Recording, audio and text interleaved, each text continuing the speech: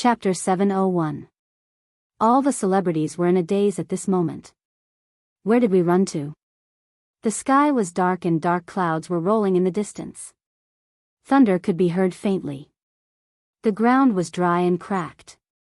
There was not even a blade of grass on the ground. Was this some kind of reality TV show? Even the most rational people were at a loss. This was simply too unexpected. The background of the mastermind was too exaggerated. Even the celebrities who had participated in shooting training did not dare to carry weapons. Suddenly, they ran to this place in the middle of nowhere. A few small teams were formed in an instant. Most of them were waiting for others to take the lead so that they could take advantage of the situation. Constantine was dressed in rags. At first, no one paid attention to him. It was only when a certain celebrity was about to assign tasks and send people to search for water in all directions that they noticed him. Who was this sloppy guy? The circle of celebrities was not big. It was rare that they did not know each other.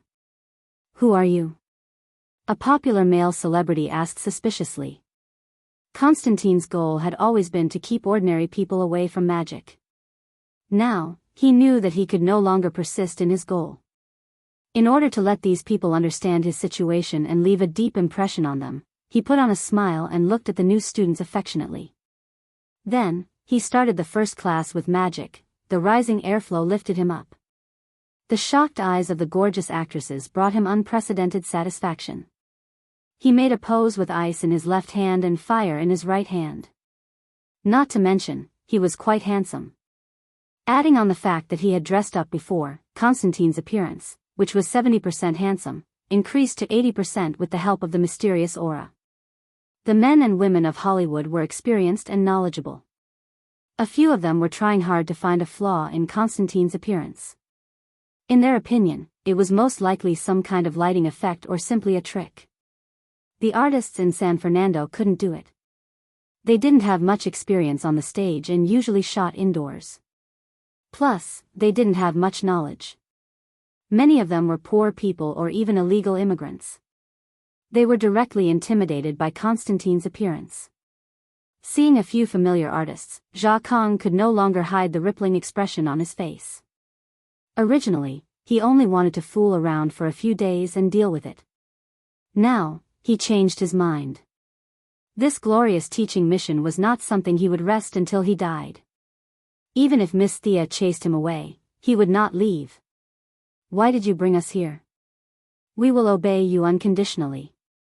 The leading male star was still trying to negotiate and obtain more information. To be able to survive in hell, Jianghu's life experience and wisdom were 10 times or 100 times better than these actors and singers. But at least he remembered his mission and said the same thing as the young mistress. Do you know that Earth is about to face a catastrophe? What Sia had said that day, he changed a few words slightly and repeated them to the others. A bunch of people thought that it was the end of the world and that an evil lord of the universe was about to invade Earth were ridiculous, but no one had the guts to say anything. Everyone looked at the celebrities who were very popular in the circle. These people looked at each other. They were not convinced. Unlike ordinary celebrities, they had been in the industry for many years and had deep friendships with their bosses. But regarding this gathering, their bosses did not give them any details and only told them to obey. If they continued to ask, they would not know the inside story. They only knew that it was an order from a very high position. As for how high this position was, the few celebrities who had reached the top of Hollywood did not dare to think about it. They knew very well that with such a high position, it would not take much effort to kill them. We understand. What do you need us to do? Please tell us. A few people expressed their obedience on behalf of the 500 people. Smart people, you are really lucky. You have the possibility to learn magic. This was unimaginable before. These people did not need to activate their bloodline to learn magic. There were too many of them and the traditional method would not work. Thea was going to take a different approach. According to her plan, these bards from Earth only needed to have a little spellcasting ability. She needed them to do more supporting work. Constantine also felt that activating their bloodline was troublesome.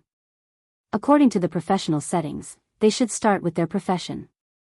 The singers sang with all their might and the actors acted on their own. With the help of the high magic power of this continent, they could smoothly sense the magic power for at least 1 day or even 3 days. The singers and actors were easy to deal with, but the dozens of artists who were both virtuous and talented gave him a headache. They were definitely not singers. Logically speaking, they should be from the performing arts department. But here in the wilderness, there was not even a sofa. The artists who were used to performing indoors did not know where to start. Not to mention, there were usually only a dozen people in the crew. Now there were more than 500 people present. They were a little nervous. It had to be mentioned that the young lady was good at using people. Constantine knew a lot of magic. In order to not interfere with each other, he directly cast a spell and set up a barrier for everyone. The people could not help but touch the invisible barrier around them. Finally, they believed that this was not a dream and began to change their minds. When the first singer who sensed the magic power shouted excitedly, the enthusiasm was pushed to the peak. Constantine paid special attention to a few artists.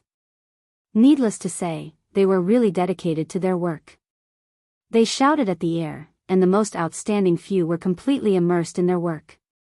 It vaguely produced an illusory effect. Amazing! Jia Kong, who was watching with a cigarette in his mouth not far away, expressed his admiration for these artists. Half a day passed quickly. These people were indeed talented and hardworking. In the afternoon, there were 50 people who successfully sensed the magic power, exactly 1/10 of them. Singers were indeed the right path for bards. There were 30 of them. The remaining 10 were actors and 10 were artists. Humph, I still have to provide accommodation. I'll definitely ask her for the accommodation fee. The group of people practiced until their voices were hoarse and their movements were almost out of shape. Constantine yelled for them to stop and summoned his mysterious house. This shabby old house could automatically generate rooms and food according to the guests who lived in it. It was a gift from Sage Ouchi to Constantine. The group of stars were exhausted. After eating something, they lay down in this magical house and ended their first day in the new world. At the same time, in the metropolis on Earth, Thea was discussing the arrangements for the remaining actors with Felicity. These eliminated people are limited by their talent. It's a pity. Anyway, they have nothing to do. Let's make a few movies and let the ordinary people know the danger that Earth is facing. Felicity had just returned from a trip and had been ordered around by Thea like a donkey. She was so sleepy that she could not stop yawning. Who's the main character? Who's the villain? The former hacker asked drowsily. Thea was stunned by this question. Of course, she could film herself, Superman, and the others fighting Darkseid. However, as a member of the gods, she did not like Darkseid being ridiculed by ordinary people. It was an issue of the gods' dignity. The evil lord did not care if ordinary people said his name. To him, it was an honor. However, it was not a good idea to associate his name with entertainment. She might as well copy the settings of Marvel. Sia held a paintbrush, and with the help of the god of art, she quickly drew several portraits and character settings. She woke up Felicity, who was lying on her desk. The Avenger Alliance? Thanos? You made this up. You're quite good at drawing. The former hacker did not know the difference between Darkseid and Thanos. She only knew that they were both evil villains who wanted to invade Earth. Chapter 702. Get it done as soon as possible. Hollywood's resources will be under your command. The officials won't explain, but the people have the right to know. Even if we lose, the survivors need to know that unity is the only way out. Don't worry, little Thea. We'll win. Miss Hacker didn't care if it was Blue Fatty or Purple Fatty who came to Earth. She hugged Thea and said with a determined gaze. In order to fulfill her friend's request, Felicity ordered everyone in Hollywood to go in circles. She selected actors and set up the scenes. Within 3 months, they had to shoot The Avenger. After that, they had to shoot 1 film a month for 3 consecutive films. 41 film crews started shooting at the same time. What, you're a famous director?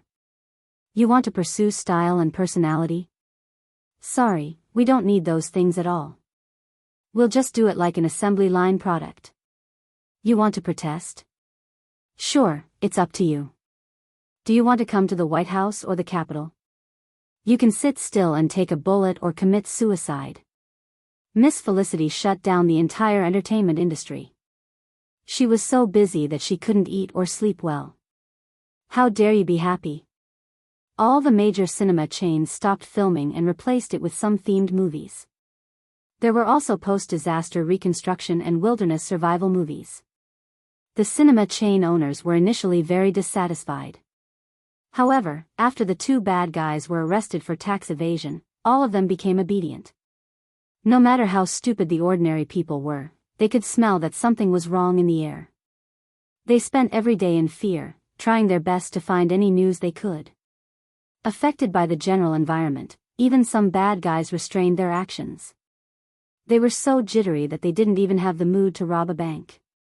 They also wanted to know what was going on. Thea didn't know that in this year and the future, magic finally came to the forefront and was named the New Era by historians.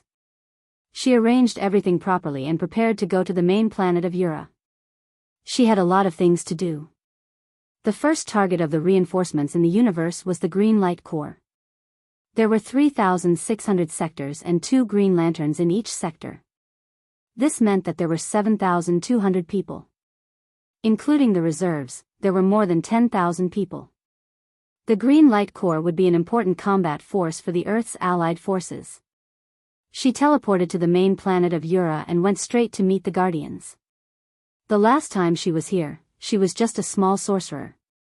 Now, she could be considered as the return of a king. Guardians, long time no see. Today, Thea was wearing the god's punishment robe. Indescribable divine power flowed through the sleeves of the robe. The Guardians' eyes flashed as they exchanged glances with each other. 2 of the 12 blue men were now empty.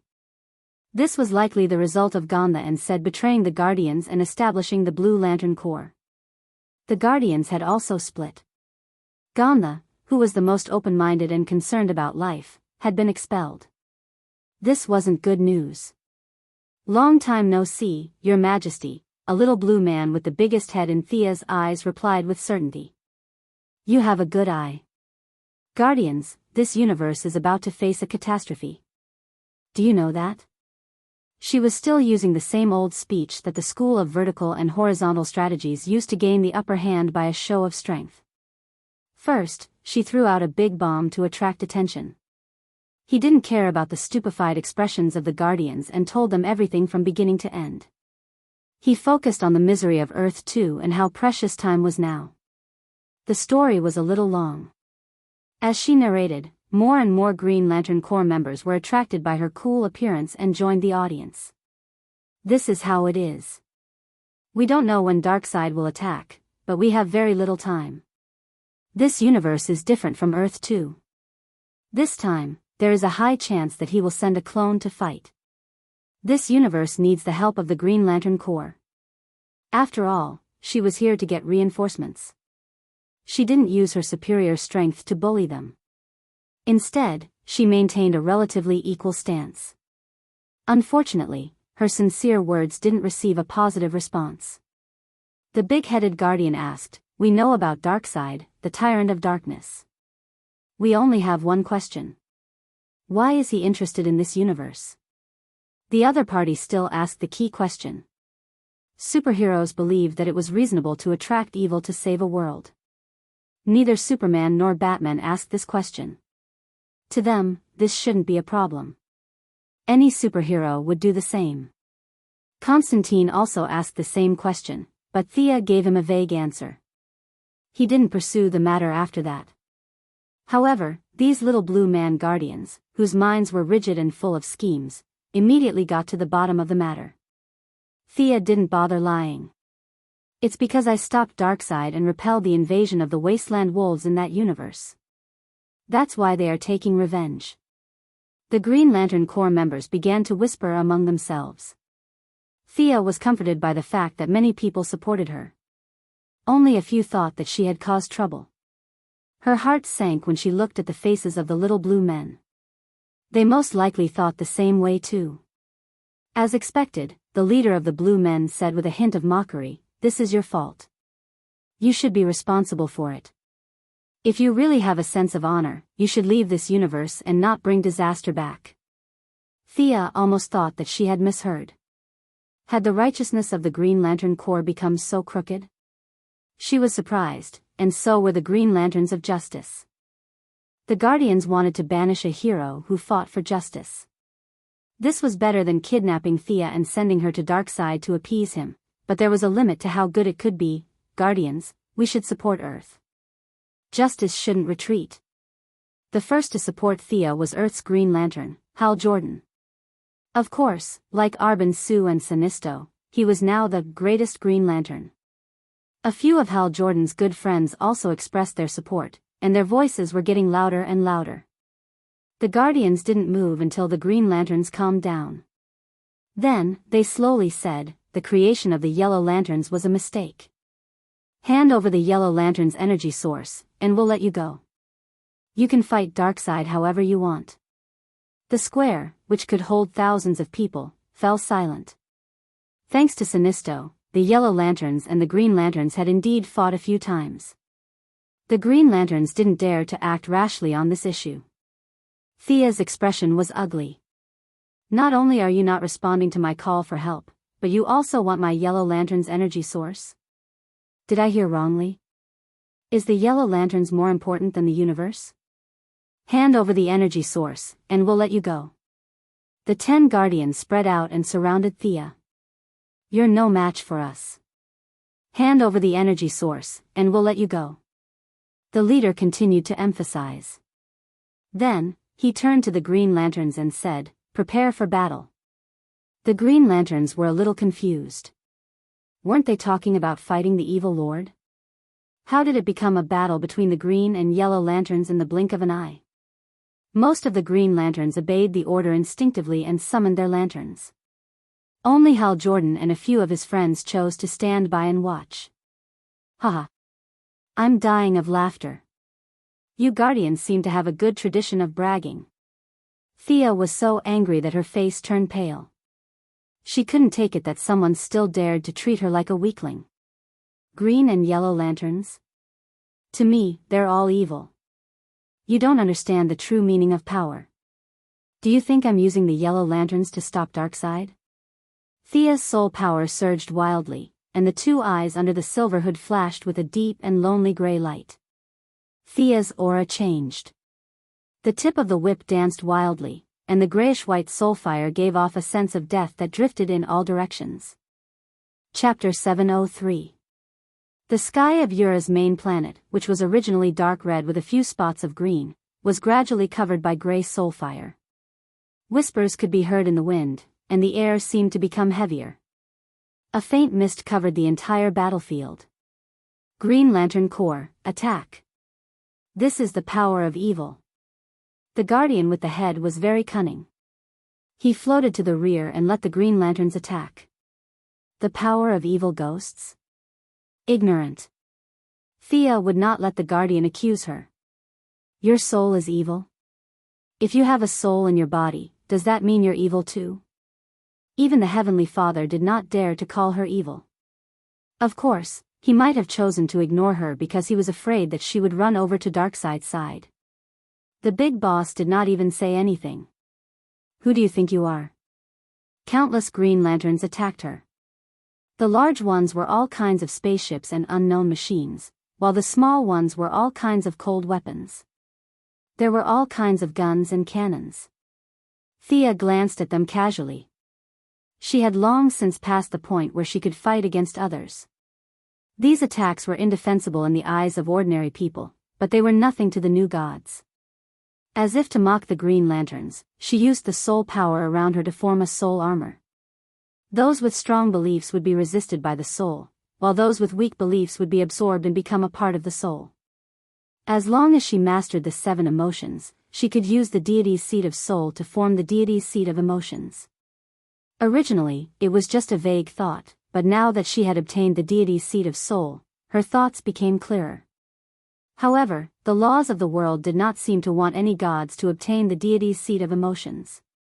The more emotions she mastered, the more difficult it was to obtain new emotions. She had already mastered the anger emotion, but after obtaining the hope emotion, her progress fell by more than half. Fortunately, the laws of the world did not completely restrict her. In theory, she could still obtain the deity's seat of emotions, but it would take more effort. The attacks of the Green Lanterns came to an end. Thea did not fight back. She vaguely understood the intentions of these guardians. She had overestimated their sense of justice. If she had promised them some benefits in advance, it would not have been difficult for them to use the Green Lanterns as tools. Unfortunately, she had used empty words to get them to attack, which directly caused the conflict between the two sides. She had been dealing with too many righteous people recently. She was really busy. Although she regretted it, she did not intend to give in. These useless people were not that valuable. However, when he saw so many righteous green lights, he felt that it was a pity. The Green Lanterns used the emotional spectrum all year round. Plus, they were of different races, so they more or less had some magic resistance. However, in front of the divine power of the soul, Thea could wipe them out with a large-scale soul extraction. The problem was that it was easy to pull it out, but difficult to stuff it back in. She did not have the deity of death, so once her soul was drawn out, this group of people would all die. She felt that it was not appropriate to kill thousands of Green Lanterns at once. But since they dared to attack the goddess of souls, they must be taught a lesson. She had memorized the soul characteristics of all those who had attacked her before. With a light stroke of his finger, he triggered their souls. A mysterious energy rushed out from the depths of their bodies. Soul ignition. The Green Lanterns suddenly realized that their green uniforms were flashing with grayish-white flames. Before they realized what was happening, they felt their souls tremble. Those with strong willpower staggered and fell to the ground, while those with weak willpower spat out a mouthful of blood. I showed mercy this time. If you dare to make a move against me again, be careful of your lives. Milady looked coldly at the Green Lanterns lying on the ground. Some people said that if the Green Lanterns exceeded 5, they would be wiped out. This was a wise saying. She should not have come to Oua. She had to admit that the universe was full of wonders. The Green Lantern Corps that recruited fighters from all over the universe had a few weirdos. She was surprised to see a few guys who were almost unaffected by soul ignition. One guy seemed to have the talent to turn himself into stone and resisted most of soul ignition by transforming. There were also a few guys who looked like plants that turned into liquid water and resisted soul ignition. The ones worth paying attention to were the little blue guardians. They were the least affected. Thea observed carefully. The more she looked, the more surprised she was. You guys not only abandoned your emotions, but also your willpower. Emotions are shackles. Willpower represents desire, the big-headed guardian said with some pride. So you guys exiled Ganda? You gave up on the only comrade you still have emotions for? Hal Jordan, who had been watching from the sidelines, was shocked. Isn't Ganda sick? Was he exiled? The remaining Green Lanterns who had interacted with Ganda also had unnatural expressions. Ganda could be said to be the most humane guardian. If he was really exiled, they couldn't help but imagine. Ganda betrayed our original intention. Emotions only make people weak. Your attacks can't do anything to us. 10 little blue men emitted colorful energy beams between their hands. They blocked Thea's escape route. You guys are quite confident. You underestimated the power of the soul. You underestimated the new god. Thea's body was covered in gray cyclones. She fought with the 10 little blue men. Both sides chose to use energy to attack each other. The sky was dyed by the aftermath of their energy. The multicolored brilliance filled the sky, and the gray fog was shattered. However, the gray fog was very resilient. If there was a chance, it would swallow the multicolored brilliance. As the oldest race in the universe, the little blue guardians were indeed worthy of praise. When they were at their peak, none of them were inferior to Superman. However, they were tricked by First Lantern. They gathered the power of the entire race to create the first lantern ring in the world. It cost them more than half of their original power. Thea had magic in her left hand and a soft whip in her right. Numerous elemental spells were cast. The flame of the soul kept moving between the little blue men. The different types of energy caused explosions from time to time. The space of the battlefield began to expand. A bunch of Green Lanterns had to move away from the center of the battlefield. The Guardians are this powerful? This was the first reaction of many Green Lanterns. They originally thought that the Guardians were just a bunch of decorative mascots. The Green Lanterns relied on them to maintain the peace of the universe. Now, the energy of the Guardians made them realize how wrong they were. "You're Earthling, do you need to help her?" Hal Jordan's friend, Kilowog, who had a hippopotamus head, asked in a dull voice. After many years of experience, Hal Jordan now had the temperament of a leader. He was no longer as impatient as he was when he was young. He carefully observed the battlefield. Although Thea was fighting 1 against 10, he really couldn't tell who was winning. "Let's wait and see. Will you go and help Earth?" Kilowog asked quietly. However, his head and mouth were big. His vocal cords were different from ordinary people. Even if he deliberately lowered his voice and blocked it with his hand, it sounded like a normal person shouting. Chapter 704. Hal Jordan's face turned bitter. He glanced at his friend with a gloomy look. "Do you dare to shout any louder? Are you afraid that others won't know?" Seeing that his friends were also looking at him, he said without hesitation, "I'll go back. That's my jurisdiction and my hometown." Although he knew that he was going against the Guardian's orders, he didn't care. Fighting against evil had always been his belief, and as the current, greatest Green Lantern, he felt that the Guardian wouldn't expel him. They were whispering below, and the battle in the sky was still in a stalemate. Thea was in a passive position. She was here to ask for help, and she didn't want to kill anyone. Gamma was bragging, saying that the ghost was not as good as him. Although he was exaggerating, the Guardian's strength was not to be underestimated. Now it was 10 against 1, and Thea couldn't kill them. She had injured 2 of them, but they didn't have any emotional problems and didn't back down. This made her a little tired. The Guardian with the big head saw that they couldn't take down Thea, even if they were deprived of emotions, and felt a little embarrassed. He shouted, "Mogo!" The Green Lantern's expressions changed, and Hal Jordan's face was full of horror. The little blue people stopped attacking at the same time, as if victory was in their hands. Thea also stopped her magic, wanting to see what they were up to. A shadow covered the sky and covered the main planet of Ura. Thea looked up at the sky, and the more she looked, the more surprised she was. She saw a planet about 1/3 the size of Earth flying in from afar. It looked slow, but it was actually very fast. The surface of the planet was filled with a refreshing green. "Wow! I heard that one of the Green Lantern Corps members is a planet. That's it, right? What's it called? Mogo?" Thea had always known about this planet, but she didn't know its name. Now that she saw it for the first time, she was shocked. This was a planet that was alive and had its own will and soul. She wanted to communicate with it through the soul, but the other party rejected her directly. That's interesting. This planet called Mogo refused very reluctantly. The submissive voice was very cute and soft. It seemed to be a girl. Although it was a bit of a stretch to classify a planet as male and female, Thea still felt that it should be addressed as she. The big-headed Guardian gave her 2 orders in a row to attack Sia. The planet's will did not dare to disobey.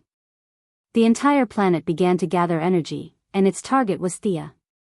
F***CK. This time, the young mistress was truly frightened. She wasn't afraid of an ordinary person's will being magnified 100 times by the light ring. That was because the main body's will was limited. Even the greatest Green Lanterns, like Sinisto and Hal Jordan, were only twice or thrice stronger than an ordinary person.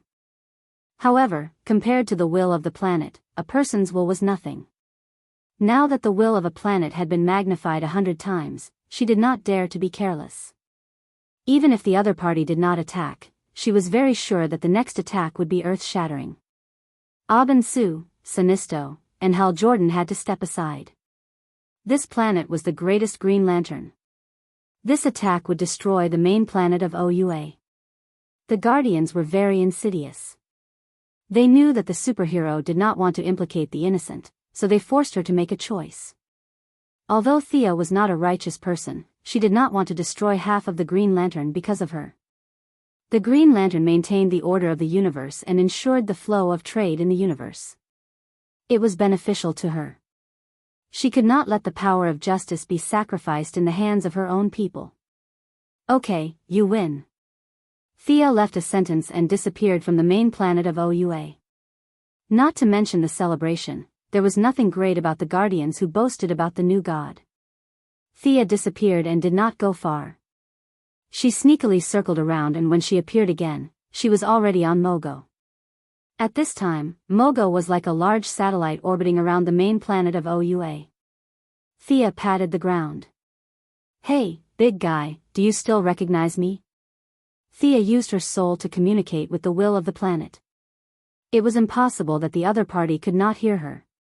Reality proved that the planet that had been tricked into joining the Green Lantern Corps was an honest child. He didn't play dumb or leak information.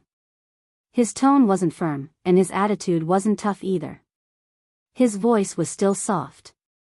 The Guardian said that you are not a good person. How can that be? I am fighting for the welfare of all intelligent life in the universe.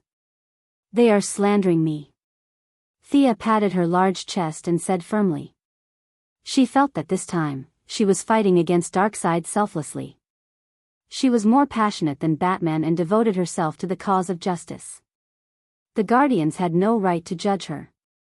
Perhaps it was because of her off-the-charts charm attribute, or perhaps it was because of the conversation between the two of them, but Mogo's hostility towards her quickly disappeared. Thea rambled on for a long time and finally revealed her purpose. Big guy, are you interested in changing your allegiance? What courage do you need for a planet?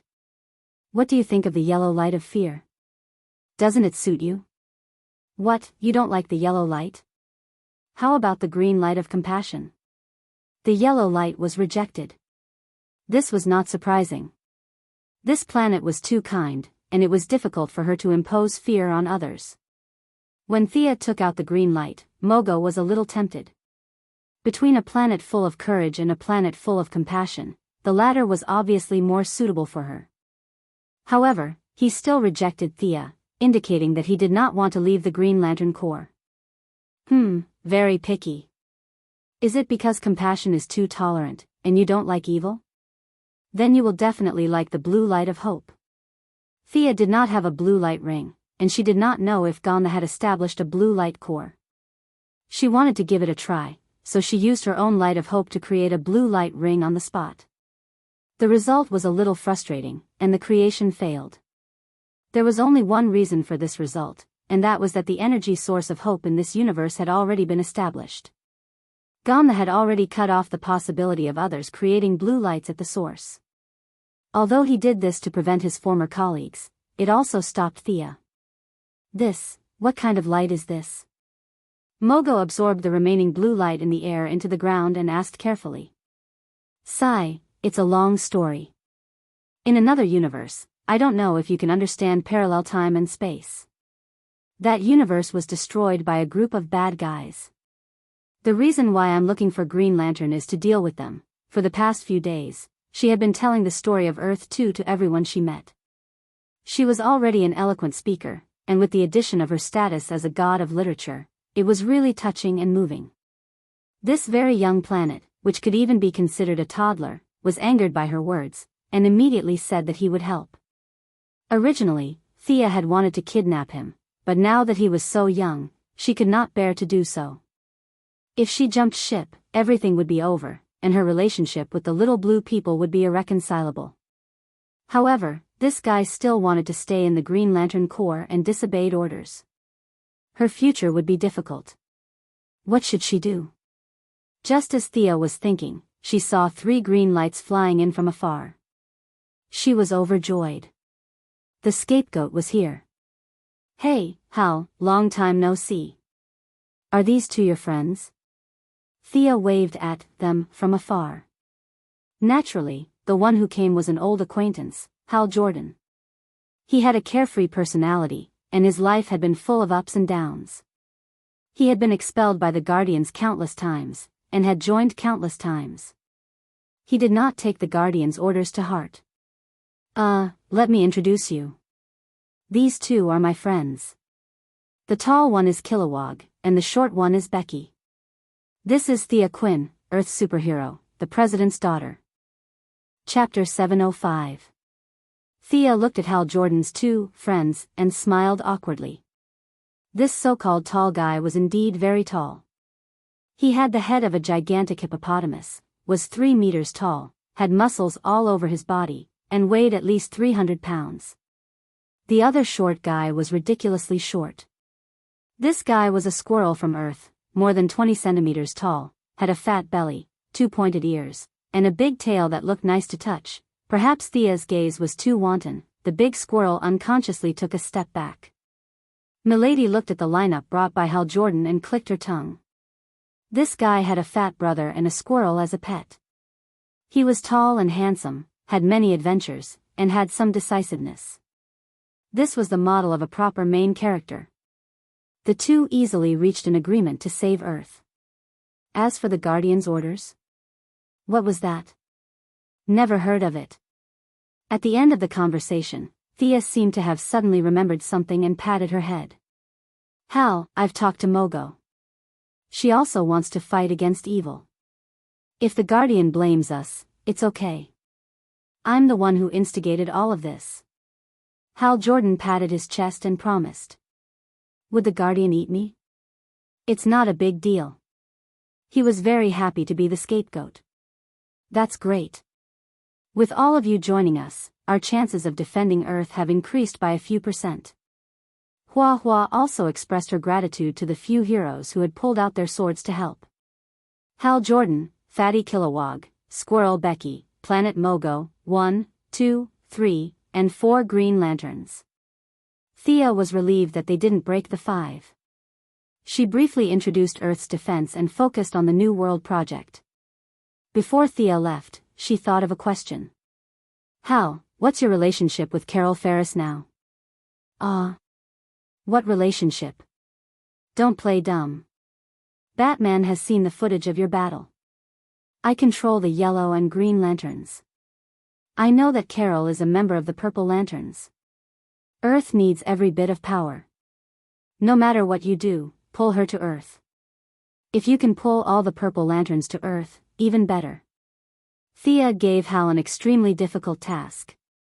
Whether he had to kneel on the washboard or use the keyboard in front of his ex-girlfriend, he could do whatever he wanted as long as he could get her to join the war.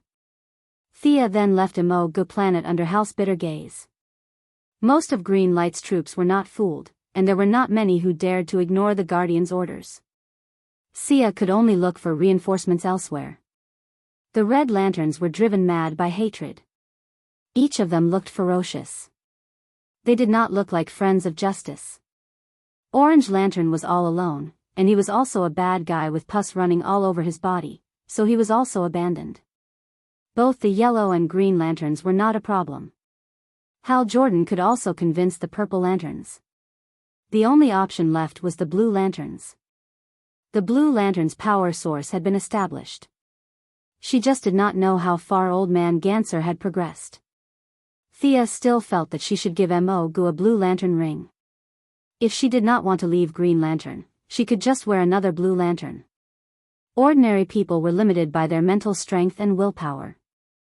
Except for a few geniuses, they could not wear 2 rings at the same time. But for the planet's will, that mental burden was nothing. Mogo might be young, but her willpower was many times stronger than a human's. Thea felt that Mogo was more honest and did not like negative emotions. Otherwise, she would have been the first to wear the rainbow ring. Kyle Rayner would have had anything to do with it. Where was the Blue Lantern's base? Thea searched her Yellow and Green Lantern rings.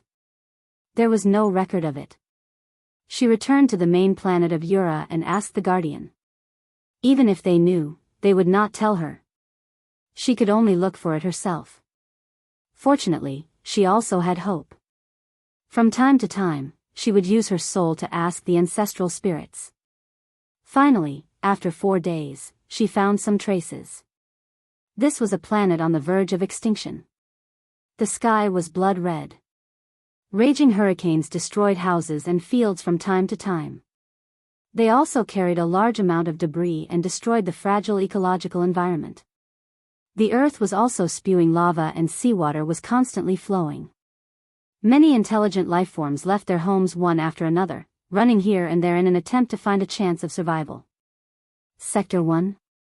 Estonia? I've come to such a remote place. There were 3,600 sectors in the universe. Earth belonged to Sector 2814, and this place belonged to Sector 1. It was far enough from Earth. Thea's eyes swept across the void and found her target. 2 guardians in white with blue sleeves were looking down from the void. Lord Ganser, it's been a few years. Thea looked at the little old man Ganser. He also had a guardian beside him. It was his lover, said. The little old man Ganser looked at her for a long time. As if he suddenly realized something, he bowed slightly. Your Majesty, you've finally reached this step. The guardians knew about Darkside and had seen the new god before. This was not surprising. She was curious about what these two were looking at. She asked her question. Ganser gave his answer without hesitation. Waiting for the arrival of hope. The familiar sense of absurdity surged in her heart. Thea asked tentatively, how's your Blue Lantern core? Said answered, we've collected the total energy. However, the first light has not been born among the intelligent beings. This planet is the place where the light of hope is most likely to appear, said hesitated. Ganser continued for her. Said peeked at the Book of Ura. The book prophesied the arrival of the night of darkness. We were banished because of that. The book mentioned that the light of hope would descend on this planet. I believe it deeply. Sia looked at the fleeing crowd on the ground, and her face twitched a little. Your Book of Ura is very powerful. The light of hope that will fall from the sky mentioned in this prophecy, it can't be referring to me, right? She was not trying to flatter herself. The Blue Lantern ring had the highest requirement among the 7 lanterns. The initial Blue Lantern ring's approval was the most difficult. Superman had saved so many people and brought so many hope. However, no one was touched by the Blue Lantern ring. This was because the emotion of hope was too precious. The hope of ordinary mortals was far from enough. Thea led an army of 1,000,000. On the eve of the world's destruction, she relied on Earth 2's will to give her the emotion of hope. Ordinary people did not have this opportunity. Could the light of hope be born when a planet was about to be destroyed? There were destroyed planets in the universe every day. Which one of them was not filled with hope? What happened in the end? They were all turned into dust in the universe. She did not think that this planet would be an exception. However, she did not recommend herself. Instead, she watched quietly with the 2. She wanted to see if the first Blue Lantern ring could be born without her participation. As the fire raged, Thea's gaze followed the 2 guardians. The intelligent life on this planet was also in human form. Their skin was slightly pale, and they had a long antenna behind their head that looked like Majin Buu's. They were dressed in the style of the Middle Ages on Earth. The crowd was restless. Some were fighting for food. Most of them were helpless and panicked in the face of natural disasters. The young man that Ganser and said were paying attention to was chanting something in a small house. After ascending to godhood, Thea could understand the language of any intelligent life. The people in front of her were chanting the local Bible. The young man in front of her believed in many doubts and said that a savior would appear to save everyone. Stay here first. The Bible says that when death lights up the sky and the sea begins to boil, the Messiah will descend. He will be found by his believers at the peak of Mount Surlius. The young man raised the Bible in his hand and said loudly. Chapter 706. It seemed to be the young man's father. An old man pulled him back. No one has ever reached the peak of Mount Surlius alive. It will take a few days, and we don't have much time. Let's take refuge in the Dili district now. I heard there's still some food there. Before the old man could finish, he was interrupted by the young man. Father, God will protect us. Please believe in me. The old man's eyes were filled with doubt, but he still chose to believe in his son. With an old father, a kind wife, and 2 young children, the young man ignored the doubtful gazes of the crowd. He brought his family members who believed in him and embarked on a journey to find the Holy Land and Messiah. Thea and Ganthercide silently watched this family from the sky. They were no different from the ordinary people on this planet. They were helpless and panicked. It was only under the lead of the young man's devout faith that they began their arduous journey. Even though he knew that this journey would not be smooth, the young man still suffered a heavy blow from fate on the second day. His father, who had always supported him, walked last because of his old age. When the family was crossing a suspension bridge, the rope snapped. The old man helplessly reached out a hand to his son and fell into the mountain stream. Thea naturally saw this scene. The 2 guardians were indifferent, but she was not so cold-blooded. She was not a good person. It was just that when someone was in trouble, she would still help if she could. She acted decisively. The moment the old man was about to land on the ground, she switched places with him.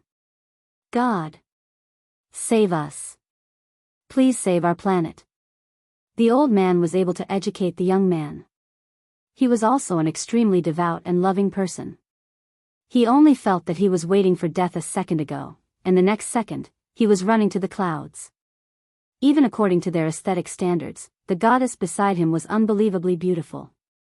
He had been saved by God. He could not think of any other option. He wanted to kneel, but he was in the clouds. He was afraid that he would fall if he moved, so he could only plead with words. Thea was able to understand the language of all intelligent creatures. She had no problem understanding the old man's words. She waved her hand and healed the old man. I am a god, but not your god. Your son's test is still ongoing. Be quiet. Everything will be revealed in the next 2 days.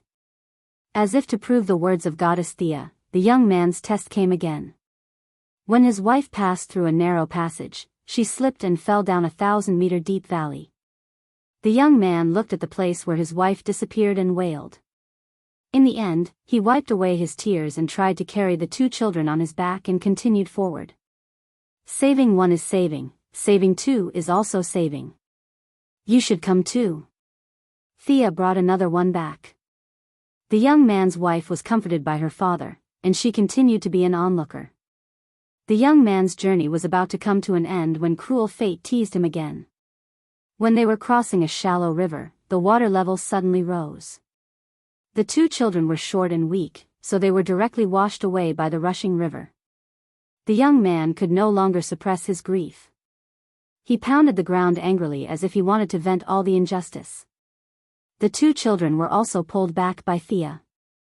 The young lady squinted at the old man Ganda. At this time, silence spoke louder than words. Is this the light of hope that the Book of O and A prophesied? You 2 gave up the companions of countless years. Is it really worth it? Why do I feel that the young man on the ground is about to turn black? Gant's face was very ugly. They, including Thea, did not do anything. This could only mean that the young man's encounter was arranged by fate, but this fate was a little cruel. Did fate foresee that Thea would come to this planet at this time and save his family in a place where the young man could not see?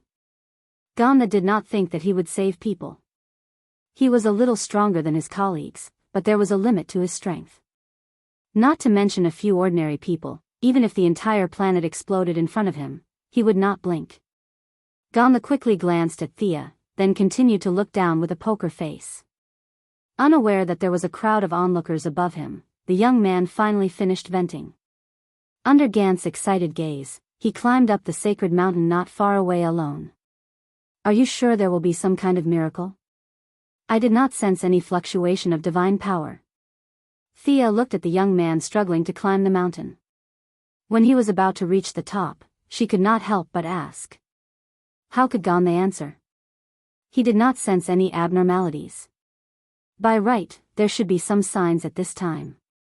Thea and the other two carefully sensed their surroundings. The young man's family was secretly encouraging their son, husband, and father. After the young man fell down 3 times and climbed up 3 times, he finally reached the top of the mountain. There was only a big rock on the bare mountaintop. Other than that, there was nothing else. There was no Messiah, no divine weapon to save the world, and naturally, there was no God. Ah. The young man could not stand the disappointment. He angrily punched the big rock. After 2 punches, blood stained the big rock red. However, the young man had already forgotten the pain. The pain in his body was far less than the torment in his heart. Because of his stubbornness, he had caused the death of his family. He hated it. Thea pursed her lips.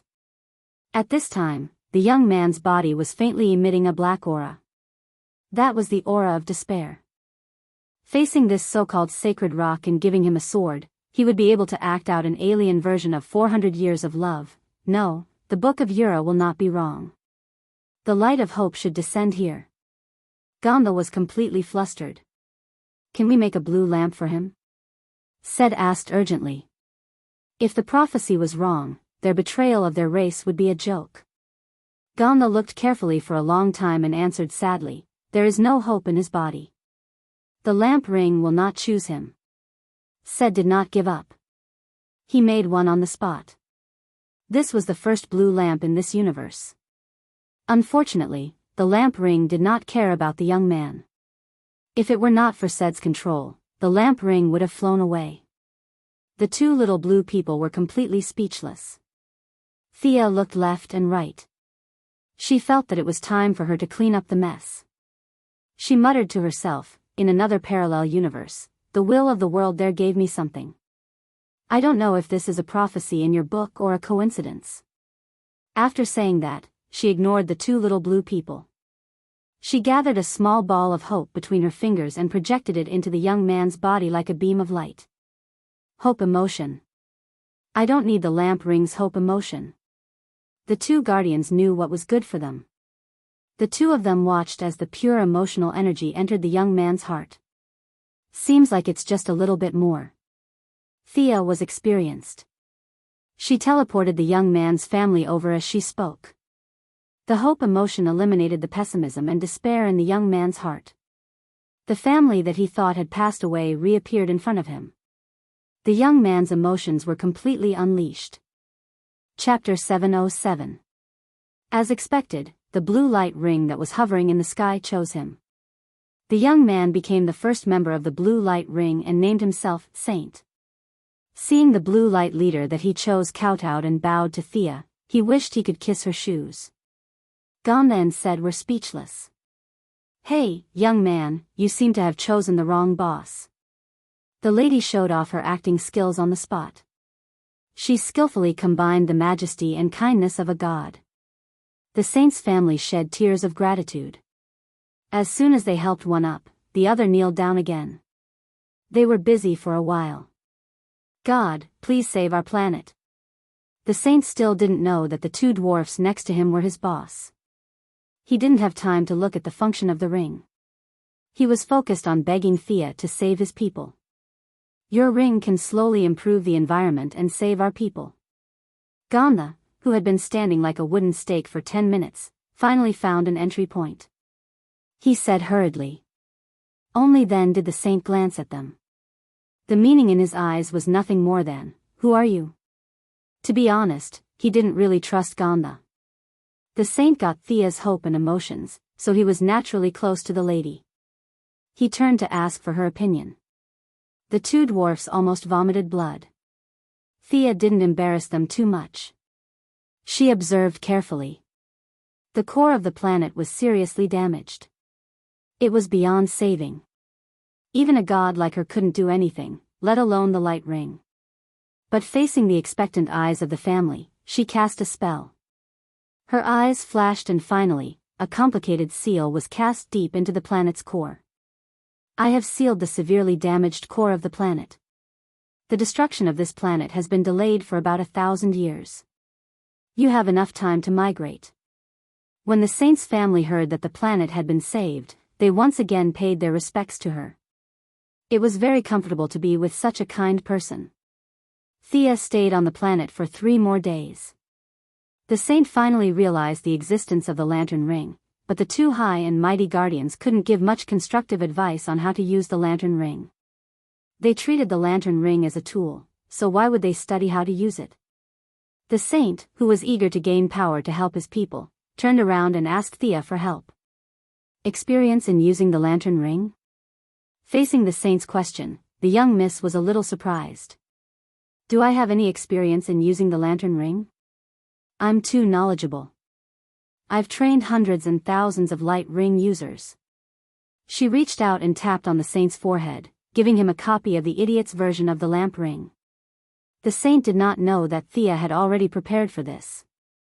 He was excited and felt that the gods were omnipotent. After another 2 days, old man Ganser could not take it anymore. The charm of the goddess of wealth was too high. The saint's worship of Thea was growing rapidly every day.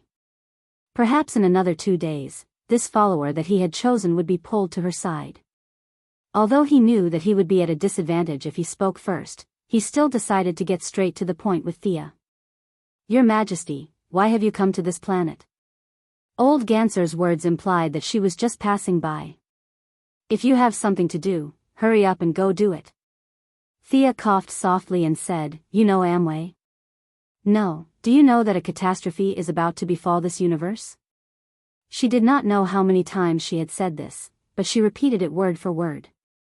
Originally, she only wanted to pull in the blue lanterns, but now it seemed that she could get 2 more helpers. Thea ended the speech by saying, The world needs your help. Then, she looked at Ganser with a piercing gaze, as if saying, If you don't agree, I'll stay here. The old man thought about it.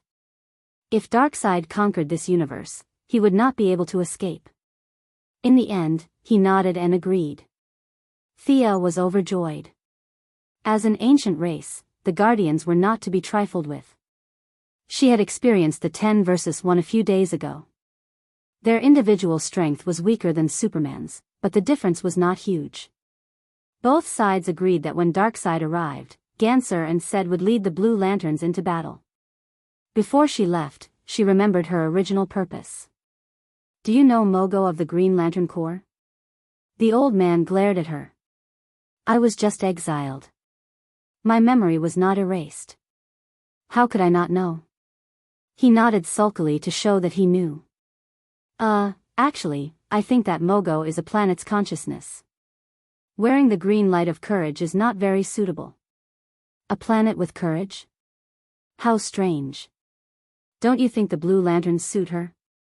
Seeing that Ganser's attention was drawn, she continued, absorbing Mogo into the blue lanterns will solve the problem of the saint and the other's future planet.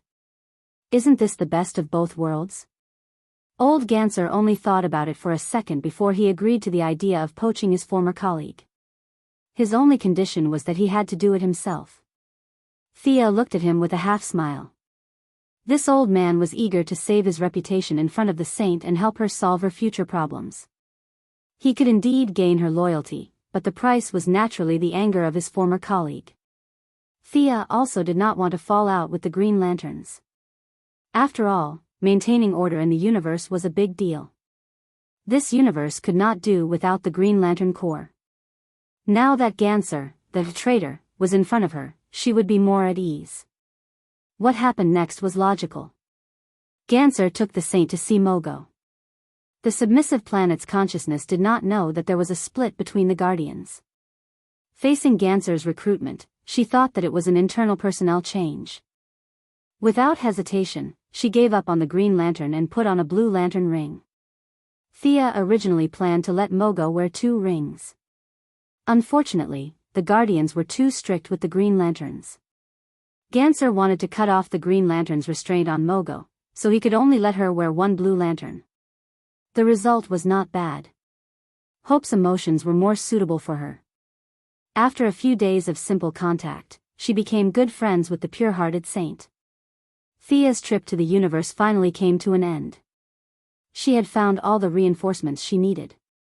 The Green Lanterns and Orange Lanterns were both bad guys. There was no need to rope them in, so she returned to Earth directly. After being away for almost half a month, the atmosphere on Earth became more and more tense. Large amounts of resources would always leave traces. It was impossible not to be discovered. Later on, the higher-ups did not hide it anymore. They just did not give a direct response. Botanists mysteriously disappeared for 45 days. Plumbers and welders are in high demand. They may be the new job choice next year. Many movie companies' stocks plummeted. It is suspected that there is a mastermind behind the scenes.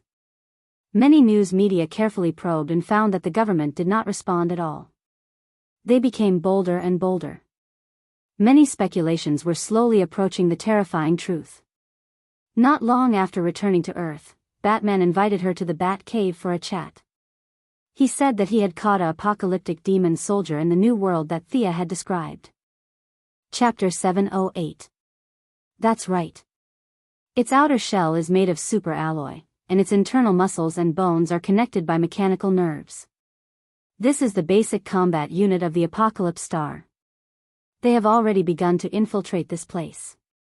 The war is coming faster than I expected, Thea said worriedly as she looked at the Apocalypse demon in the cage. If we can study the characteristics of this thing, then perhaps. Batman wanted to say something, but Thea interrupted him. I've thought about this before, but their original bodies are not of a single race. They are captives left behind by Darkseid when they conquered many planets. They are mechanically modified creatures. If you want to use some kind of special sound wave or resonance to try and get rid of all the enemies once and for all, I can only say that it will be very difficult because they are of different races. Thea took out a thick stack of documents and handed them to Batman. These are the data I collected and the records of the dissection. Take them for reference. Seeing Batman flip through the documents, and when he reached a certain page, his expression changed drastically. Thea was pleased. Let you study the anti-Thea armor? I'll make you so worried that you can't sleep for 3 days. Not only had she handed over her own records and Mitron's records to Batman, she had even mixed in the old Batman Thomas Wayne's experiment records from Earth 2. Seeing the familiar handwriting, even someone as shrewd as Batman couldn't help but throw the apocalyptic demon aside and read the piece of paper 3 times. Then, he quickly took out the piece of paper and stuffed it into his wrist guard. Thea coughed twice and pretended not to see his little action. When you captured this soldier, he should have a square box with him. That is the mother box that the new gods use to travel to the parallel universe. If you want, you can go to these coordinates to take a look. She then left the coordinates of Earth 2. As for whether Batman wanted to see the familiar stranger, that was his own business. After taking her small revenge, Thea was about to go home when a woman in black walked in. Yo, Zatanna, long time no see. You guys have something to talk about, I'll take my leave first. Thea glanced at the woman who was still wearing fishnet stockings in the middle of winter. She didn't seem to be in a good mood, so she got up and prepared to leave. Wait, I'm here for you. Where's Constantine? Where did you take him? Thea suddenly realized that she was looking for a boyfriend. Even though she felt that Jia Kong might have fallen into the trap long ago, she did not hide it. She had worked so hard for the fate of the world, not for human trafficking, so she did not feel guilty at all. Listen to me. Do you know that this universe is about to face a great calamity? In order to strengthen the magic power of the earth, I asked Constantine to help me train magicians. She told the story again. This was a good thing about heroes of justice. They were very tolerant for the sake of justice. Zatanna, who was originally unhappy, immediately calmed down. Perhaps in her heart, she felt proud that a piece of trash like Constantine could do something beneficial to the world. After that, Zatanna mentioned that she wanted to go to the new world to observe and contribute to the cause of justice. Batman, who had a premonition that something terrible was about to happen, also came over to watch the show. Perhaps he was also unhappy that Constantine, his childhood sweetheart, was kidnapped. After turning off the anti-teleportation device in the Bat Cave, the 3 of them went to the new world. Constantine was really the son of magic. When the three of them arrived, they didn't see any restricted images. This guy was lying on a soft chair and sleeping soundly. Why did you lose so much weight? Wake up. Zatanna went up and gave him 2 loud slaps to wake him up. Thea looked over and was speechless. She went to the main planet of Ura and then went to look for the blue lamp. It was only half a month, and Constantine was visibly thinner than the last time she saw him. The yellow windbreaker didn't fit him well, and now it was even looser. His eyes were blurred from excessive alcohol and women. Zatanna shouted for a long time before he slowly woke up. The scene was a bit too horrible to look at. Thea covered her mouth, afraid that she would laugh out loud. Did this guy not rest for the past 10 days or so? He sacrificed a lot for the cause of justice. The tough guy who could laugh and talk freely in heaven and hell, and who could go in and out 7 times, was now like a lamp that ran out of oil. None of the people present were 1 or 2 years old. If they couldn't see the reason for Jia Kang's appearance, they would have lived in vain. I heard that you were teaching. Zatanna's voice was so cold that it could condense frost. Comrade Jia Kang was indeed a brave man with a tough mouth. He insisted that he had worked his heart out, and that he had collapsed from exhaustion from his teaching duties. John, come and see my new dance. His big lie didn't even last 3 seconds before it was brilliantly exposed. A woman who looked hot and was actually hot ran in. She definitely didn't know Zatanna, but she knew Batman, who stood like a javelin, and Thea, the first daughter. The government and superheroes came to rescue us. This idea came and went quickly. She directly rejected it. It was the government's doing to throw them into this desolate wilderness.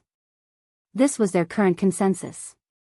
A normal businessman wouldn't be able to cover the sky with one hand and sweep Hollywood clean. Moreover, she had experienced extraordinary power. If she was asked to go back to that indoor art film, she might not be willing to go back. John. You call me so intimately. Zatanna looked at the porn star, her expression was full of displeasure. However, the other party did indeed have magic in her body. This made her very surprised. Magic was too precious. Even if her family was a direct descendant of Da Vinci, and continuously married into several big magic families, less than 1/5 of her family members could awaken magic talent. The porn star in front of her didn't look like she had inherited magic from her bloodline. Thea gently patted her on the shoulder. Let's go. Let's see the results of Constantine's teaching. They walked into the House of Mystery, which was divided into hundreds of rooms. Many students had already abandoned their celebrity status and worked hard for fear of being left behind. They didn't know their fate of being provided food, accommodation, and distribution. They still thought about the problem according to the logic of the previous modern society. In their opinion, this should be a precious opportunity. If they didn't seize it, they would regret it for the rest of their lives. Thea and the others saw that everyone was working so hard that they almost forgot to eat and sleep, almost to the point of madness. The porn star led them into the room, took off her coat to reveal her professional attire, and began to dance around a steel pipe. The originally faint magic was swaying according to a special rhythm. The air temperature in the room began to rise, and there was a faint sound. Zatanna suppressed her displeasure and tried to identify the spell. Chaos spell? It seems to be mixed with human charm and a slight morale-boosting effect. This spell is very powerful. Is the learning threshold high? Zach Kong couldn't answer this question. Thea said, these people were selected from 100 practitioners. Their qualifications are the best. Zatanna nodded. The learning threshold of this new inheritance was far lower than that of traditional mages. It was suitable for ordinary people, but its shortcomings were also obvious. There was no potential for improvement, and the user had no defensive abilities. Thea didn't expect them to use haste to fight the apocalyptic demon, nor did she expect them to be proficient in everything. Based on their current profession, they would be qualified if they could help a little. Chapter 709. Just as she was about to turn and leave, Zach Kong stopped her. Sister, you don't even have a school building? You're occupying my house now. School building. She had indeed forgotten about this problem. If it were another teacher who did not have a magical tool like the mysterious house, they would have already come to her. Thea thought about it. A magic school was imperative. Not to mention the people in front of her, the new generation of magicians also needed systematic scientific education. The previous master-apprentice relationship was not suitable for modern times. And from a long-term perspective, building a magic school in the New World could also effectively block high-level attacks. She taught magic to the people on Earth in the hope that the magicians could protect Earth, not enslave Earth. Magic was a talent, but it was more of a responsibility. People who learned magic should have the ambition to protect the world. That was what she thought, and that was what she did. How about this? Oliver brought the people from Quinn's construction department to the New World. You know him, don't you? Ask him to lend some people to help you build a school. There will be more and more students in the future. John, you and Zatanna can both stay here to teach. The era of magic has arrived. The knowledge you have is very precious to mankind. Zatanna was a little moved. As for whether she wanted to spy on Zach Kong, Thea did not care. She clenched her right fist and punched her left palm. I'll also bring Midnight and Mr. E from Cold Flame here. The four of you will each build a school in the school. In the future, even 10-year-old children who have awakened magic talent can come here to learn magic. What do you think? The more Thea thought about it, the more she felt it was feasible. She even thought of a name for the school. It would be called Hogwarts School of Magic. To give the two space to solve their personal problems and to let them think about her proposal, Thea pulled Batman, who still wanted to continue to observe the mysteries of the magic world, back to Earth. The next day, Thea called Mr. E and Mr. E to the New World again.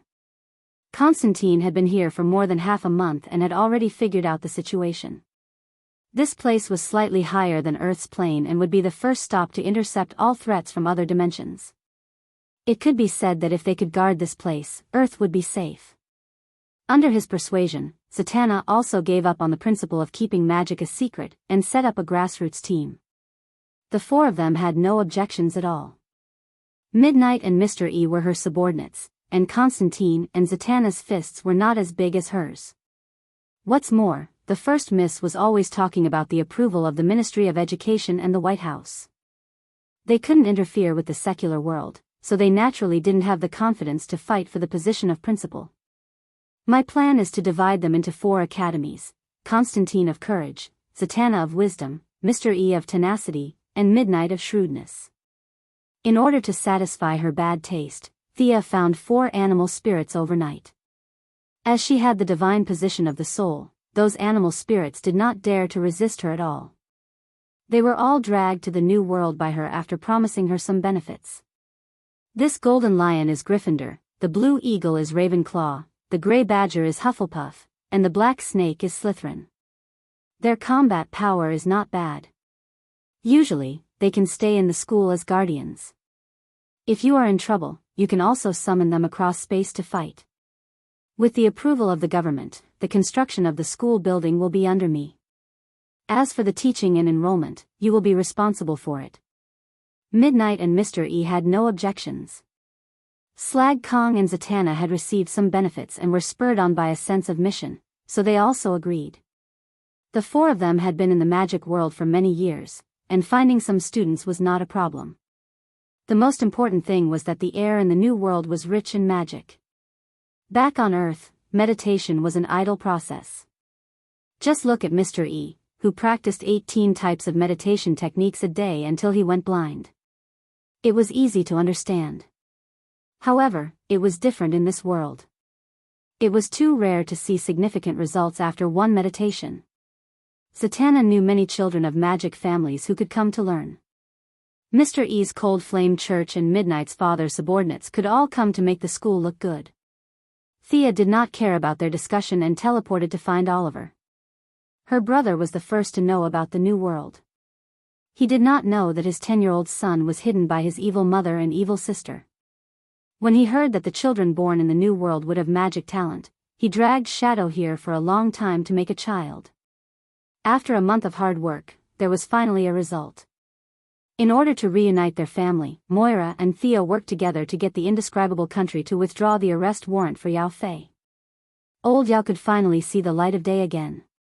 He left Purgatory Island and brought Shadow's sister with him to take care of their pregnant daughter. Old Yao was very satisfied with his beloved disciple and son-in-law. When Thea arrived at Oliver's new home, the two were busy practicing martial arts. With just a few glances, Thea knew that Oliver was going easy on his father-in-law. After receiving the careful guidance of a ninja master, his attributes were also higher than the human limit. Oliver could be considered a top martial artist of this generation. Even if he did not use a bow and arrow, Old Yao would not be a match for him in close combat. Thea naturally did not want to ruin the show. She clapped her hands and praised Old Yao. Seeing that the siblings had something to talk about, Yao Fei left. After chatting for a while, Thea brought up the matter of Quinn Construction Group building the magic school building. Oliver agreed without hesitation. He knew Constantine and even had a good relationship with him. It had always been Oliver's specialty to have a wide circle of friends. The original spacetime was able to become the 8th after the 7 main forces because Green Arrow had friends all over the world. Everyone respected him. Even Hal Jordan, who rarely returned to Earth, had a deep friendship with him, not to mention Zack Kong and the Flash. This was Oliver's personal charm.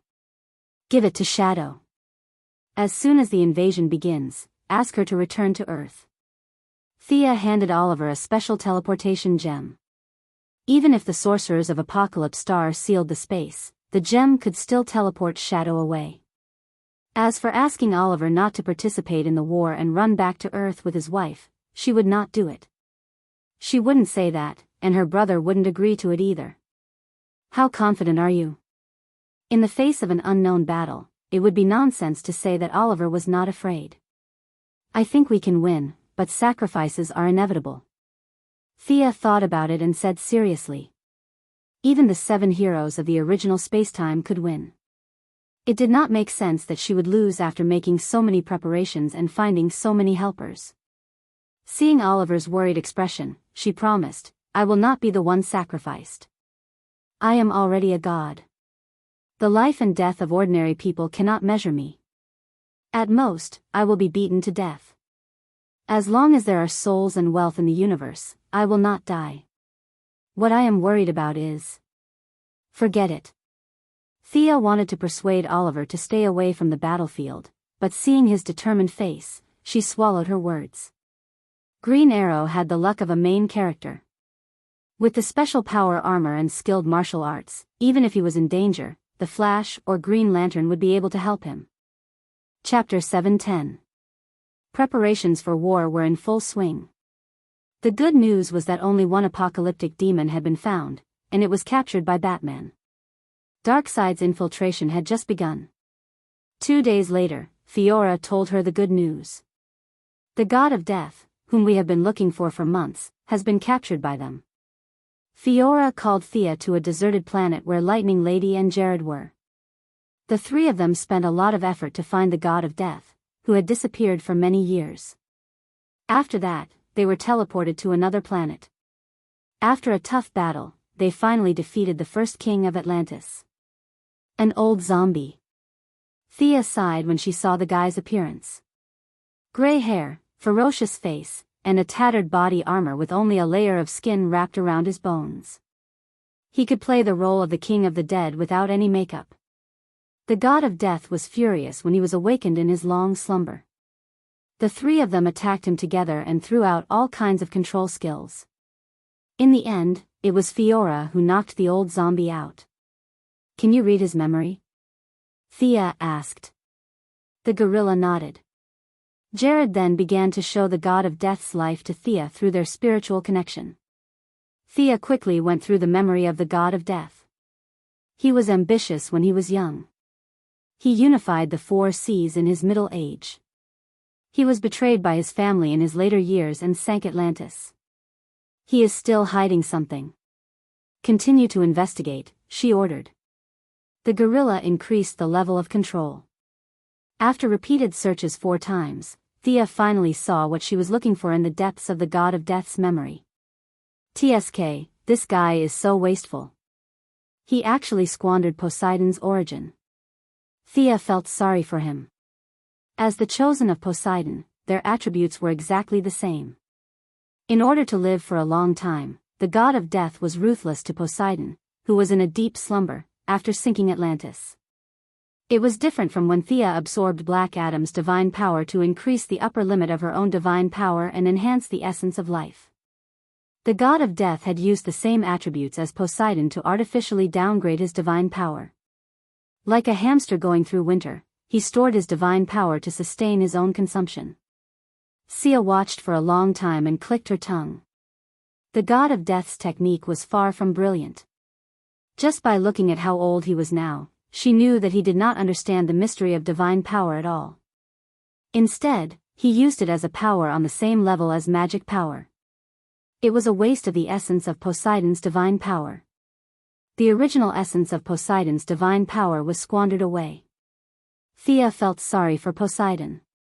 He would never be able to regain his divine power.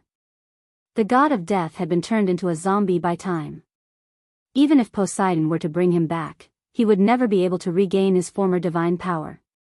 It would be better for him to continue being the number 2 in the Greek pantheon. Find an asteroid without water and lock him up. Thea instructed Fiora. The identity of the god of death still had some value.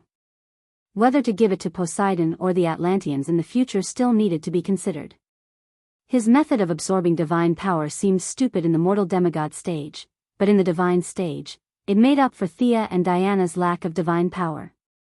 It was just that the god of death's simple and crude method of forcibly absorbing and transforming divine power was too inefficient.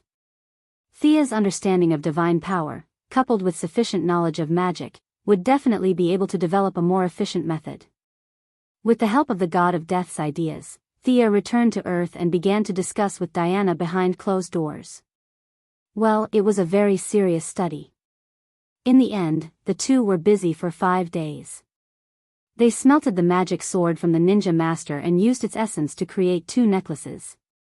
A small space was sealed inside the necklaces, and a powerful energy absorption spell was cast on the outside. The blessing of the Greek gods that Diana gave up on the day of her ascension could be used once to test the effect. What a familiar feeling, my divine power is indeed increasing. The Valkyrie put on the necklace and closed her eyes to feel it. The blessing of the gods was stored inside the necklace space. Relying on the energy absorption spell on the outside, the characteristics of the gods were sifted out layer by layer and restored to the most essential divine power to supplement the perseverance and guardian positions. These divine powers have been with you for thousands of years, so the conversion rate is the highest. Thea's understanding of divine power was already higher than Diana's, and she explained with experience.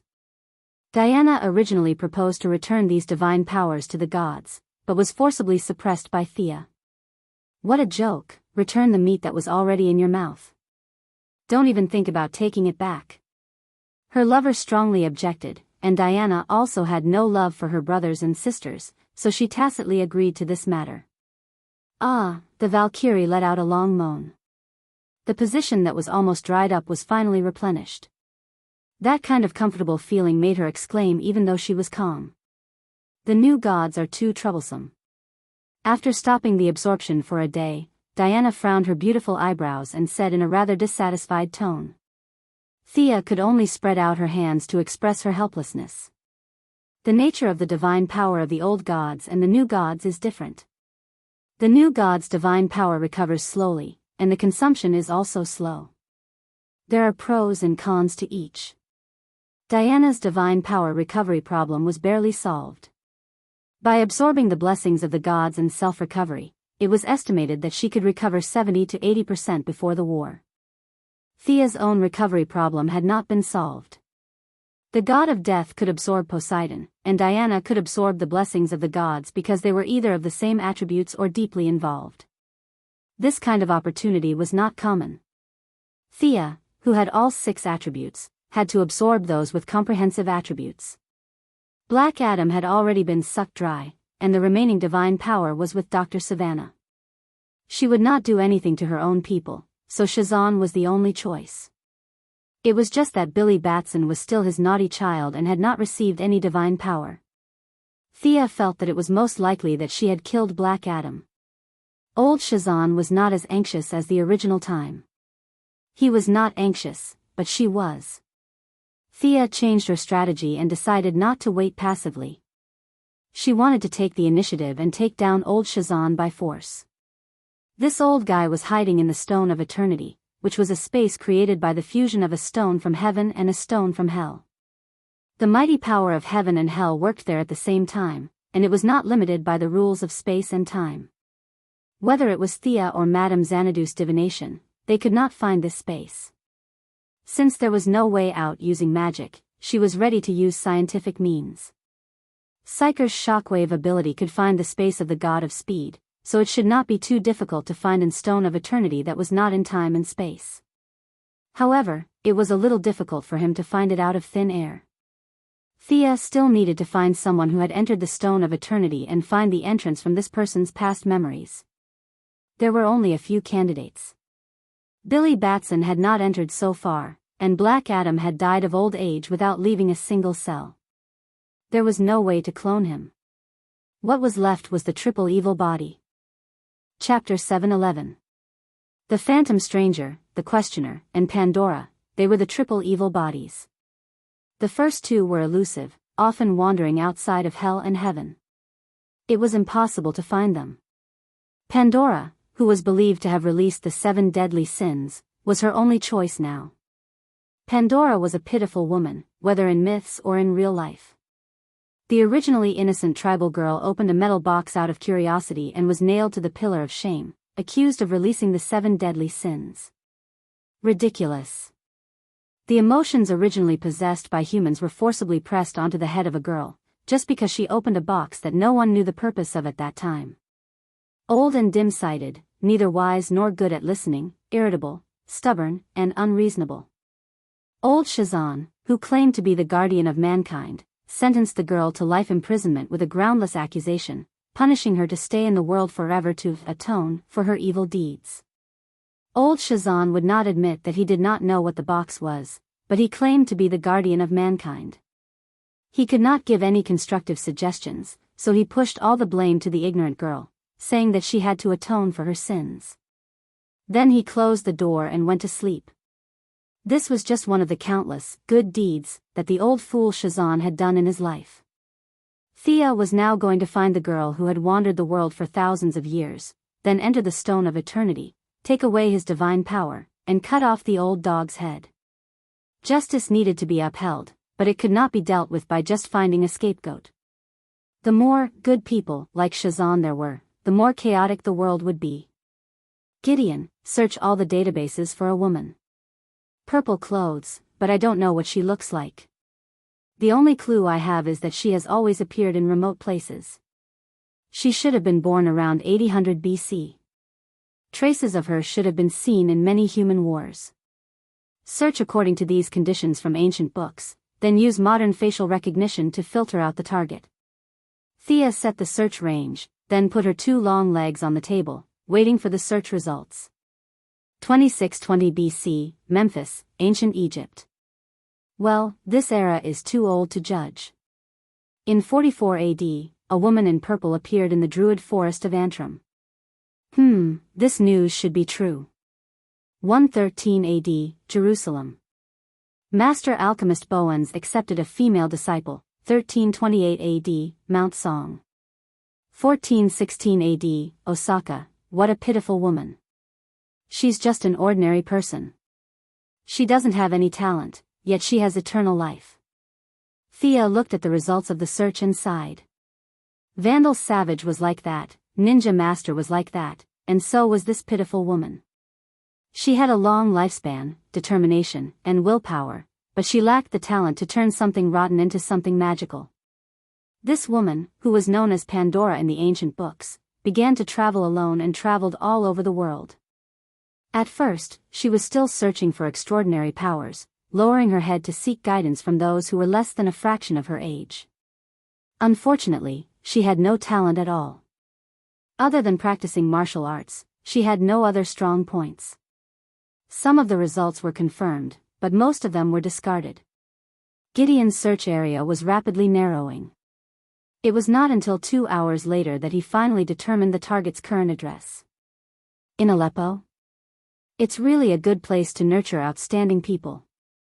Thea put on her coat and teleported over. Back then, the various great countries used this place to compete and fight for their own goals. There were constant wars, and there were piles of refugees. Now that the attention of the big countries had been drawn away, what was left was a scene of devastation. Whether it was the Quinn Group or Wayne Enterprises, they had done some help to these places, but it was a drop in the bucket. The hatred between people was not so easy to resolve. The vile nature of human nature was brought to the forefront in this place. Those who were being helped kidnapped those who were helping. In order to satisfy the greed of a small group of people, the financial groups had to pay ransoms in exchange for their own employees. As time passed, no one was willing to help here. The once war-torn places only returned to peace on the surface. All kinds of interests were still surging in the dark. Sinful souls. Thea did not like this place. She could see without a trial that people were dying here every day. However, the killers were not necessarily bad people, and the dead were not good people. Everything was chaotic. She did not pay much attention to this place. Compared to the disaster in Darkside, this was nothing. She released her psychic power and searched for the people with the strongest vitality in the city. Soon, she found something strange in the northwest corner of the city. She flew over. "Hi, I'm Thea Quinn. I need your help." The young lady descended from the sky and stopped Pandora in her tracks. The woman in the purple windbreaker was startled by her sudden greeting from the sky. She nimbly did a backflip in an attempt to increase the distance between them. The moment she landed, she pulled out 2 pistols. She had lived for tens of thousands of years, but she could only fight with pistols. Although the pistols looked magical, Thea chose to ignore them. When the woman landed on the ground, her hood fell off, revealing a face that was not too beautiful. Thea felt that she should be at least 70 points. She had blue hair, and her eyes were tired. The only thing worth mentioning was that there were 3 lightning bolts on her cheeks, arranged in parallel. From afar, she looked like Naruto's relatives. Thea raised her hands and waved them gently, indicating that she was unarmed. "I know who you are. Why are you looking for me?" The woman quickly put away her gun and questioned Thea with an unfriendly expression. I read some of your records. I want to find a way to enter the Stone of Eternity." "You don't know about the Stone of Eternity? It's the place that turned you into this state of immortality." The woman pulled out her gun again, pointed it at Thea, and asked coldly, "How do you know about this? What's your relationship with them?" Thea ignored the gun. "Them? Old Shazan has accomplices?" She could easily teleport a sorcerer like Constantine, let alone a pistol. The woman was waiting for her answer. Suddenly, she realized that her gun was in Thea's hand. "Good gun, enchanted metal. Is this the Jewish alchemy you learned from Master Bowen's? The barrel is engraved with Sanskrit, and the bullets are silver. You're really a hodgepodge." Thea chuckled and threw the pistol back to the woman. "I have nothing to do with that old guy. I just need a little bit of your memory. What happens after has nothing to do with you," Thea said sincerely. The woman was very reasonable. Maybe she was shocked by Thea's power, so she nodded and agreed. Chapter 712. Just as Thea was about to drag her to Central City to look for Psyker, Pandora's expression changed drastically. She pulled out her gun and fired a shot at Thea. "Who taught you this spear technique? You missed, right?" Thea's supervision told her that the bullet was off course. It could even be said that it was ridiculously off course. The distance between the two of them was very close, less than 3 meters. Your marksmanship was too lousy. However, Thea felt that something was wrong when she looked at Pandora's expression again. She was gritting her teeth. Did she have such a huge grudge with her? The two of them had only exchanged a few words. Even the god of hatred, the wasteland wolf, wouldn't be able to pull aggro so quickly. Bang! The bullet hit the wall in the distance. From this angle, it missed Thea by at least 30 degrees, eliminating the possibility of her ambush. Did that mean that there was an enemy behind her? But how was that possible? Anything that could move had a soul. Even the sludge monsters had souls. To ambush her silently, one had to be at least at the level of the ghost eclipse. Thea didn't think that there was such a big shot in Aleppo. The woman ignored Thea and jumped up. She kept firing with her guns. Bang! Bang! Bang! The walls, street lamps, and trash cans in the alley flew everywhere. Thea felt 3 black lines flashing across her forehead. She was dumbfounded. Big sister, who are you fighting with? Is there a hidden enemy here? However, she used her god power, magic power, and spirit power to search several times. There was only Pandora in front of her. She jumped up and down, dancing with her guns. Between her left and right hands, she fired without stopping. Her action of reloading was also extremely smooth. From Thea's perspective, it was very beautiful. Of course, if she wasn't shooting at the air, it was still pretty good. Even though Thea was intelligent, she was still confused. Performing gunfighting for me? Now that you know I'm in control of Hollywood, do you want to play the role of a torn apocalypse? Sister Pandora's performance soon ended. She said to her feet in a very stylish manner, "Jealousy, this is what you deserve. Go to hell." As she spoke, she fired 2 shots into the empty space beside her feet. "Let's go. How are you going to take me there? Are you going to fly?" Pandora put away her pistols and put on her hood. When she saw Thea stretching her neck and looking into the distance, she patiently explained, "That green-skinned monster is envy, one of the 7 deadly sins. The war between us has lasted for 10,000 years, 3 million days and nights. This is my eternal mission." Thea glanced at the empty ground and then looked at her solemn face. She was completely speechless. "My elder sister, you've suffered quite a bit of shock. Were there any of the 7 deadly sins?" From a broad perspective, it could be said that there was. However, that was the inherent nature of all intelligent creatures. It was not as simple as opening a box and causing humans to commit all sorts of sins. It was also not as if you could kill a human just because you brandished your guns. This big sister Pandora was paranoid and delusional. Thanks to old Shazan, in order to solve the various negative emotions of humans, she imagined 7 demons in her mind. These were her so-called 7 deadly sins. However, as her thoughts continued, the demons in her mind would always exist. She fell into a vicious cycle of eating, sleeping, and fighting the 7 deadly sins. The war between humans had nothing to do with Ares. Greed also had nothing to do with the 7 demons in her mind. She was a pitiful woman who fell into her own world. The so-called Pandora's box was actually a technological creation on Earth. Due to the disorder of time and space, it was thrown into the ancient times of this world. It had nothing to do with magic, and it could not release any of the 7 deadly sins. Old Shazan was usually a fool. He did not understand the purpose of the box at all. Pandora, who was a tribal girl in a primitive society, could only rely on her own understanding and her own worldview to do this. Normal people's delusions could be cured, but she could not. This illusion had lasted for tens of thousands of years.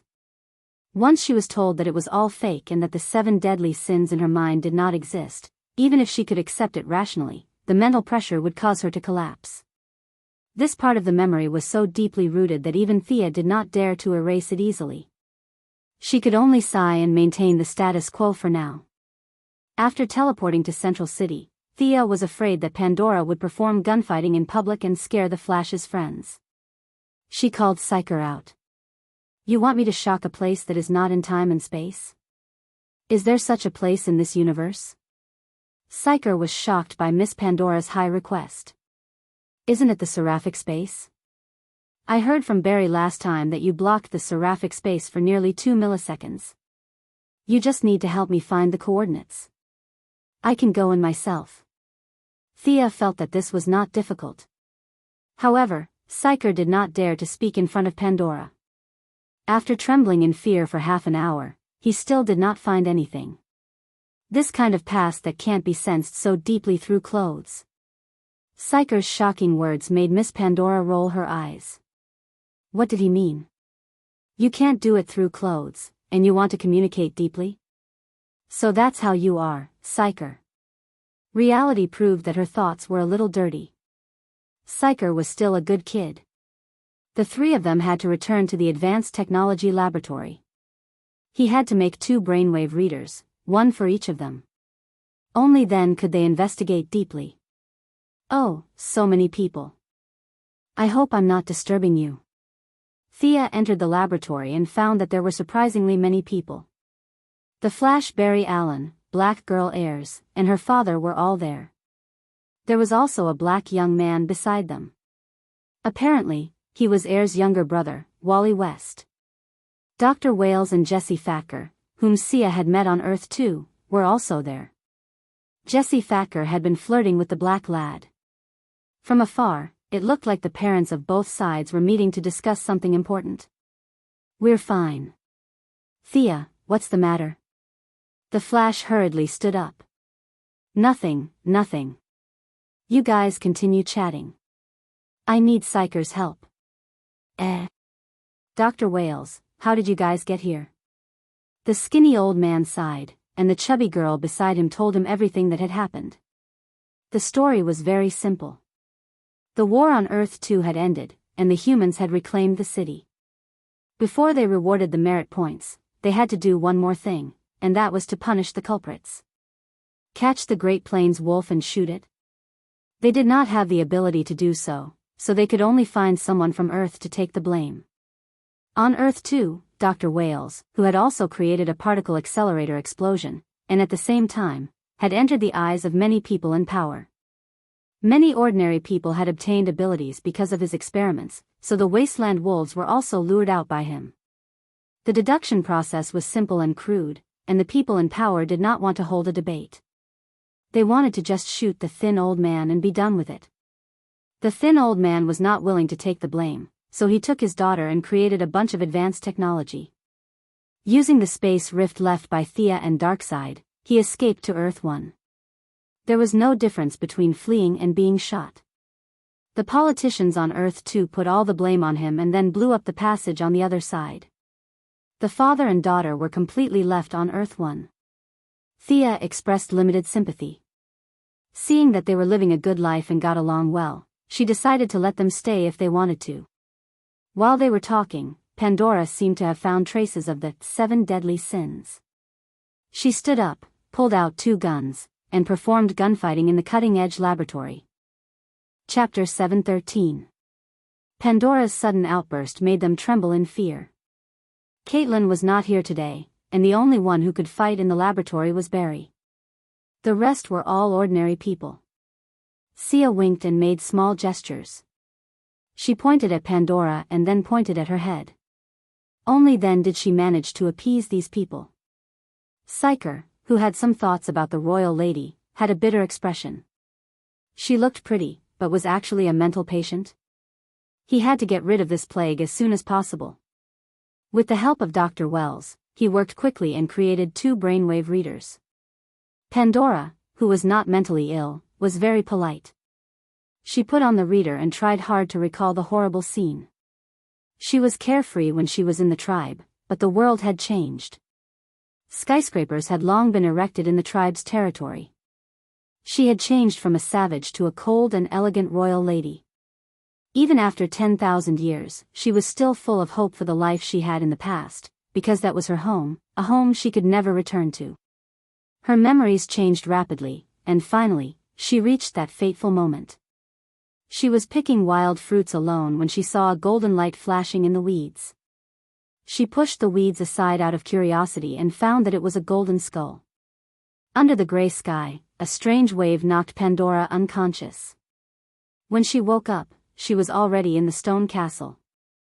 A very imposing old man questioned her sternly, as if she had done something unforgivable. In the outside world, an hour had passed. Psyker sat up with a face full of sympathy. Pandora's eyes were a little wet. Recalling this memory was not pleasant. I won't guarantee anything, but I will help you seek justice for what happened to you back then. Thea knew that this memory had hurt her again. She would feel at ease if she sought justice for her. Pandora's face was full of struggle. No matter how much she lied to herself, saying that she had released evil and that the 7 deadly sins had wreaked havoc in the world, her subconscious mind and the accumulation of 10,000 years of knowledge made her vaguely understand that she was nothing. Those extraordinary wizards could change the color of the sky with a wave of their hands, and the sun and moon would lose their light. The druids in the forest could communicate with the will of the world. Their wisdom was as deep as the sea. Even if they did not do anything to destroy the world, she was just a girl from a primitive tribe. Releasing evil? Am I really that capable? This thought was very vague and had long been suppressed to the deepest part of his memory. In the past, it wouldn't have appeared at all, but today, with the help of Psyker's brainwave reader, it finally appeared. I don't know if what he did was right, but I don't think I should be punished like this. Pandora was hesitant at first, but in the last sentence, she almost used all her strength to shout it out. The confusion that had settled down for thousands of years was now broken, and Pandora saw her own heart. What 7 deadly sins? What grave sins? They were all fake. She spat out a mouthful of blood and fell to the ground with a thud. Psyker, who was still connected to her mentally, turned pale as well. The group of people busied themselves again. Miss Thea, the medical authority of the current era, checked both of them. She looked at Barry's concerned eyes and said, "Both of them are fine." Pandora's emotions are surging. She'll be fine after a while. She should be able to recover by now. Fortunately, Psyker helped her share a lot of the burden this time. The few of them had to take care of Pandora. After recovering for a while, Psyker stood by the side and tried his best to use his shockwaves to sense the location of the Stone of Eternity. They waited for an entire day. Midway, Thea and Barry even went out to kill a small monster. It was a guy called Tortoise Man, who was stealing something. This guy looked ugly and had a common face. He was the type that couldn't be found in a crowd, but his ability was extremely powerful. He would emit inert waves around his body, and all people or things that approached him would be slowed down. Even the Flash wasn't spared. Even if he ran over at high speed, he would be slowed down to a pulp. In the end, Thea used a large area of effect soul shock to defeat this small monster. She was the one who took him down, so it was natural for her to deal with him. Furthermore, Miss Thea frequently used the name of government requisition, so ordinary superheroes couldn't refuse. Tortoise Man was thrown to death knell by her. She didn't have the time now, but she would study it in detail in the future. This guy was simply a sharp weapon against extremely fast people.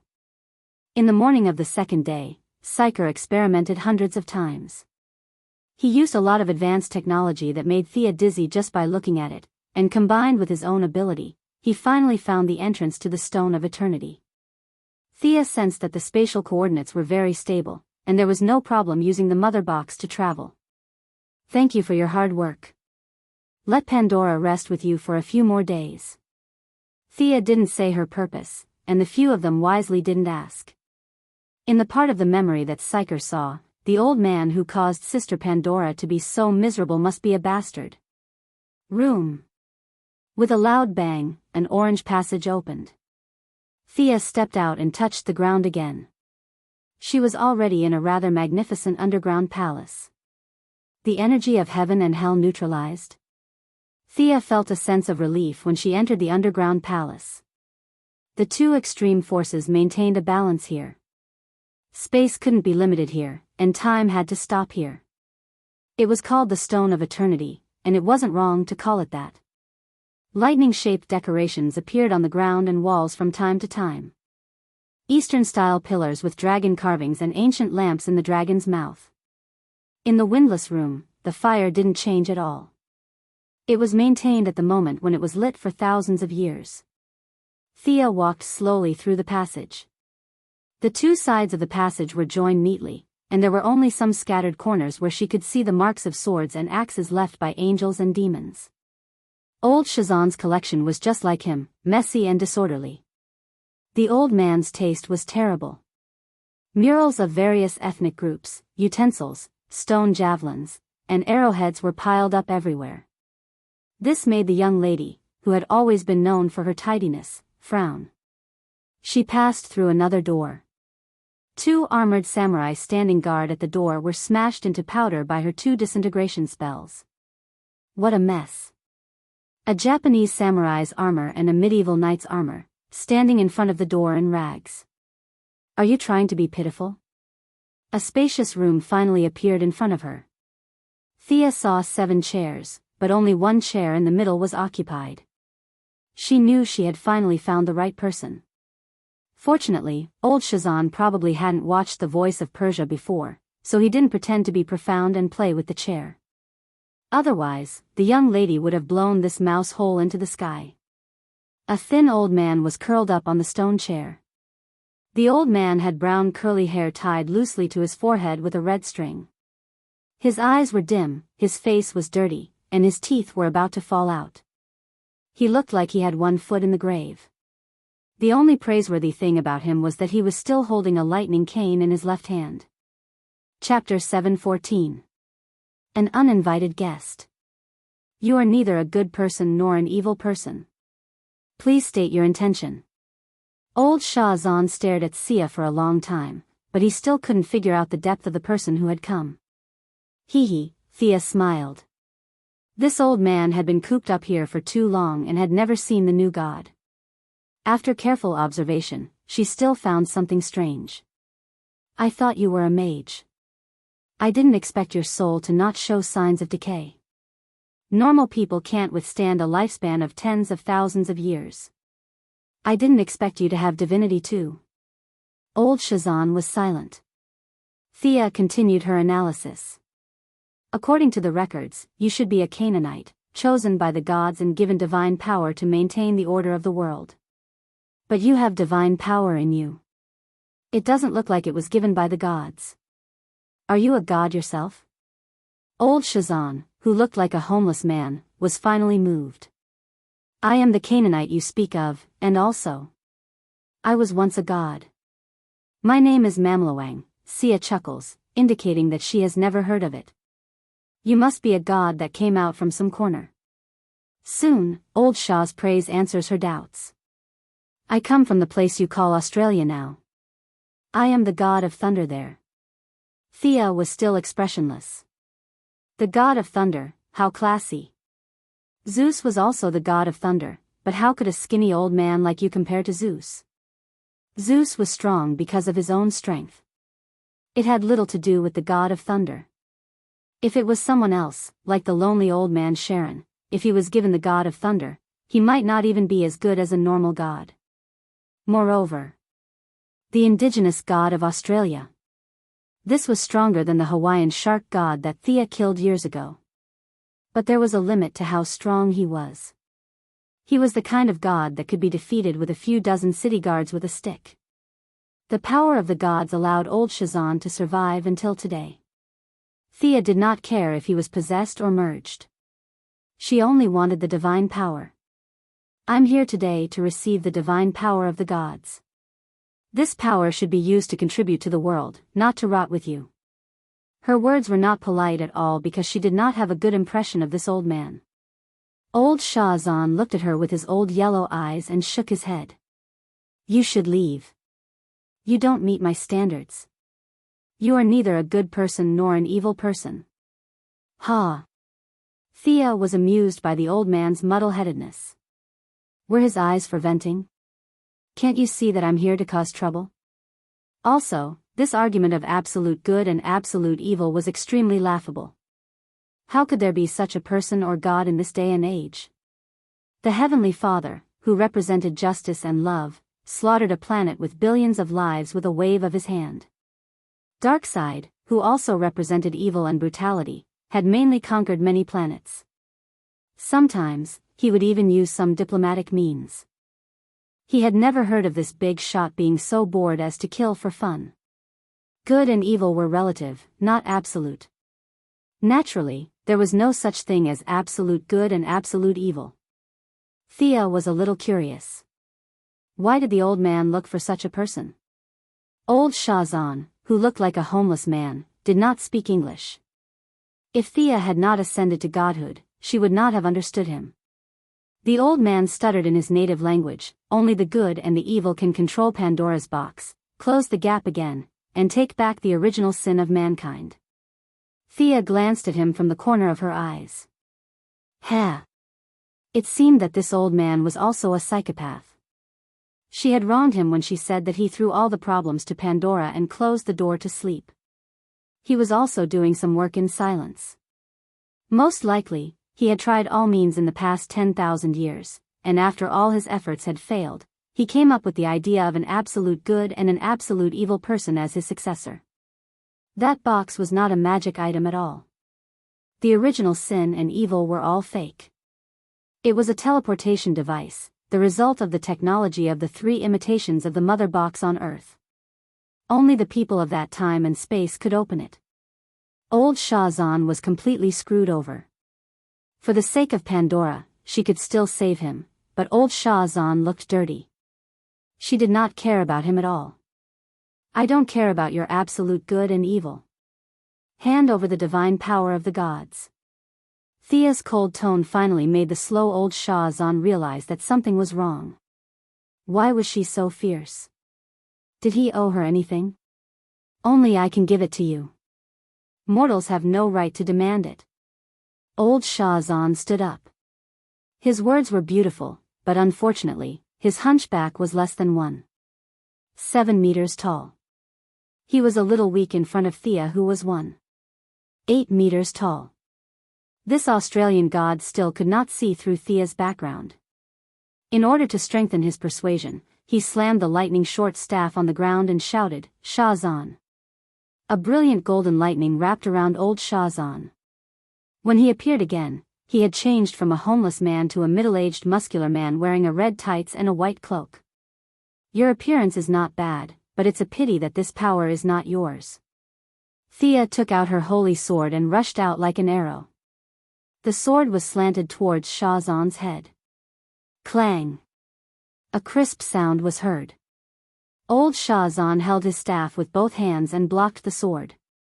Old Shazan was not used to Thea's style of fighting. He had just completed his transformation and had a lot of lines to say. Why did she rush over? Young people nowadays were too impatient. But no matter how dissatisfied he was, Thea's big sword was aimed at his vital points, and each strike was faster than the last. Old Shazan was a herdsman back then, and then he stayed at home for thousands of years.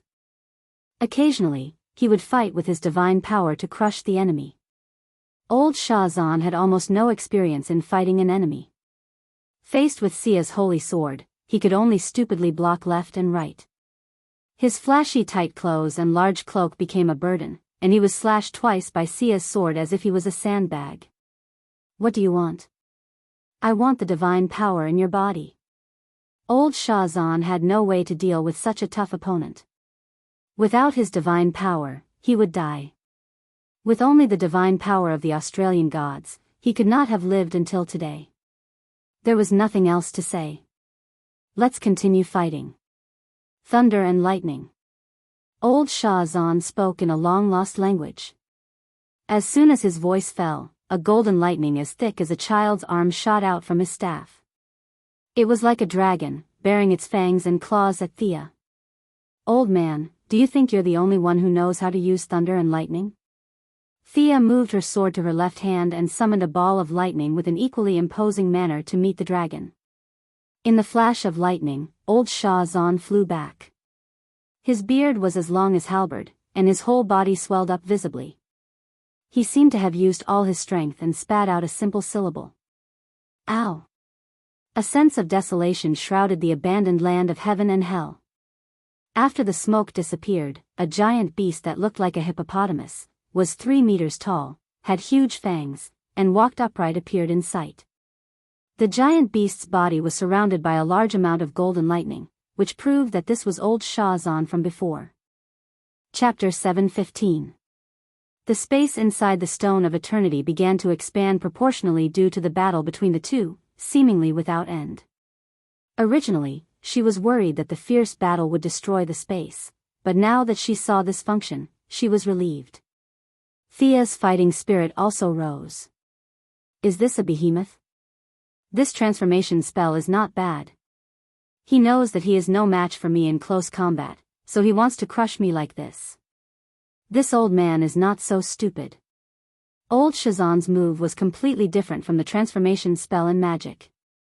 Thea did not know whether this thing was a behemoth or not, so she could only name it according to the game. Is this the original body of your Australian god? Thea asked tentatively, but her hands did not stop casting at all. The giant beast had lost the ability to speak. It roared at her, and like a mountain, it charged at her with heavy footsteps. Roar. Thea's legendary transformation spell was also completed. She chose the overlord of the sky, the giant dragon. In the midst of the smoke, a thick dragon tail fiercely hit the side of the giant beast. The giant beast that weighed several tons was hit, and it staggered 2 steps before stabilizing its body. Thea transformed into a giant dragon that was most suitable for magic, the blue dragon. Her whole body was covered in orchid scales, and the scales were full of profound and unknown spells. She looked at old Shazan with eyes full of wisdom. Barbaric god, hand over the divine power of the gods. Blue dragons had always been known for their slender bodies.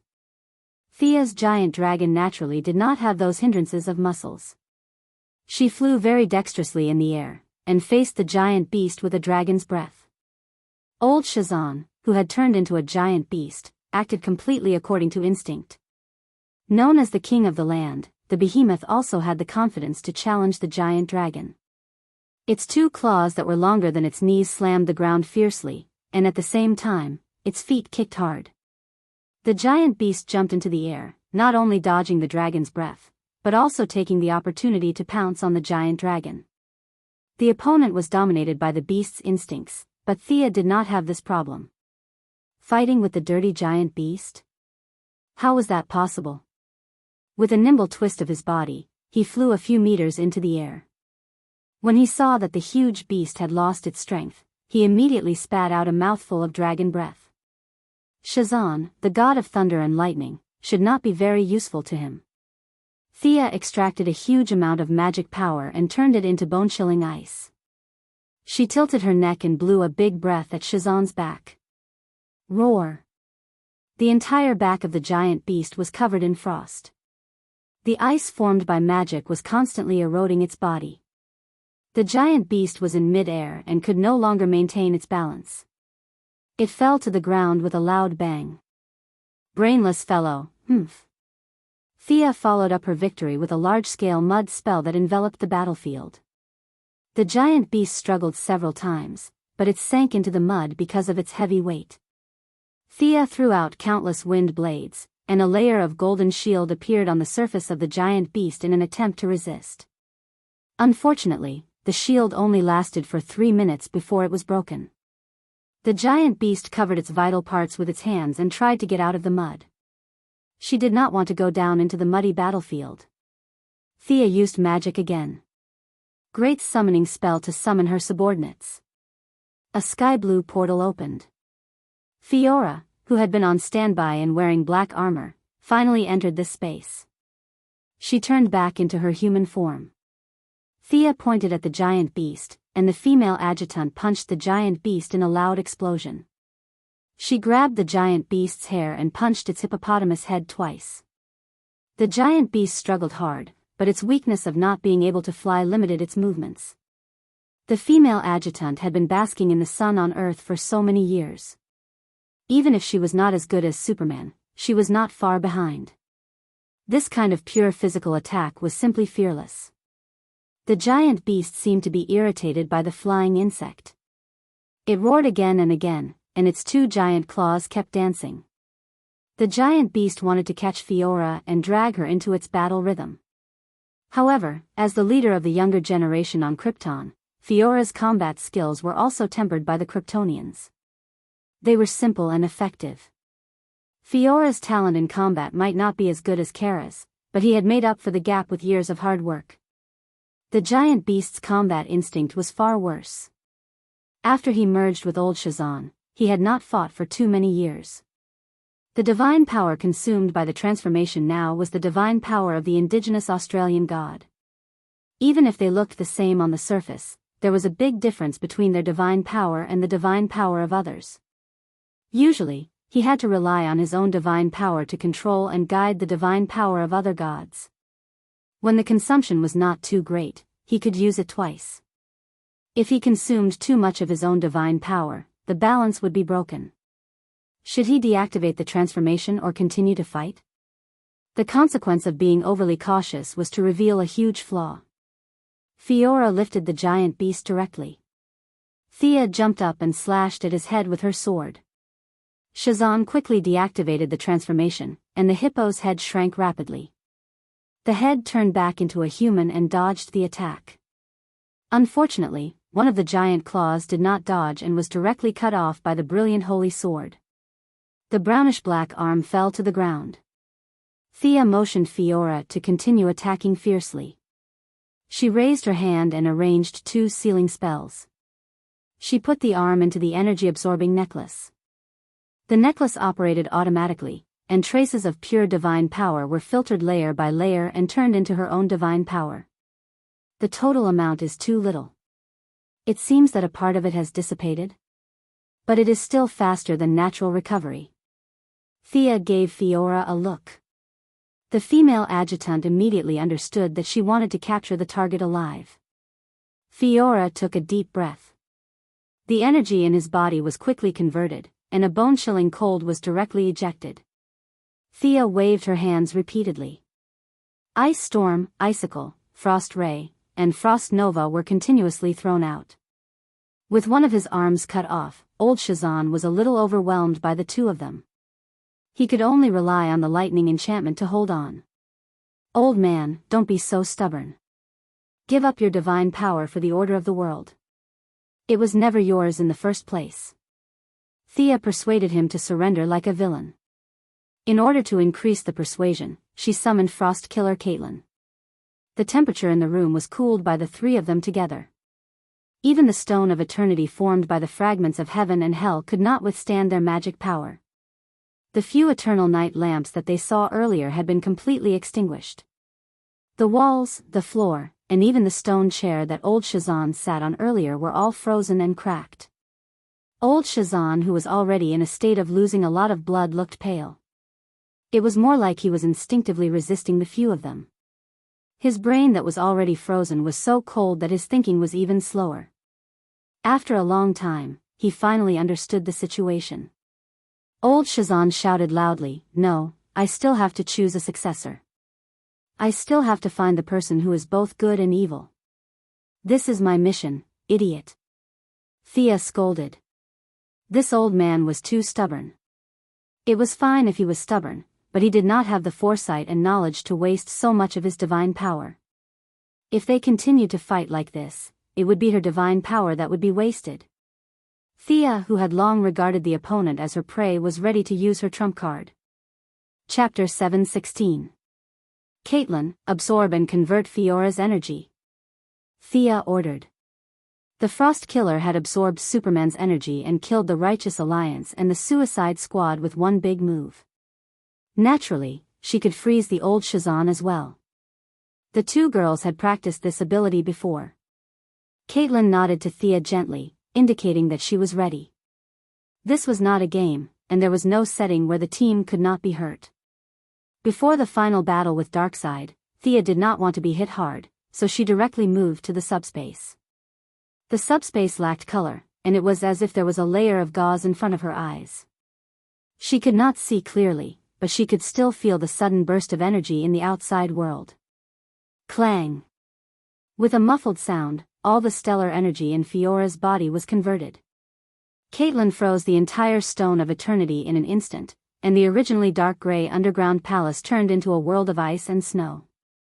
In the face of such a huge burst of energy, even the old Shazan, who bore the brunt of it, was frozen into a giant ice block with a confused expression on his face. Beautiful. You 2 go back and rest. Grud and the rest will take care of the rest. Thea stepped out of the subspace and looked at the results with great interest. She immediately gave the two outstanding female generals a long vacation. The female adjutant's stellar energy was almost depleted, and she needed to absorb sunlight again. Caitlin's mind was also burdened by controlling such a huge amount of energy, so the two immediately went back to rest. Thea checked on the old Shazan. The old man did not even realize that they had a combination skill, so he was not mentally prepared at all and was directly knocked out. Sigh, it's a pity that we can't use this skill too often. Fiora's 3 years of savings are gone. The young lady sighed as she carved a magic circle. She wanted to seal the old Shazan's divine power and mental world. After that, she summoned the gorilla. Grud was choked by the cold environment, and Thea could only coax and scare him to hold on. This guy was lazy and hated work. His endurance was getting worse and worse, and Thea felt that his ability to control his mind was worse than in the same dimension. Even though old Shazan was knocked out and had no power to resist, it took Jared a long time to get the old man under control.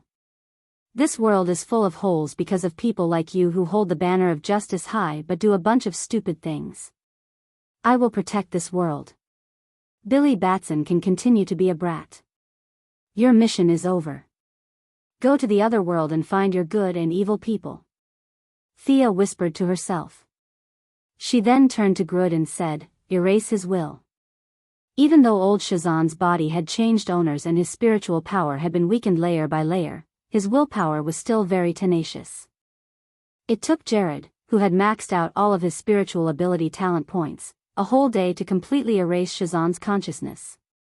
At this moment, old Shazan's body was still there, and so was his soul. Only his consciousness had been erased. Thea sent away Gertrude, who was so tired that his tongue was hanging out. She took the big ice cube and found a hot planet to thaw it. Do you still recognize me? He waved his hand in front of the awakened old Shazan, but the old man did not respond. What is your name? This time, Thea used her spiritual power to ask the old man. Old Shazan was confused for a long time. He then shook his head with a blank expression. The effect was good. Thea was very excited. She put the living source of divine power into the necklace. The thick and long divine power was transformed into new divine power and slowly injected into Thea's divine positions. Since there was no one around, Thea could not help but moan. It was like a person who had been thirsty for water for days finally finding a water source. It was a very comfortable feeling. With her divine power fully replenished, even if she still could not defeat Darkseid's clone, she was confident that she could last 30 to 50 moves. This old man is not simple. As she slowly absorbed the divine power, she felt something strange. Old Shazan not only had the divine power of the Australian native god, but he also had another divine power in his body that he probably did not even know existed. Hee. Sia carefully identified it and nodded. She chuckled. It has a trace of Zeus's original power. This old man is actually Zeus's chosen one. It was not difficult to guess that old Shazan did not know that he had this power. Similar to Diana, this was another one of Zeus's hidden pawns. This was also why old Shazan could use lightning freely. Among the 6 divine powers of old Shazan, there was Zeus' divine power. However, that was only pure divine power and was completely different from the original power. Originally, Thea wanted to suck the old man dry. Now, she changed her mind. She wanted to keep old Shazan captive and use his connection with Zeus's original body to continuously absorb Zeus' divine power.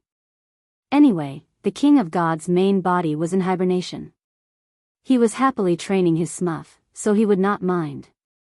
Thea did not care whether Zeus' level would drop if she took too much of the original power. Back then, Zeus was like an unreachable mountain to her. Now that she was going to fight Darkseid head-on, she was 100 times more confident. She was not afraid of him. When they returned to the new world, Diana also brought reinforcements. There were 500 Amazons, 500 Minotaurs, and 200 Death Knights. Hercules, the god of strength, who was suffering in Mount Olympus, also came to the new world. At this time, he was competing with the Valkyrie. Hera was busy arguing with Athena and could not leave, so she sent Wineskin, no, god of wine, Dionysus to help her. Thea did not know how to deal with this weakling who was good at eating, drinking, and having fun. After all, he was here to help, so she could only treat him well. We can't continue like this. The ordinary people are too nervous. We need to adjust our strategy. When she returned to the White House, her mother told her this news. She then handed her a few reports. The ordinary people had all kinds of guesses. Some said that the Earth was going to explode, some said that it was going to be World War III, and of course, the most common was that it was an alien invasion. Thea scratched her head. She also realized that she had been too nervous during this period. The pressure of shouldering the fate of the entire world was only part of the reason. More importantly, it was the influence of the divine position of the soul on her. 99% of the souls were filled with resentment. Being in charge of the divine position was not optimistic at all. Announce the truth. The people have the right to know what happened. Moira sat behind the president's desk and deeply felt that it was not easy for her predecessor. I'll do as you say. I'll make some adjustments accordingly. On Friday night, a group of technicians was adjusting the equipment in the president's office in the White House. Moira was preparing for a televised speech. This was not the traditional fireside chat, so it would take a long time to prepare. Milady was more low-key in the White House. She found a chair and sat by the side, watching a group of people busying themselves. Suddenly, she saw a familiar figure. It was the little Supergirl, Kara Danvers. How did she get into the White House? Chapter 7:17. She casually crumpled a ball of paper and threw it over with a whoosh. Little Supergirl reacted quickly and reached out to catch it. She stared blankly at Sia. Thea waved at her. Little Supergirl looked around and shook her head. She came to the White House for business? Thea looked at the pass hanging around Supergirl's neck and thought. Tonight's matter had nothing to do with her. She just needed to ensure that there would be no trouble. She thought that it was just a briefing to inform the people of the current problems, but it turned out that the politicians were not on the same wavelength as her. In order to maintain stability as much as possible, Moira asked sociologists, psychologists, international relations experts, and a bunch of staff to come up with a package plan. Thea's words like, "Do you know that Earth is in trouble?" were definitely not going to work. According to the staff, the people would collapse directly. The plan they came up with was to talk about it step by step. They would talk about it a little bit today and a little bit tomorrow so that the ordinary people would accept the reality. It was not until just before the broadcast that Thea knew that Kara had sneaked into the White House as Kate Grant's assistant. After Kara graduated and handed in a few resumes, she was directly hired by Kate International Media. On the second day of employment, Moira sent an invitation to her good friend, Kate Grant, to be her spokesperson. Perhaps it was because the clothes that Sia had helped to design were very fashionable and tasteful, or perhaps it was because Kara's silly and innocent look was very trustworthy. Kate Grant picked this girl to be her assistant at first glance. She would help her carry her bag or bring her water when she was free. "My friends, my compatriots, today I will take up a little more of your time and tell you something that is happening." In front of the camera, Moira was like a kind neighbor aunt. She first talked about politics, economy, democracy, and freedom, then talked about history, culture, and the current happy life. She focused on the hard-won good situation today and mixed in some slogans such as, "Don't let the enemy destroy our lives," and "Resolutely defend freedom and democracy," in her words. "The enemy is coming?" Little Supergirl finished her work and quietly sat beside Thea. She asked in a low voice. "Trust us, we can handle it." Thea did not want Kara to rush to the front line. She was too naive and had not experienced any hardships. Her willpower and faith were not enough to deal with the upcoming battle. It was best for her to be the reserve team. Her policy was to find more reinforcements from the universe and reduce the losses on Earth. Kara didn't look young. He was in his early 20s. In fact, he was no different from a naughty child. He was the kind of person who would not leave if he was led along. The young miss, who had replaced the original death knell and became the nemesis of the brats, immediately thought of a countermeasure. She looked at her with an extremely serious expression. Even if you can't go to the front lines, your mission is still very difficult. Our family, my mother, Clark's wife and son, all of these need your protection. The enemy is savage by nature, so it's hard to say if they won't make a move against our family. We need to rely on you for these things. F***ck. Kara, who originally wanted to argue with Thea, was stunned. So, the reason why they didn't let me go to the front line was because of such a difficult task. Leave it to me. Kara patted her flat chest. Although she was better at attacking, she could also play defense. Thea did not feel guilty at all for tricking a little girl. Strictly speaking, it was not tricking her. Would Darkseid make a move against the higher-ups of Earth? From past experience, the Dark Lord was very arrogant and did not care about ordinary people. However, it was hard to say what his subordinates would do. Whether it was the Wasteland Wolf, Desard, the kind grandmother, or the universe's #1 assassin, Guangdong, who she had never met, it was hard to say what they would do when the battle was in a stalemate. On the surface, Thea arranged for Supergirl to protect her family, but secretly, she and the other heroes had another meeting to discuss. Everyone, we can fight at the front lines, but we can't relax the protection of our family. She was the first to bring up this topic. For a moment, there was a silence. Thea was not too worried.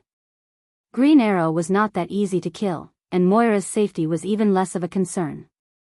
Although Amanda had all kinds of problems, she promised Thea that she would mobilize all the resources of the Heaven's Eye Society to protect the president out of a sense of honor. Although the Quinn family attracted the most attention and had the most protection measures, the problem lay with the rest. Diana and herself were family, and the assassination team could not kill their way into Mount Olympus. Hippolyte and the others were very safe. The Sea King's mother, Atlanta, was hiding in the depths of the ocean. She had the strength of a demigod, and it was very difficult to kill her. The Martian hunters' family members had all died, and only a few spiritual bodies were left alive in the spiritual world. Ordinary people wouldn't be able to kill their way in. His niece, Megan, was one of the best among the Martians. Her superpowers could be ridden twice, and her combat strength was off the charts. Only Superman, Batman, and the Flash needed to protect their families. My family is safe. Batman threw out a sentence coolly and did not say anything else. Superman hesitated for a moment. My family will be placed in Fortress Dugu. Where was this place? They wisely chose not to ask, and only the Flash was left. Me? It was the Flash's second time attending this kind of meeting.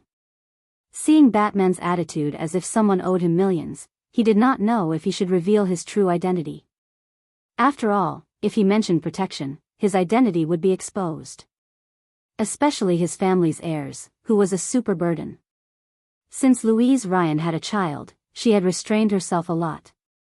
Now, the #1 in the world of death was none other than Ayers West. Other honest people could just find a place to hide, but Ayers was the one who was dishonest. She asked all kinds of questions, and her curiosity was boundless. She wanted to touch everything. As long as it was a locked door, she wanted to go in and take a look. Places like Thea and Batman's secret places were definitely not for her to enter. Let your friends stay with my wife, Superman said sincerely. Benefiting from Superman's good reputation, the Flash agreed to this proposal. What kind of reinforcements are there now? The Martian hunter asked Thea after the family issue was over. Different from the original timeline, because of Moira's support and her relationship with Diana, Thea's words had a lot of weight here. Batman did not need to run around to contact people, and he and Superman had a tendency to stand aside. Fortunately, heroes of justice were not selfish. Since someone took the lead, they just had to do their own thing. There will be a few green lanterns. Purple lanterns, blue lanterns, yellow lanterns, and green lanterns. Each of them is comparable to a superhero, and their combat power is very strong. There may also be some space mercenaries participating in the battle, about 3,000 people. In addition, green of all things, red of all things, and black of decay will help us to a certain extent. Chapter 7:18. With the control of the Neutral Business Alliance, it was not difficult to find some mercenaries. However, in order to take care of the impression of these heroes, they had to choose those who looked better. This gave Death Knell, who was in charge of extraterrestrial affairs, a headache for a long time. Diana also talked about the reinforcements she had brought, and the rest of the people looked at the Sea King. Atlantis sent 10,000 troops. The Sea King was a little embarrassed. "You're kidding," Batman said gloomily. "How dare you talk to me like that? We have our own difficulties." Arthur Curry's temper was as bad as ever. Needless to say, it was their family's **T problem. As the nominal host, Thea had to come out and smooth things over. "Shut up, Atlantis sent too few troops. At present, the estimated number of troops dispatched by the various countries on the ground has reached 7 million.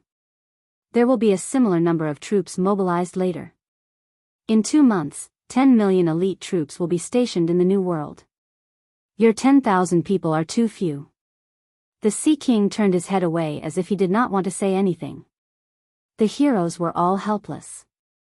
Thea rubbed her head, thought for a while and said, "I won't comment on your political system. If I help you get the priests, can your royal family suppress the elders? How many troops can you send?" "Should be about 1 million, with all the equipment." "The people of Mira will also send 3,000, the Sea King thought and said. Thea sighed. "Okay, I'll solve this." She threw the god of death to Poseidon and let him send an oracle to urge the priests to cooperate with the deployment of troops. The problem of Atlantis was solved very smoothly. With the support of the priests, Atlantis dismissed 3 elders in one breath and replaced them with her own confidants. She very happily said that she would personally lead 2 million troops to join the war. The ground was on the verge of panic. Moira changed the tradition of only giving a speech on Friday and brainwashed the citizens every night for 3 days in a row. The fireside talk this time was much more heated than Roosevelt's New Deal and the Gulf War. Even though she made light of the situation, many people were still shocked. According to a social media website, they were not afraid of dealing with the Earthlings, but a large-scale alien invasion? Could they hide in the countryside? In the movies, the aliens were like retards and were often fooled by the protagonists. If it was in the cinema, it would be fun, but to turn it into reality? It was simply unimaginable. Even after so many years of work by the Earth's Extraterrestrial Administrative Committee, it was still impossible to eliminate everyone's misgivings. There was a very representative point of view among ordinary people.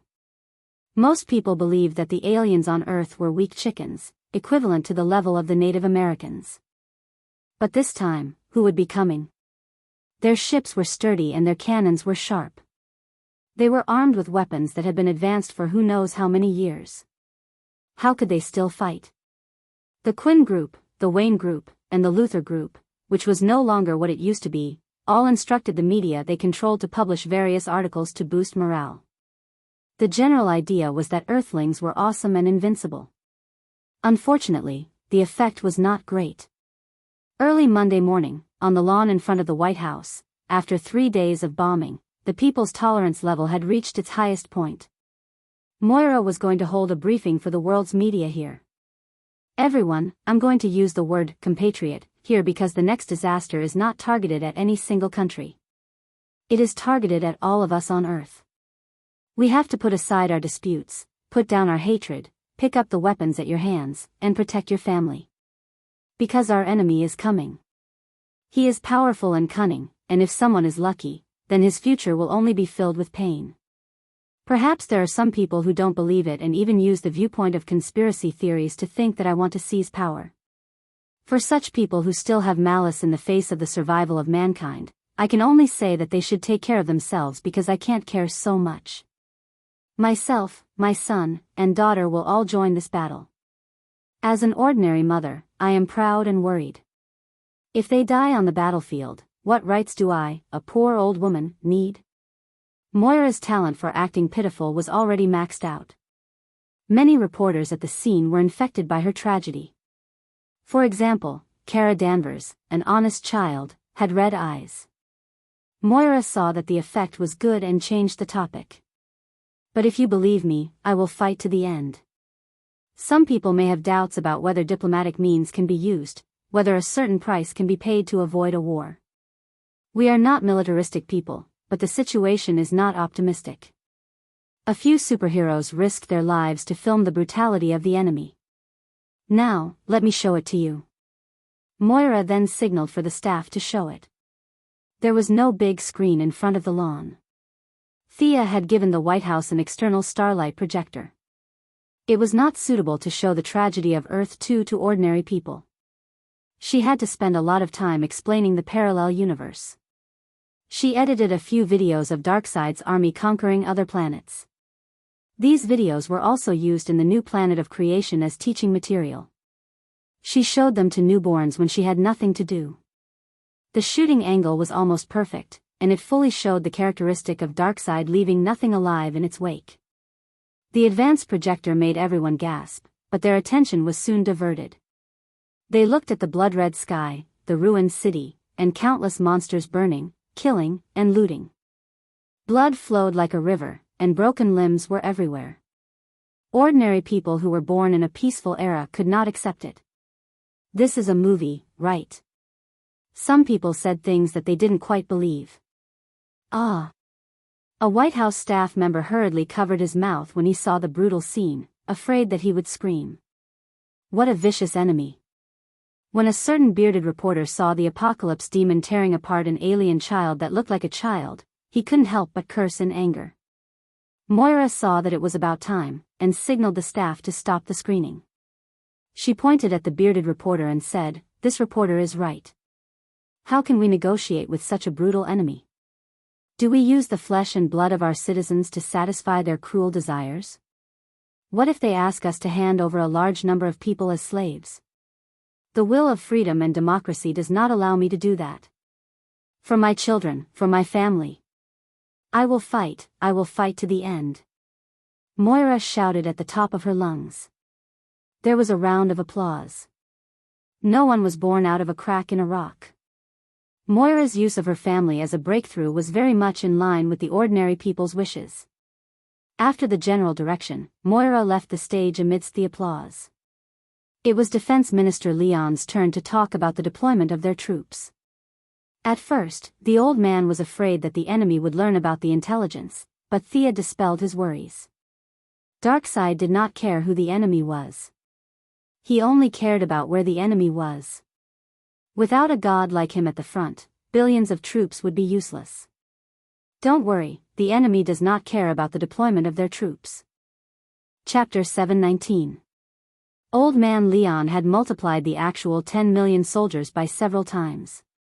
In front of the reporters, he claimed that Earth had already gathered 50 million regular soldiers, vowing to defend democracy and freedom. Of course, if ordinary people could join the army, that would be even better. Where is our battlefield? Will it destroy the current city and cause great harm to ordinary people? A reporter asked a question that many people were concerned about. Ordinary people were really scared by the previous 2 battles in the metropolis. Several heroes and enemies flew in the sky, sometimes in the east and sometimes in the west. Ordinary people could only run on the ground like headless flies. If they were lucky, they could survive. If they were unlucky, a brick might fly from somewhere and smash them to death. Having this kind of experience twice in one's life was enough to be proud of and bragging. Don't let it happen a third time. Before the news conference, several people had unified their statements. They definitely couldn't say that magic had built a continent. That was too fantastical. Ryan used scientific words and vaguely said, "It's a new continent that we have discovered." The old man wasn't in charge of answering questions. He just rambled on and on about the size of their army. How many troops they had, how many battleships and mechas they had. In short, it was the same thing. Don't be fooled by how brutal the enemy was. They weren't weak either. The last bit of time was given to Kate Grant, the media woman who was known for her sharp tongue. At first, she was not very used to the role of a news spokesperson. She scolded the reporters on the scene until they wanted to hit the wall. After that, she restrained herself a little, but she also scolded a few guys who tried to change the topic. After a busy morning, many reporters did not have time to eat the White House's working lunch and hurriedly began to publish. At 3:00 in the afternoon, with the help of many media outlets, it was estimated that more than half of the world's people had learned the news. Disbelief, suspicion, fear, and panic began to spread in the crowd.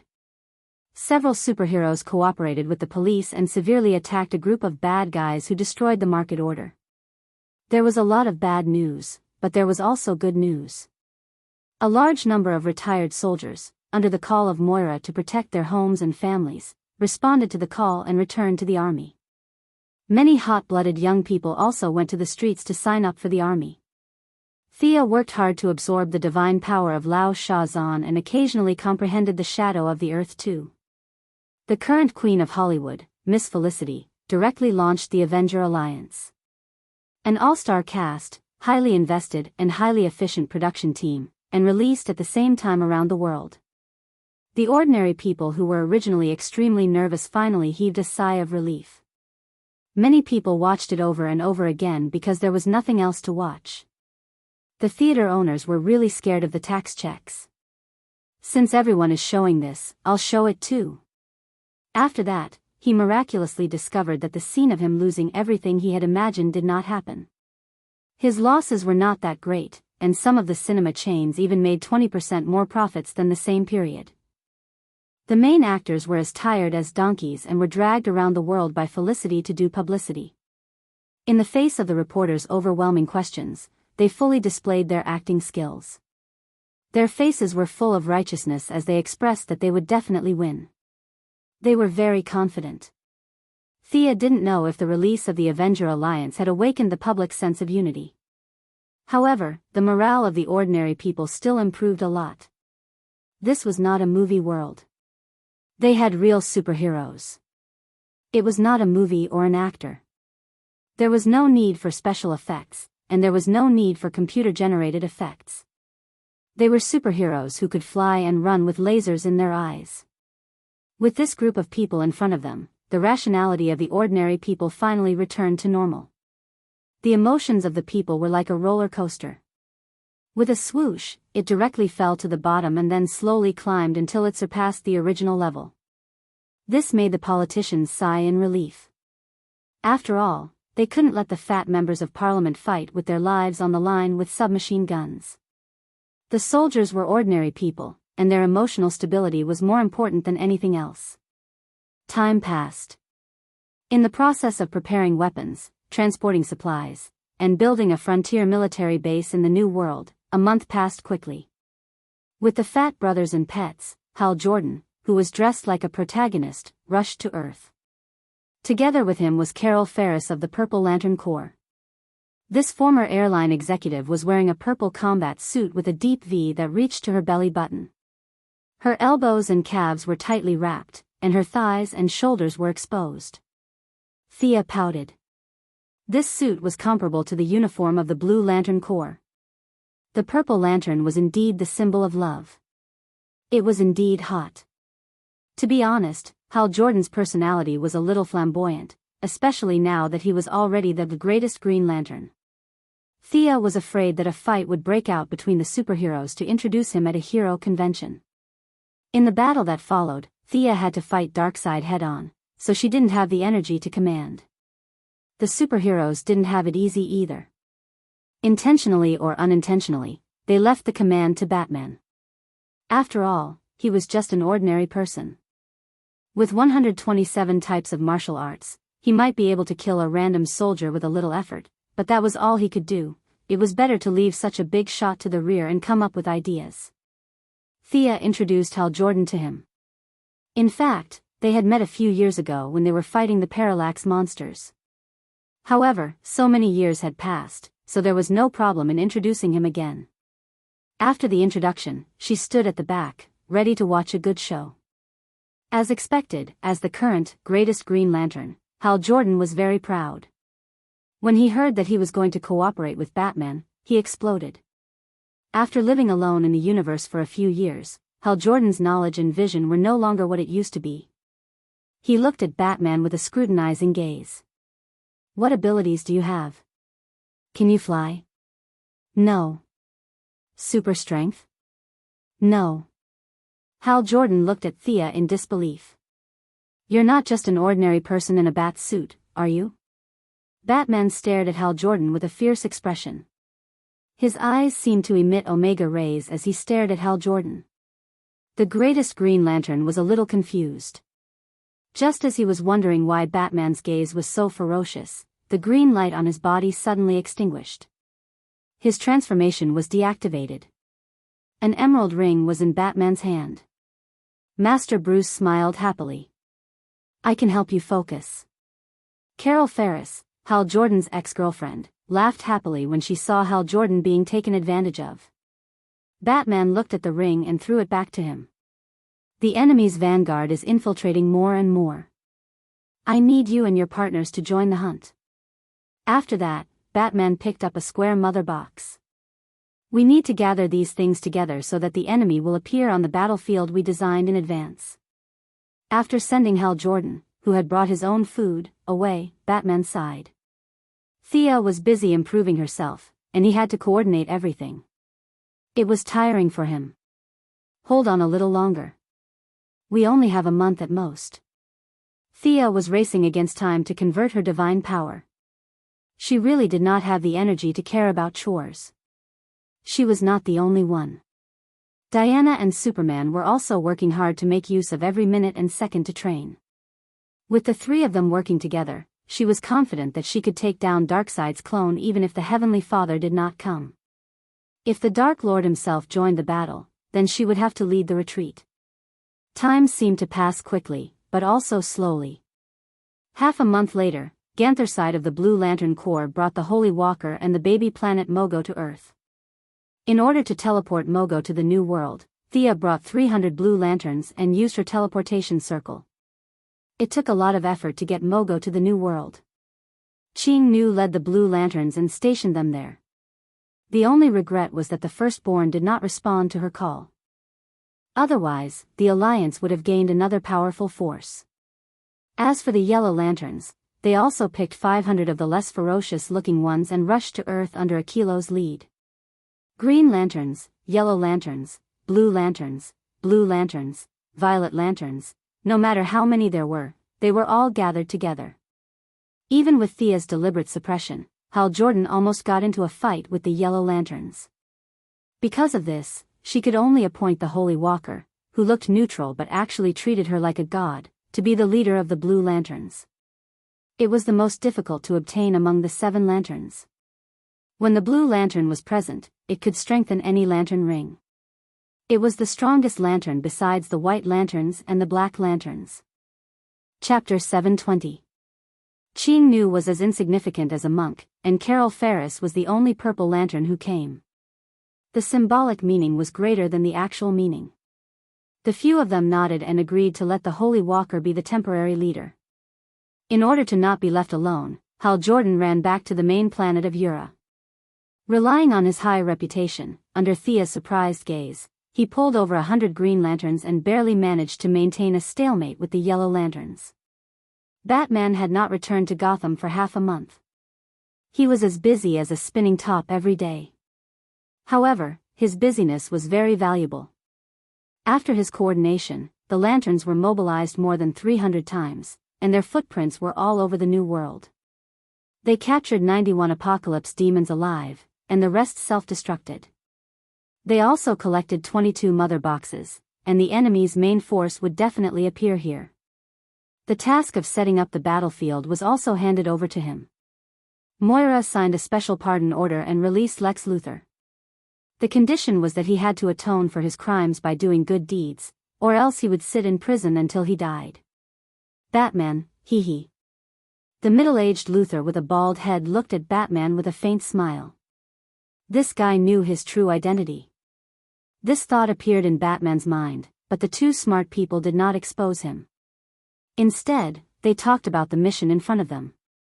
Is there anything I can help with? We plan to set up the battlefield in District East 12. It's near the sea, and the space is wide.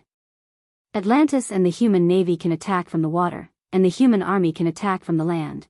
Then we can set up some traps. The two of them were the smartest people on Earth, and they checked each other's mistakes. Soon, a problem appeared in front of them. Could there be people on Earth who are colluding with them? Luther had a deep understanding of this.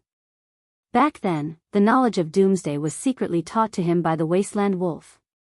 Putting himself in Luther's shoes, he felt that there must be such people. After self-studying more than 10 psychological books, Batman had more right to speak. We can't stop them. There must be spies, and the number won't be small. We can't track them down with our current methods. Magic, abilities, and technological equipment can all be brainwashed.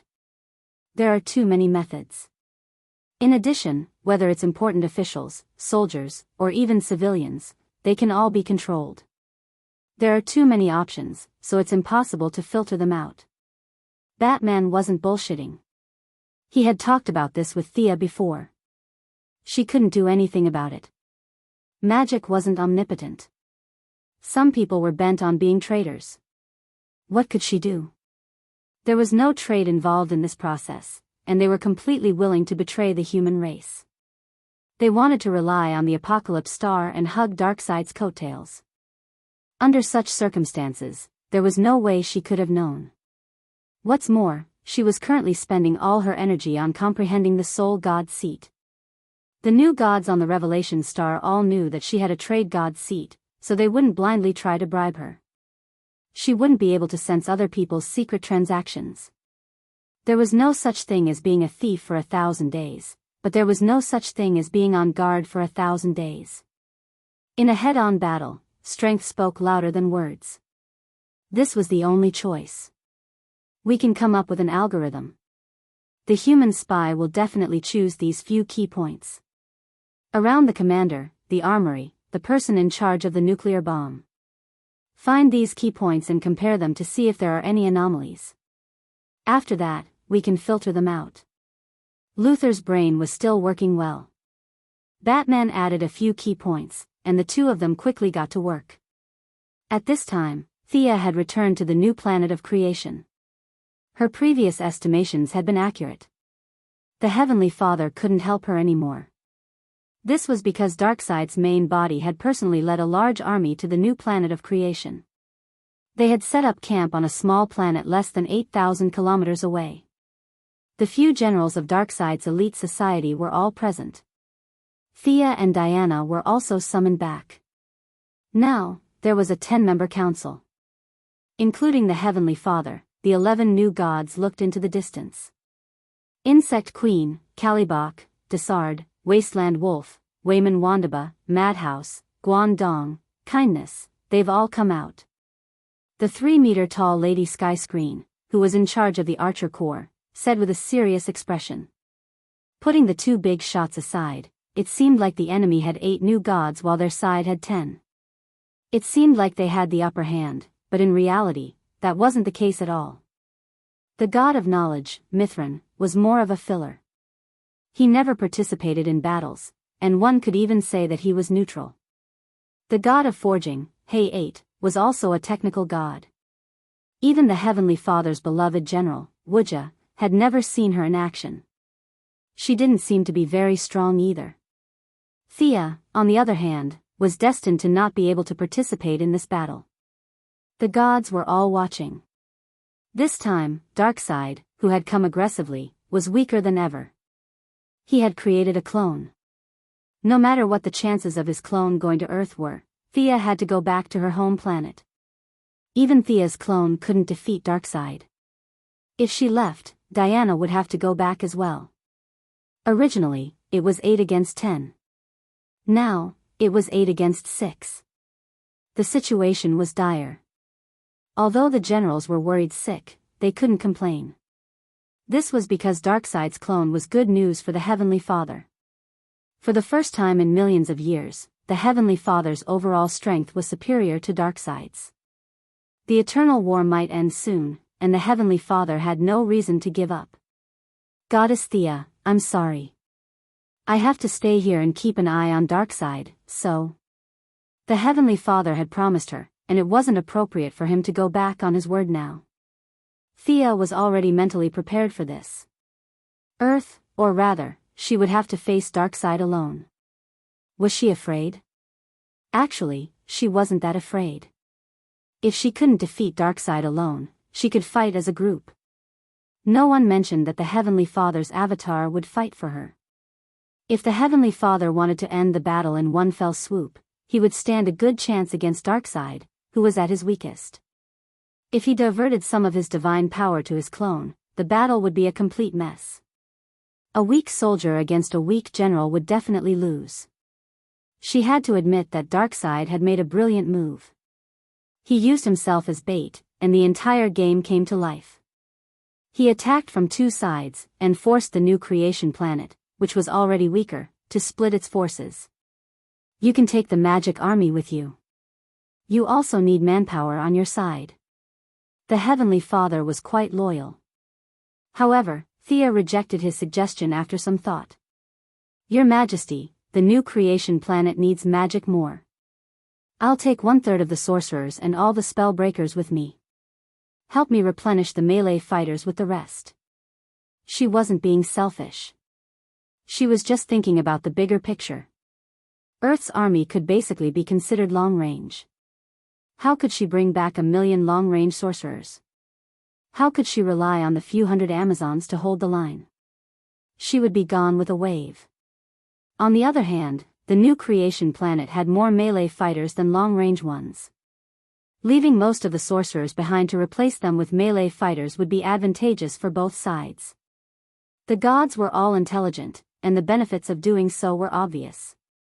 The Heavenly Father nodded in agreement. Chapter 721.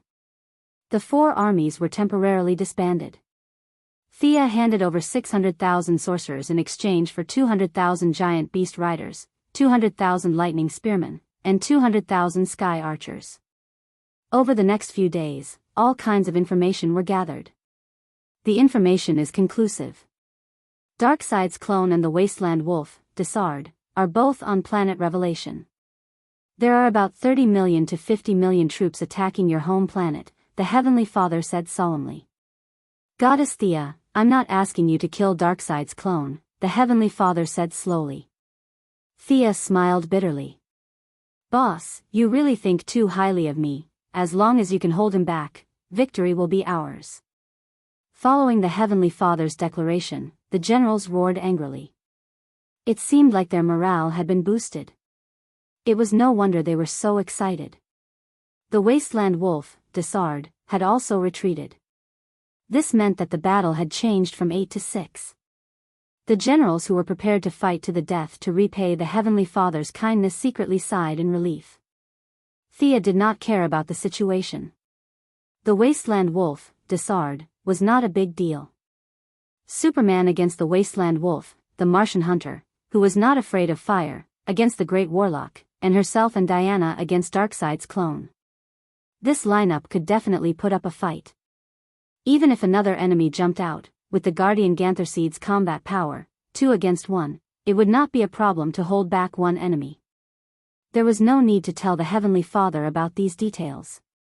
Tell him that Earthlings are all hacks. Can you give me more responsibility? Impossible. Sia looked like she was about to cry and bid farewell.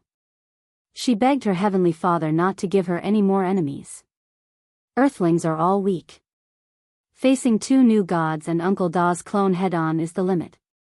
After the Heavenly Father repeatedly assured her, they left the planet of creation. Before leaving, Thea even tricked the Heavenly Father into giving her a bunch of precious materials.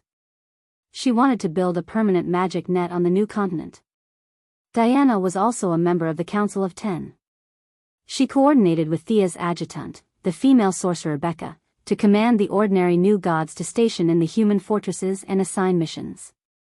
Thea began to build a small weave, using the same rules as the new creation star. The next morning, she summoned the 4 deans of Hogwarts. They had all studied magic for their whole lives and were amazed by this simple way of casting spells. Only Zatanna had some objections. Teaching a mage this way seems to be too. She could not say what was too much, so Thea finished her sentence for her. It's too simple, right? The previous mages had to learn a lot of things. Not only did they have to know how to use magic, but they also had to understand the principles of magic. When casting a spell, they had to learn syllables, gestures, movements, and casting materials. Not a single mistake could be made. The ones raised this way will definitely be all-rounders, like you or Constantine. You can use all kinds of magic at will. That's definitely true, but it's just not suitable for the current era. Magic is about to enter the eyes of ordinary people. Those with high talent should not be abandoned as long as they can use it proficiently. Several mages with professional backgrounds had nothing to say. Thea asked about the current situation of the magic school. Including the artists, there were only 1,000 mages in the magic school. Their strength was uneven. A few teachers could hold their own, but the students were too weak. Zatanna proposed to invite Madame Xanadu to teach divination after the war, and Midnight's father was ready to bring Dr. Shavana to teach the history of magic. Thea agreed to all of them. She had no objections even if they brought old Marshall to teach astrology. These 1,000 mages were the only magic power on Earth at present. She did not keep them in her hands. She instructed Zatanna to communicate with Batman and assign them to the main force. They would more or less provide some support. The unknown enemy seemed to jump out at the next second. The leaders of various countries, including Moira, expressed their condolences to the frontline soldiers and then ran back to Earth. A large number of people who had nothing to do with the battle were also withdrawn. Batman and Luther's activities to catch the traitor were not effective. Thea did not have a good solution. Those who left were searched. The people could go back, but the mother boxes must not be brought back to Earth. The mother boxes were placed on the predetermined battlefield. The human soldiers, the new Star Warriors, the Atlanteans, and the Amazons all spent 3 days in torment. A silent silence suddenly swept through everyone's hearts. Everyone felt that a mountain was rushing towards them. Some of the recruits who did not have enough willpower were so scared that they knelt on the ground and begged for mercy. Thea did not have time to care about the situation on the ground.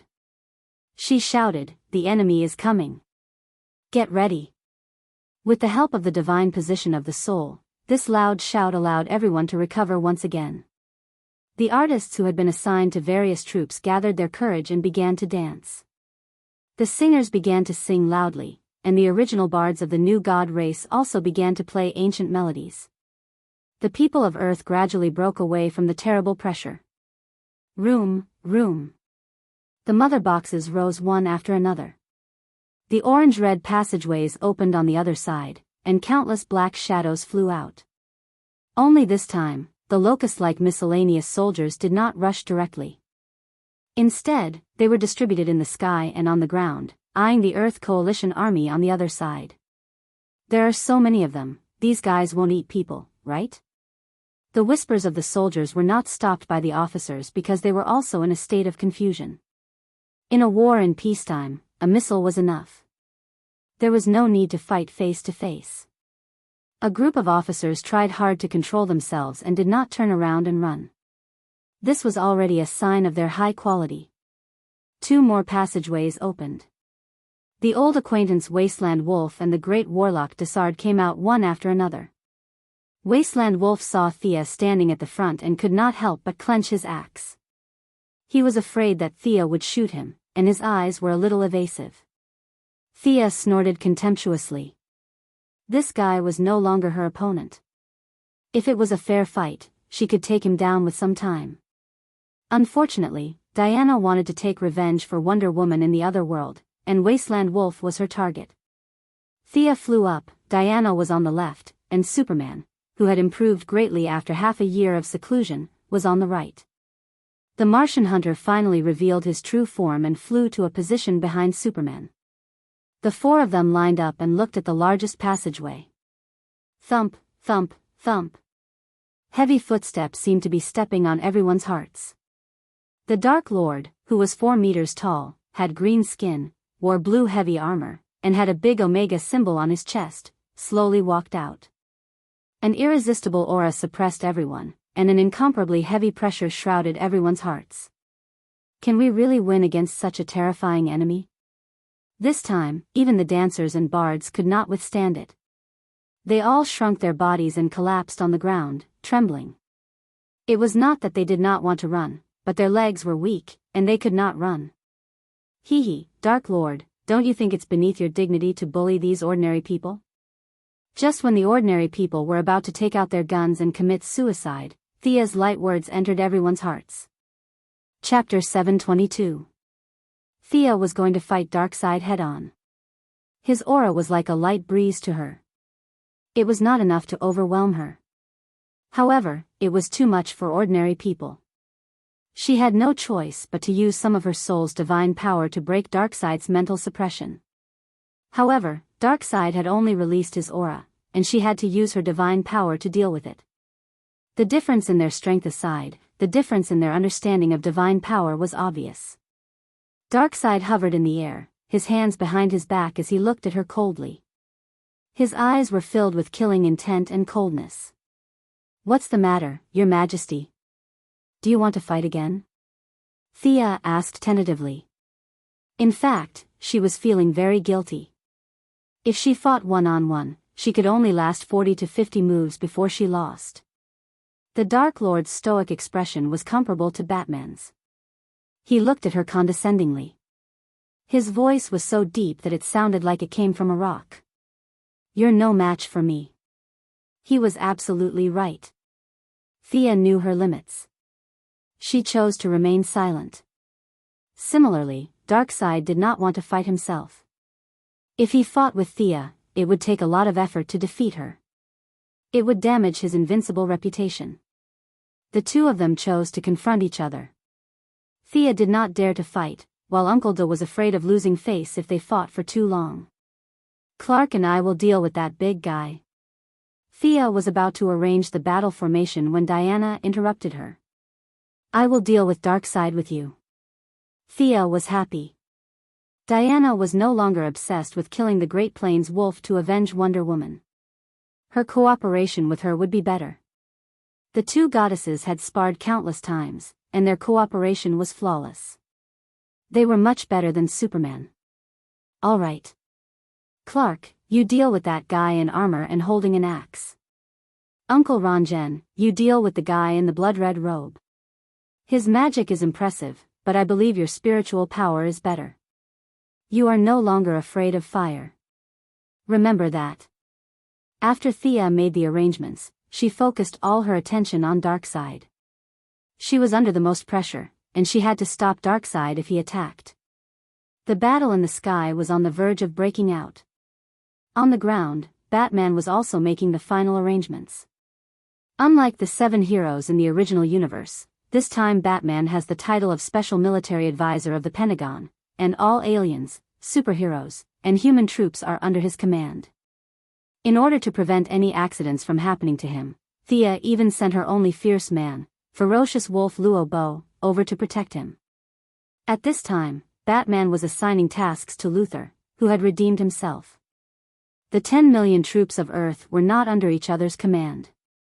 They were a coalition of 85 countries, plus the 2 million troops of the Atlanteans and various aliens. Even though the two of them were extremely intelligent, they were still extremely busy. 37.1% of enemies are within the range of the quantum field. 11.5% of the enemies have entered the range of the electromagnetic cannon. 17% of the enemies have entered the maximum range of the plasma cannon. For this battle, be it Thea or Batman, the Heaven's Eye Society had brought out many advanced weapons. The enemy had the advantage in numbers, and the people of Earth were confident that they could eliminate 1/3 of the enemy with the preset battlefield. However, the sky had not attacked yet, and the relevant personnel on the ground could not make a decision. They would rather not fight if they could. That was the voice of many people. After the information was gathered, the command center fell into a brief silence. Even Batman was silent. If he did not give the order, there was still hope for peace. If he gave the order, humans might enter an era of war.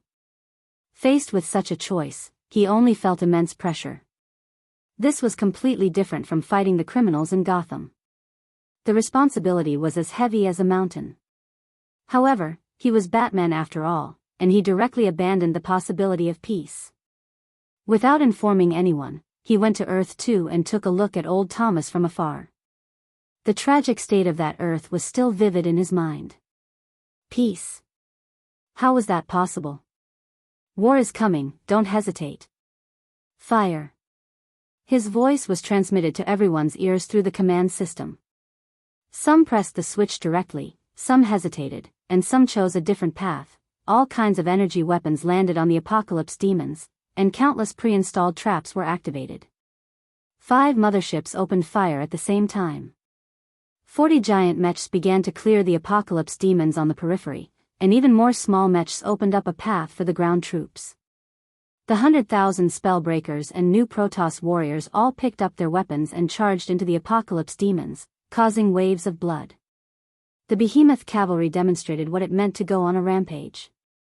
Just like their commander, Wuxia, these rough-looking warriors wielded giant hammers and rode their behemoths into the enemy's midst, leaving behind a trail of broken limbs. The lightning lancers and sky archers cooperated well, one in close combat and one in long range. Any enemy that entered their attack range did not survive for more than 3 seconds. They were either pierced in the chest or shot in the throat. It was efficient and fatal, completely different from the behemoth cavalry. The spellbreakers who held long swords and kite shields marched in an orderly manner. Following their commander's orders, a rain of swords rained down. They were like an iron wall that constantly compressed the front line. The remaining Taurans, fully armed Amazon warriors, and Death Knights were also killing their own enemies. Realizing the strength of their allies, many of the human armies finally abandoned their worries, picked up their weapons, and joined the war in an organized manner. In the command center, Batman kept looking at the feedback from various parts of the battlefield. The human alliance's morale was high, and all kinds of preset traps had been activated. The situation was completely within his expectations. However, his heart still clenched. The danger premonition that he had honed over the years was attacking his brain. Soon, something bad would happen. After 20 years of fighting in Gotham, he trusted his intuition very much. How many enemies are there on the battlefield now? Seeing a few generals in the command center rejoicing, Batman was furious. Do you think you've won? What a joke. The statistics were calculated very quickly.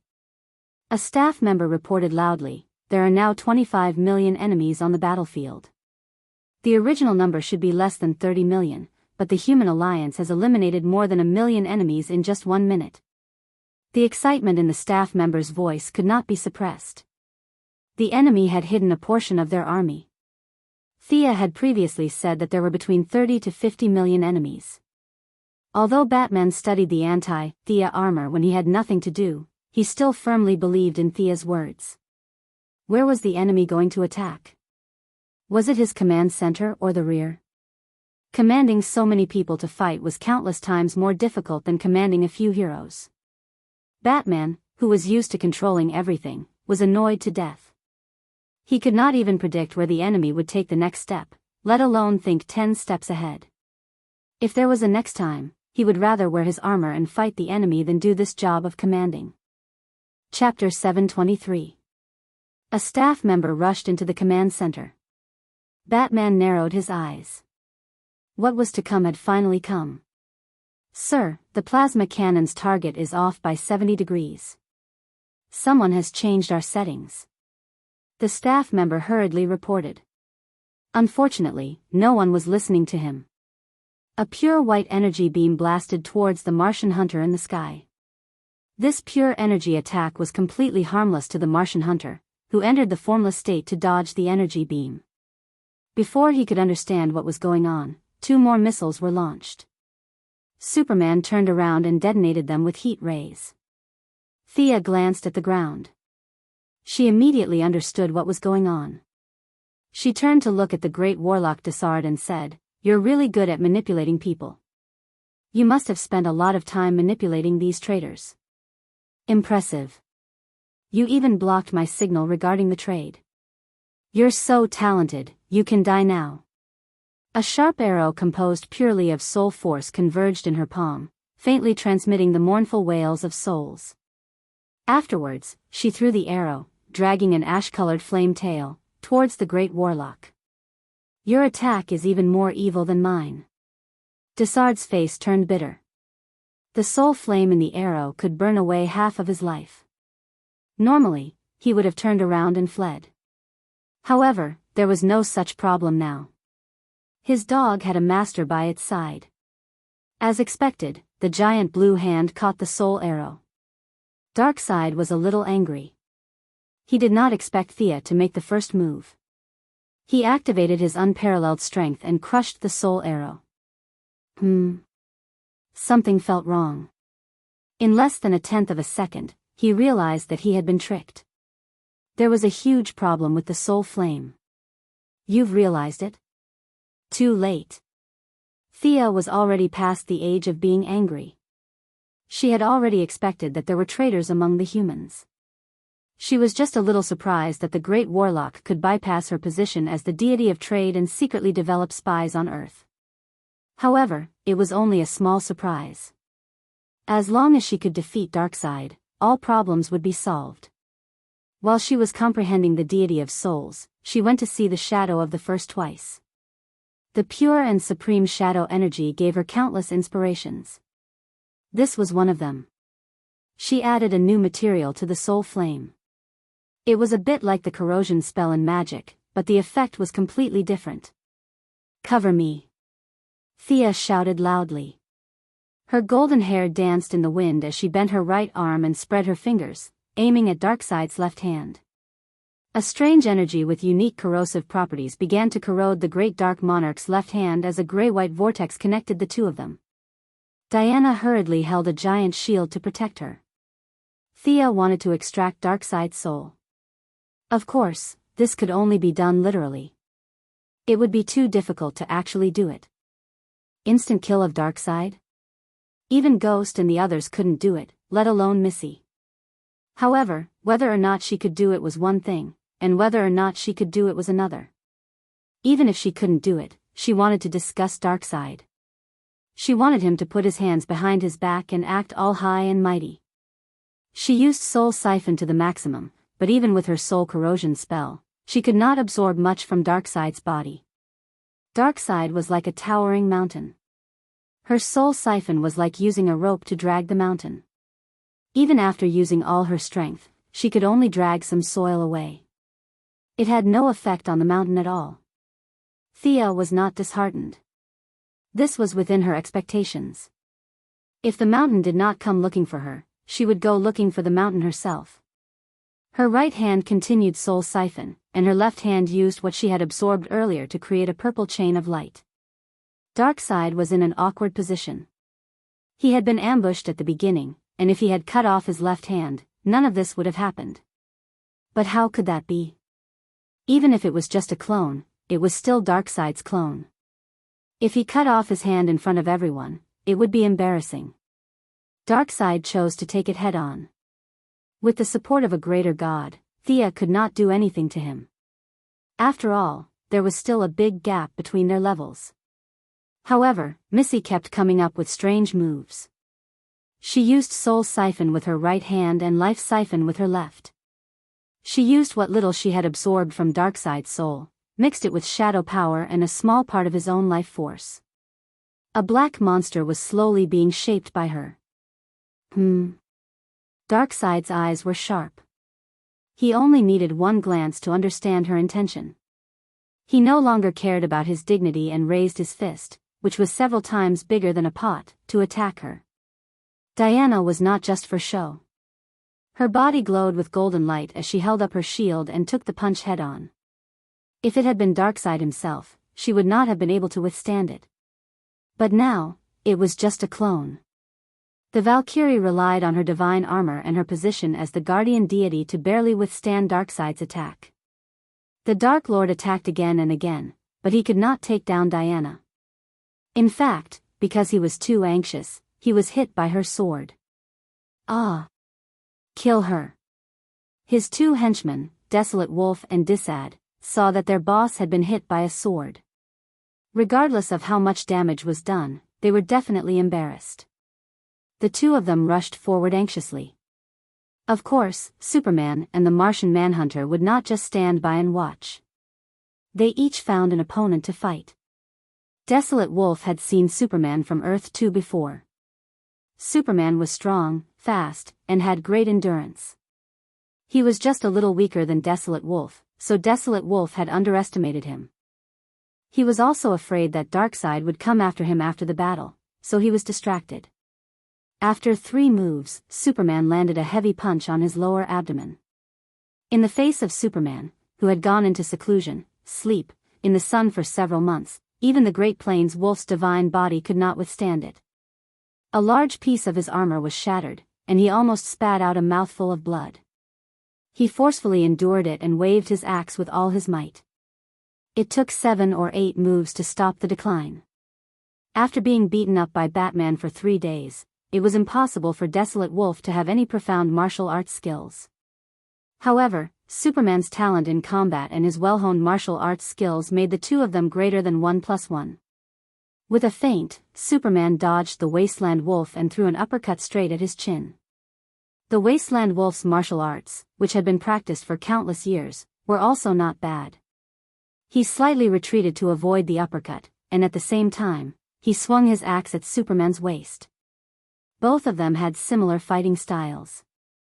The difference was that Superman had more talent, while Desolate Wolf relied more on experience. Superman was afraid that the aftershock of the attack would affect the ordinary people below, so he deliberately led the battle to a place with no one around. Desolate Wolf also did not want to see his boss in trouble, so he ran to the other side.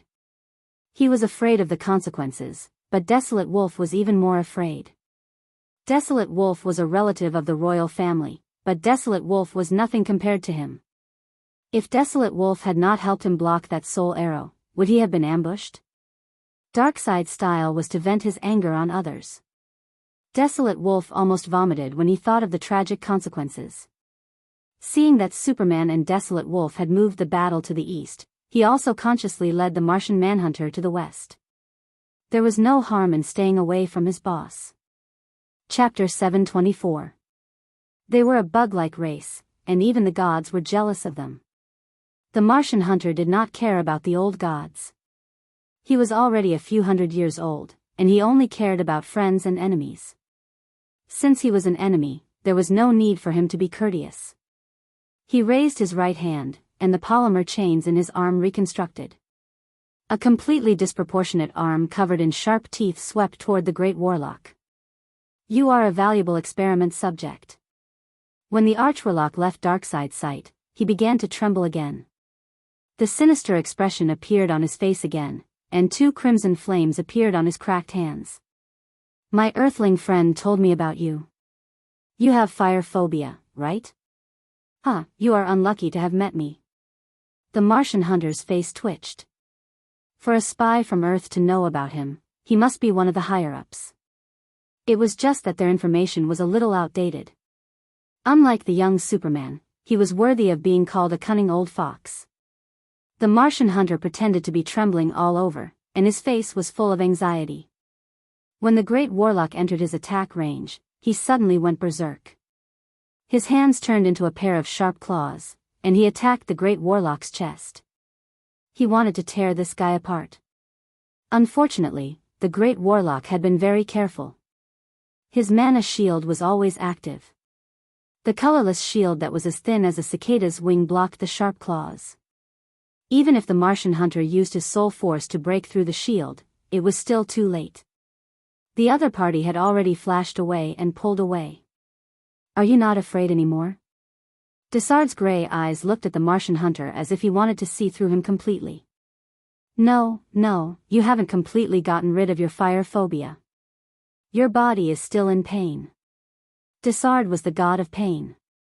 Even though the Martian hunter tried his best to hide it, he was still seen through. He frantically mobilized his divine power, trying to use that little bit of fire phobia as a breakthrough to break through the Martian hunter's mental defenses and make him fear fire again. It's enough to deal with you. You have fear too. Let me see what's in your heart. The Martian hunter also mobilized a huge amount of spiritual force to read Desard's mind. One of them was the god of pain, an evil god who toyed with and tortured people for fun.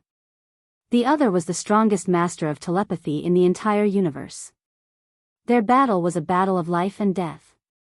Unlike Professor X, the Martian hunter's ability to control his mind was strong, and his body was also strong. Mind control was not a burden to his body. Instead, it was a beneficial supplement. According to Thea's imagination, he was equivalent to the combination of Dr. X and Thor. 1 word, strong. 2 words, strong. Damn it, what a strange universe. Not a god? A living alien is actually so powerful. After trying 6 to 7 methods, Desard had not been able to break through the Martian hunter's defenses. Instead, because he was too proactive, the other party had seen through many of his secrets. Chi. The Martian hunter also fired heat rays, forcing Desard to retreat. He used the telepathic connection to inform Batman on the ground. I saw a part of the enemy's memory. The traitor on the human side is Maxwell Loudy. He has some mind control ability and may have some subordinates. You have to be careful. After saying that, he attacked the Great Warlock again. In the ground command center, Batman loudly questioned Amanda, who was beside him, "Where's Maxwell Lloyd? I remember that he was close to you." Amanda immediately claimed that she was innocent. She did not want to be the scapegoat when it came to matters of right and wrong. "He's from the chess club. It has nothing to do with me. It's a department under the United Nations, don't quibble. You used to be a member of the chess club. He has committed treason," Batman said gloomily. Then, he thought about the people at hand. Mind control was a very annoying ability. It was useless for ordinary people to go over. He turned around and instructed Ching Nu, "Please go and catch that guy." The green lamp ring was very domineering. Its ability to distort values was unparalleled. As long as the green lamp was with them, they would be automatically immune to mind control. The green lamp was good at teleportation, so they were the most suitable. "Why are you letting them go?" "Let me tell you, the strongest in the universe is our green lamp." The one who shouted this was naturally Hal Jordan. Batman acted as if he did not hear it and continued to issue orders. Control the scene of the positive ion cannon in Area 15. Order Firestorm to follow the ground forces in the East District. Green Arrow to the West District. Your Excellency Hercules, the battle in the North District is the fiercest. It's yours. Arthur, your Atlantis troops will go around the water and attack the enemy's south side. I have a hunch that the enemy still has a hidden card. We have to quickly annihilate the enemy here. A few superheroes were sent out by him to help. He then looked at the Flash. I'll leave the battlefield communications to you. The enemy's technological level is higher than ours. Many orders need to be conveyed by you. He then looked at a bunch of colorful lanterns. You guys will be the mobile soldiers. Before he could finish his words, he saw a violent explosion not far from the headquarters. Batman glanced at Flash, who ran out with a whoosh. When he ran back 2 seconds later, he was holding a woman. She had a double ponytail, wore a red and blue coat, and a pair of long legs wrapped in silk stockings. The woman was carried by the Flash. At first, she was a little stunned. Then, when she saw Batman, her eyes lit up. Stinky bat. Ugly girl. The 2 Gotham fellows reluctantly gave an unfriendly greeting. Batman looked at the Flash and waited for him to explain. That Maxwell Lauder took a lot of his men and blew up Base 22. After that, he controlled a few strangely dressed people. Those few Green Lanterns were fighting fiercely. I saved her, who was standing on the side in a daze. She's a good person, right? Flash looked at Batman's fierce face and asked tentatively. Hee hee. The ugly girl let out a seductive laugh. The meaning was self-evident. Batman heard from Thea that the ugly girl was extremely resistant to mind control. An ordinary Earthling like Maxwell couldn't control her. However, the other members of the suicide squad, according to the Flash, were all trapped. The rear can't be messed up. Lanterns, all of you press forward. I'll send the mages from the Magic Academy to build a spiritual wall for you. Batman sent out a lot of combat power. In his calculations, against an agent who knew mind control, plus some ordinary soldiers and the suicide squad who couldn't use their full strength, the lanterns could crush them. However, the situation changed so quickly that he was a little caught off guard. The greatest Green Lantern, Hal Jordan, who was full of anger, directly conjured and tied up Killer Croc. On the other side, Zatanna and Midnight Daddy joined forces to capture the revenge demon Chatter Santana. The only ones who were still firing were the mind-controlled Death Archer and a lot of well-equipped soldiers. A middle-aged man wearing a tactical vest and holding a pistol diagonally looked at the battlefield. He was dressed like an ordinary agent. There was no panic in his expression. He was Desard's insider, the traitor Maxwell Lauder. His public identity was the leader of the chess club, codenamed King. Chapter 725. Beside Maxwell stood an old man with a dignified demeanor. The old man, who used to boast of being a descendant of nobility, was sweating all over his face. He held a cane in one hand, and the veins on the back of his hand, which had age spots, were bulging, showing the nervousness in his heart. Can we really win? I'm betting everything of my family. Don't worry. Didn't you see the power of Sir Desard? He personally promised that Earth will be ruled by the Morgan family in the future. How can you not take any risks? Maxwell was comforting them verbally, but in fact, he despised them in his heart. These greedy old bastards, pouncing on the slightest benefit like dogs. They were a disgrace to humanity. He looked at Thea, who was fighting with Darkseid at the highest altitude. He wanted to reach that height too. For this goal, he could abandon any human honor. Earth? It has nothing to do with me. His comforting words had almost no effect. Any of the lanterns had the combat power of a superhero. What's more, with the Blue Lantern present, everyone's lantern rings could be doubled. Against a group of ordinary people, even if they were elites trained by the Morgan family, they were no match for them. The mechanical power armor made by the Morgan family was directly dismantled, and the energy guns were like children's toys in front of the lantern rings. I'm going to find reinforcements. I'll leave this to you. The old man saw his own armed forces being cut down like wheat and panicked. He wanted to leave Maxwell to buy himself time. Unfortunately, there was a gunshot, and the old man only felt a warm liquid flowing over his old face. After that, he fell to the ground and did not know anything. Hee, old dog, you're still not honest even when you're about to die. Maxwell put away his gun and pulled down the curtain with a smile on his face. A 3-meter-tall box stood there.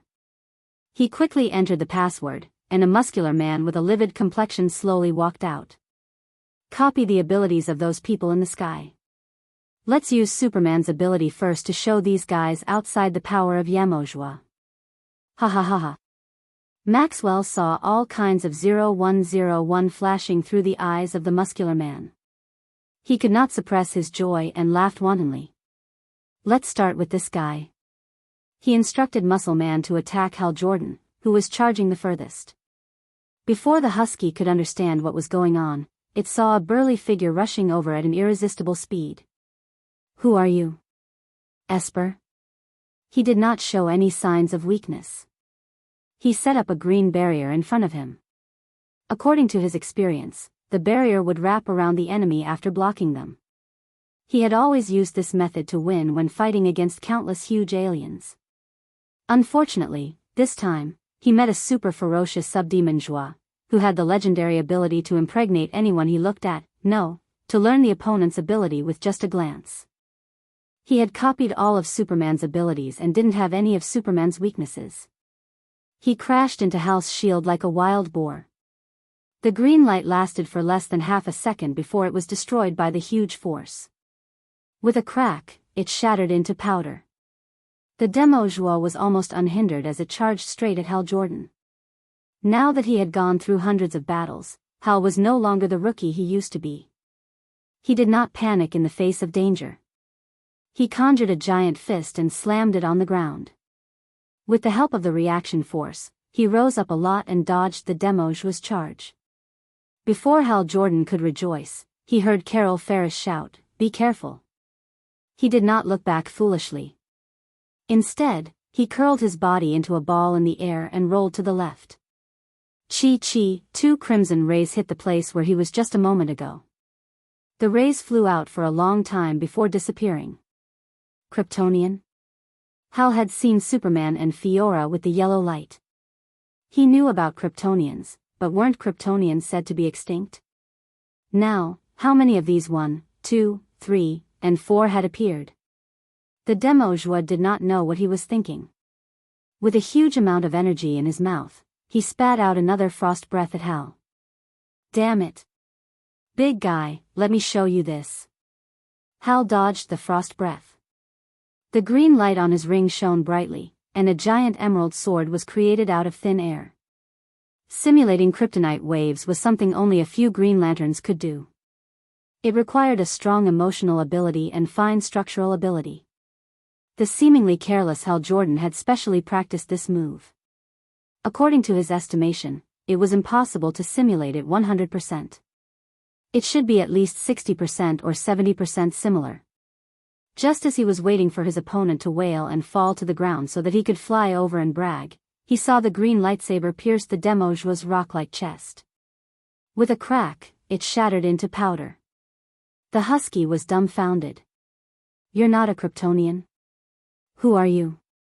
The Demojua did not care about him at all. He swung his giant arm and punched him. He could not win. Hal Jordan could only retreat. Carol Ferris, who had been paying attention to him, quickly came to his aid. However, the lantern rings always had their limitations. In the eyes of ordinary people, they were extremely powerful, but in the eyes of true masters, such as Sia and Diana, they were just so-so. The number of lantern rings did not affect the final outcome of the battle. The two of them joined forces and exchanged a few blows, but they still could not hold on. The Holy Walker, Ching Nu, and Akiro saw the crisis and joined the battle. They relied on the 5 outstanding people in their respective light rings to barely resist the Demojua. Seeing this scene on the display screen behind him, Batman looked at General Ryan with some doubt. "If I'm not mistaken, this is the product of the military's Demojua project.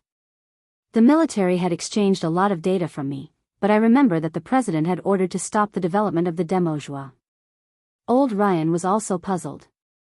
"We stopped when we received the order. The early information was sealed, and the experimental data was destroyed."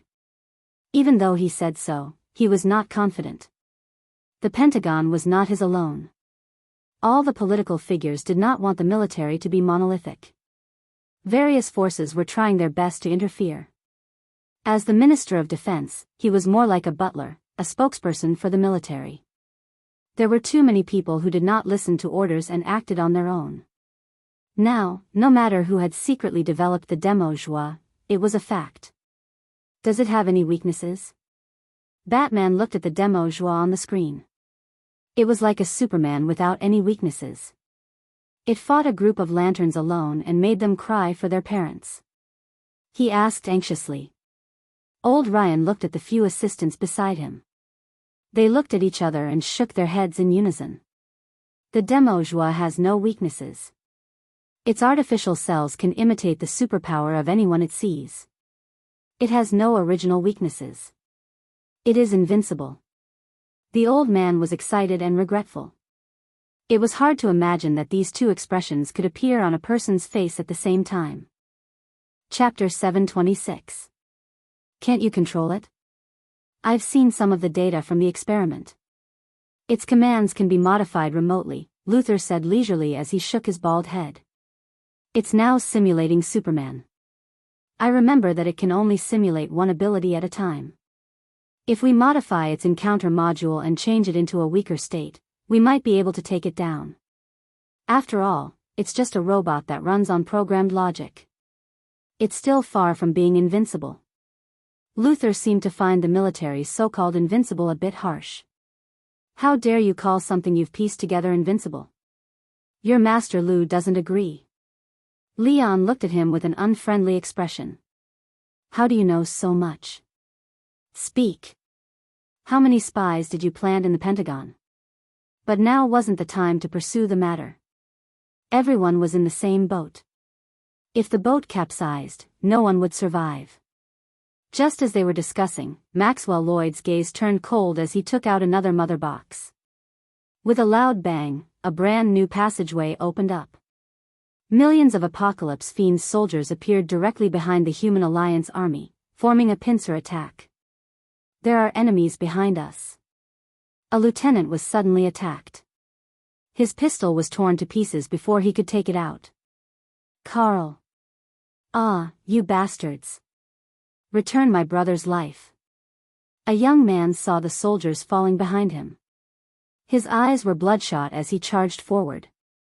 Unfortunately, in front of the huge enemy, he was drowned before he could even make a splash.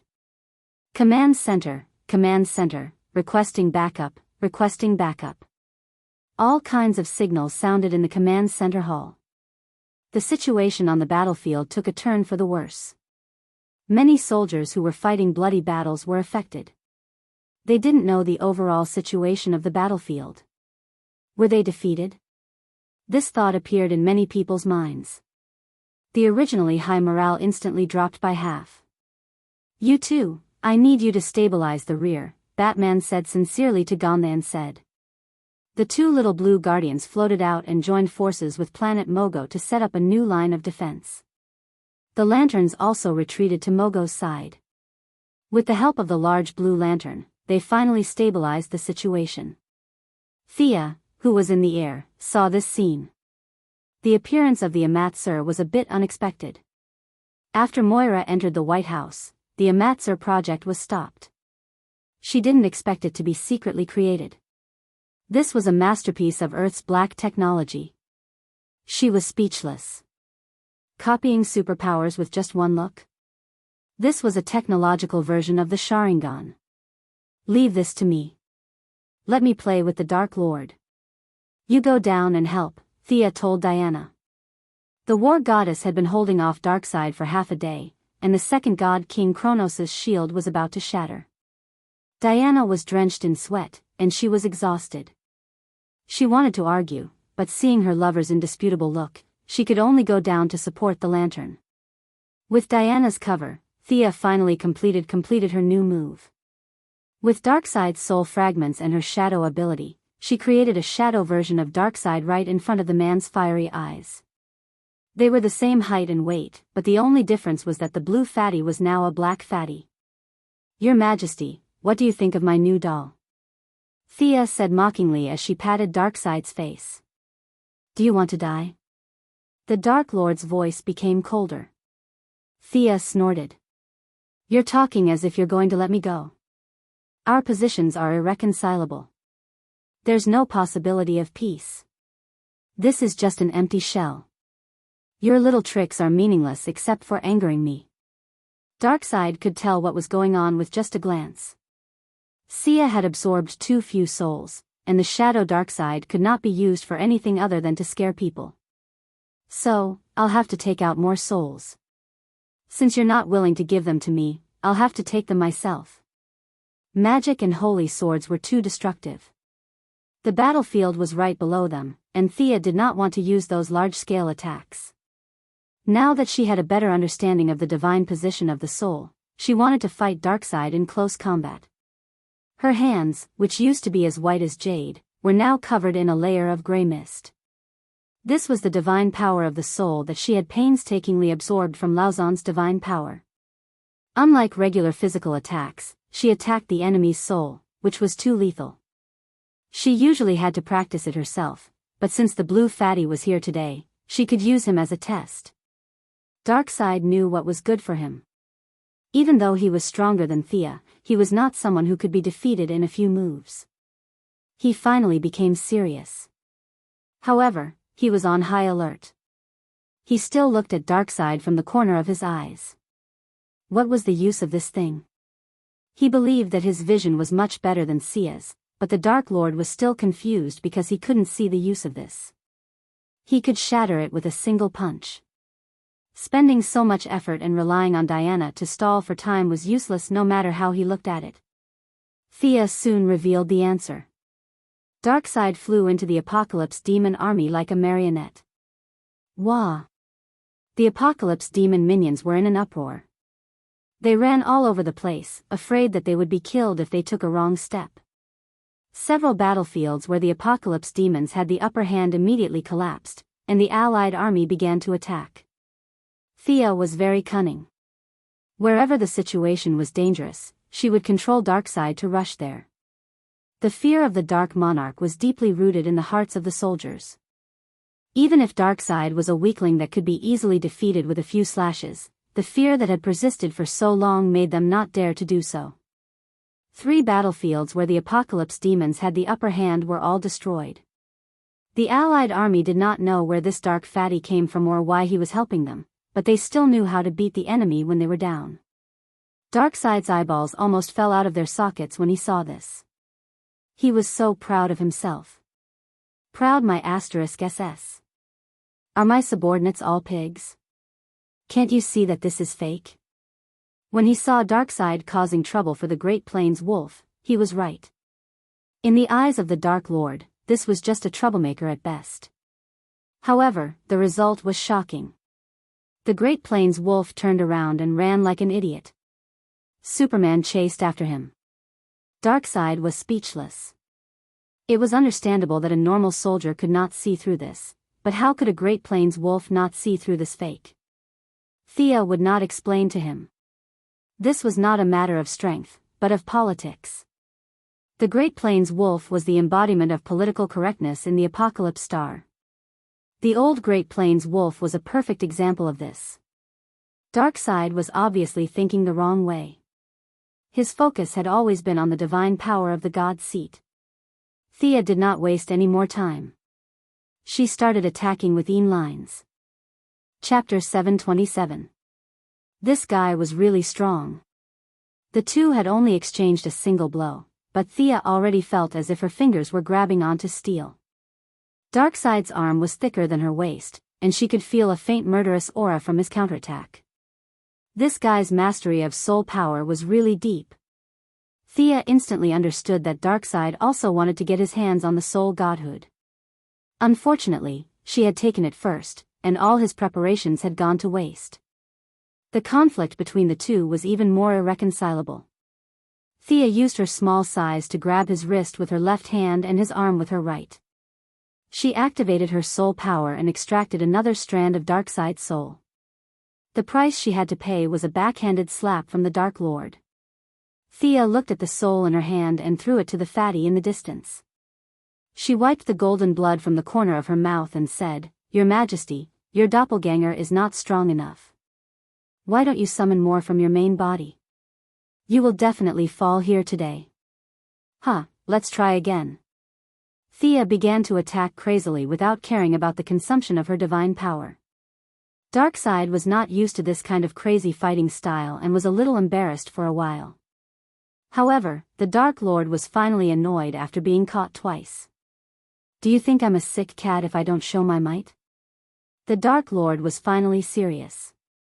Even though it was only a doppelganger, it quickly turned the tables and forced Thea to retreat. At this moment, Diana, who had returned to the surface, had already exchanged blows with the inferior demon Jua. She had replaced the lanterns and guardians while simultaneously facing the tide of miscellaneous soldiers and inferior demon Jua. The two guardians couldn't take it anymore. Now that the inferior demon Jua was blocked by Diana, they were only facing some miscellaneous soldiers. Even if the other party's numbers were several hundred times greater than theirs, it was still enough to deal with them. Yemo Jua and Diana exchanged more than 10 blows. It could see that Diana was a close-range fighter, so it cancelled its imitation of Superman and switched to the lantern's fighting style. At this time, Yemo Jua was imitating Mogo from the baby planet. It was wantonly squandering its emotions like the ocean. Diana could not get close to it even after using all her skills. "Batman, hurry up. Thea won't be able to hold on for long." Valkyrie's 2 treasured swords danced up and down. Unfortunately, Yemojua's AI was very high. Even if he didn't fight her head-on, she wouldn't be able to do anything for a while. We're working hard. Batman quickly hung up. His plan was to hand over the rear to the lanterns with outstanding combat power to intercept, gather the enemy's main force in the front, and then turn around to attack the enemy behind. On the western battlefield, Green Arrow in his power armor was covered in blood. What was the principle of not killing? To hell with it. Oliver, who was obsessed with his sister, wanted nothing more than to rush up and chop that blue fatty to death. These little soldiers couldn't contain his anger at all. The Hercules on the north side and the Sea King on the south side also began to exert their strength. The Hercules' giant axe and the Sea King's trident gathered a large amount of energy from time to time and unleashed it on the enemy. Only the firestorm on the east side was a little weak. Even if the two scholars combined, they were not considered warriors. They fought hesitantly, but under Batman's strict orders, they finally began to attack fiercely. Faced with the essence of the Allied army, even the Apocalypse demons, who had the advantage in numbers, began to retreat. As for retreating to the other side of the sonic boom tunnel, they did not dare to do so. They could only firmly guard the tunnel entrance. Nearly 5 million of the 25 million enemies had been killed by the Allied army. Now, less than 20 million were still holding on, and this number was decreasing by the minute. Without a commander or a core figure holding the fort, it was only a matter of time before they were all wiped out. Diana dealt with the enemy in front of her while looking at the sky. After exchanging a few blows with Darkseid, she knew that the Dark Lord was far stronger than her. When she saw Thea trying her best to deal with him, her heart almost jumped out of her chest. This bunch of trash from Earth, are we fighting so hard for ourselves? She looked at Maxvier Laudy in the distance with fire in her eyes. He was still waving at her in high spirits. She tried to rush over and kill this treacherous person several times, but she was firmly stopped by Yamojua. Ordinary people could not get close to Maxvier. The Apocalypse Star had used a device to increase his mind control. The closer he was, the stronger his mind control was. In a small area, only a few people were immune to his mind control, except for Diana. Maxvier firmly guarded the sonic boom tunnel, and countless Apocalypse demons flew out of it every second. The lanterns had already joined forces and were desperately trying to stop them. Even the two guardians, Ganzid, were on the front line. Moga would occasionally send out a beam of light to help clear the area. More than 1,000 lanterns were fighting against 1 million Apocalypse demons. They used all their strength to barely hold the line. However, there were more and more enemies, and their lantern rings needed to be recharged. Bearing so much emotional energy was also a heavy burden on their minds. Even with the blue lanterns recovering their minds and the green lanterns healing their injuries, it was inevitable that they would lose members. 2 yellow lanterns and 1 green lantern were emotionally exhausted and drowned by the enemies. Diana tried to break through Yamojua's blockade several times, but unfortunately, her movements had been calculated by the AI hundreds of times. She racked her brains but still could not kill her way out. Just as she was about to lose her patience, she heard a muffled boom. A motorcycle with 20-foot-long tires broke through the wall and stopped in front of Diana. "Wow, Wonder Lady. My arms have always been open for you. I can give you hugs and hot kisses too." The crazy clown girl still had her hair in 2 ponytails. She rushed to the scene on a Batmobile. The motorcycle stopped in front of Diana and even blew her a kiss. This person was one of the few people who was not afraid of mind control. "Next time, we have to be good friends, best friends." The clown girl acted like they were close friends and wanted to pat Diana's shoulder, but the Valkyrie hurriedly dodged. The clown girl did not have any self-awareness and did not realize that there was still a battle going on. She watched as Diana swung her sword and hacked at Yamojua, who was also retaliating with a large number of blue lights. Seeing that no one was paying attention to her, the clown girl seemed to be very depressed. She turned to look at Yamojua. "Blockhead, you should smile more. This is medical advice." After saying that, she took out a bomb with a clown pattern on it and threw it over with a whoosh. Yamojua hurriedly used materialization to block it. With a bang, there was no gunpowder at all as he imagined. Instead, colorful paper pieces flew all over the ground. That's right, these were the colorful paper fireworks used during weddings. Who knew what the clown girl was doing with these things for no reason? Yamojua, who was hazy and had already gained some self-awareness, was instantly attracted. These things looked pretty good. Seeing that it was effective, the clown girl did not know if it was because she remembered Batman's request for her to pull it away or because she simply felt that it was fun. She took out a bucket of spray ribbons and sprayed them at Yamojua for a long time. Finally, she took out a spray can and drew a smiley face on Yamojua's ashen chest. Chapter 728. Feeling that the mission was almost complete, the ugly girl rode the motorcycle and sped away. As she ran, she took out her submachine gun and fired another shot at Yamojua. Yamojua's attention was completely attracted. It felt that this spray was very interesting. Unfortunately, the black technology that developed it was too high-end. The so-called simulation was all focused on superpowers. What spray ribbon? Sorry, I didn't design it at all. I didn't even think about it. Ignoring Diana, it stayed in place for 2 seconds and realized that it couldn't simulate this thing. Yamojua had a vague sense of desire. It spread its legs and chased after her. As for why it chased after her, it didn't know either. After running for 2 steps, it realized the problem. Yamojua could only use the abilities of one person at a time. Even if this person had many abilities, it could still simulate it. Now, it was running the simulation of Blue Lamp Mogo. As the planet's consciousness, Mogo didn't have legs. Yamojua's AI directly rejected the revolution, which was the legendary round-rolling method. Instead, it chose to use its 2 legs to chase after the ugly girl. In the end, it definitely couldn't catch up. It could only continue to switch modes. Yamojua stayed in place for a second. The data in its eyes ran quickly. Then, it suddenly bent its knees and flew out like a cannonball. Its left arm was in front and its right arm was bent. Other than the fact that it didn't have a cape, it was the standard flying style of Superman. Wow! You're so enthusiastic. The ugly girl laughed very happily. She stepped on the gas pedal to the max. Unfortunately, the distance between them was still rapidly closing.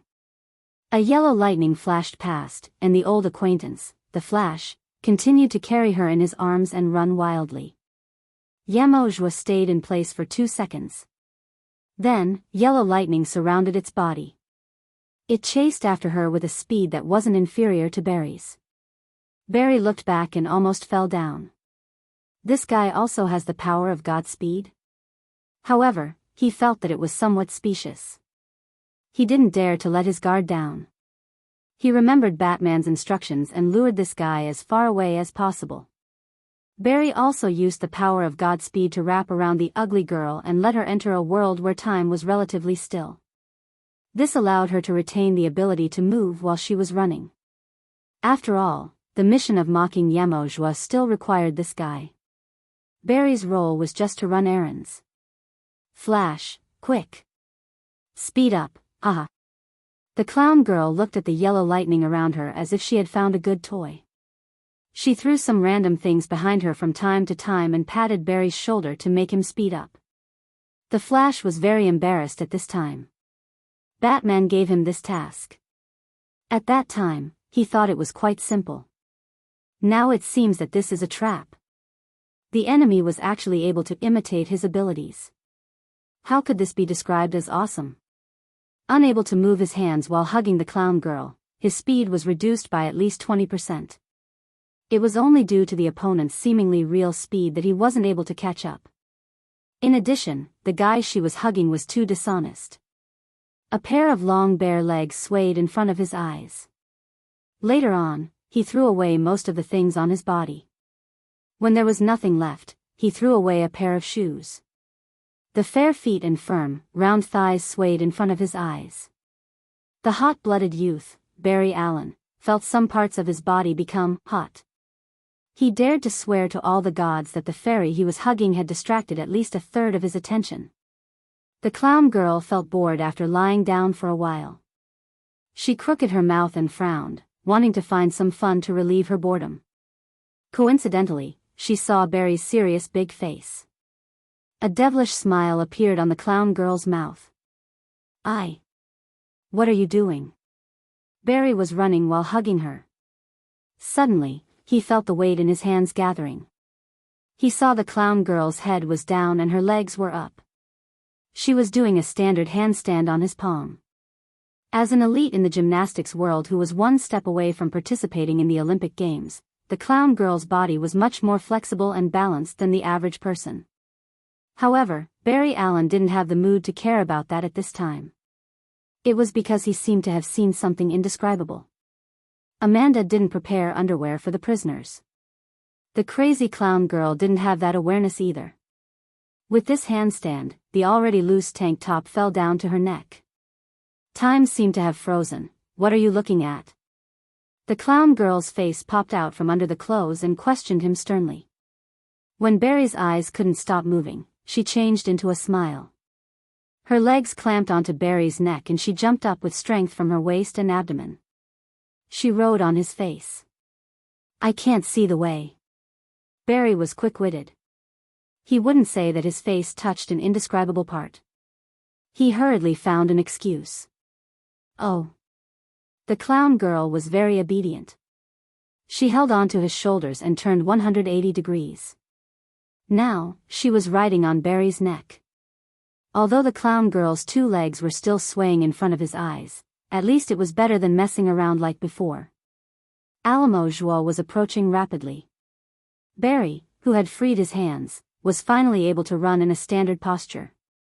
Little Flash, run. Blockhead, chase after us if you have the ability.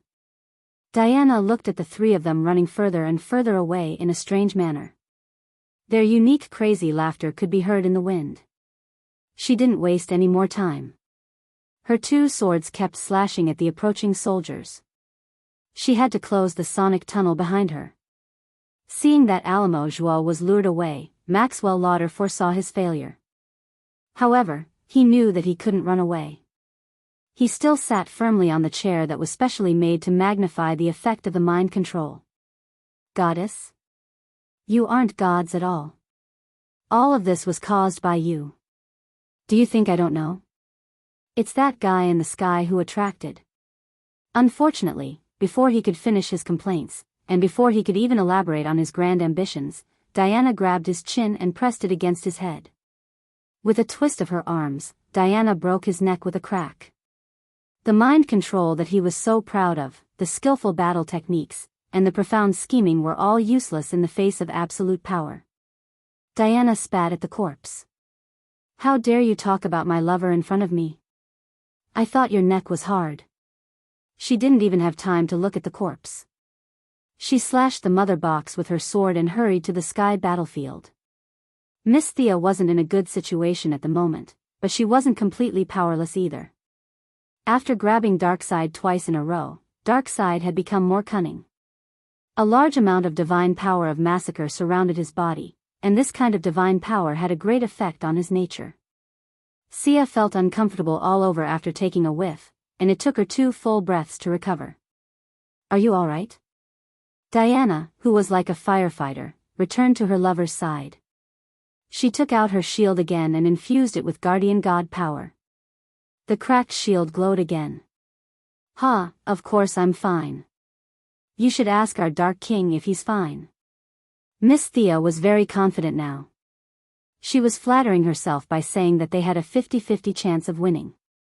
However, Darkseid's advantage wasn't that obvious.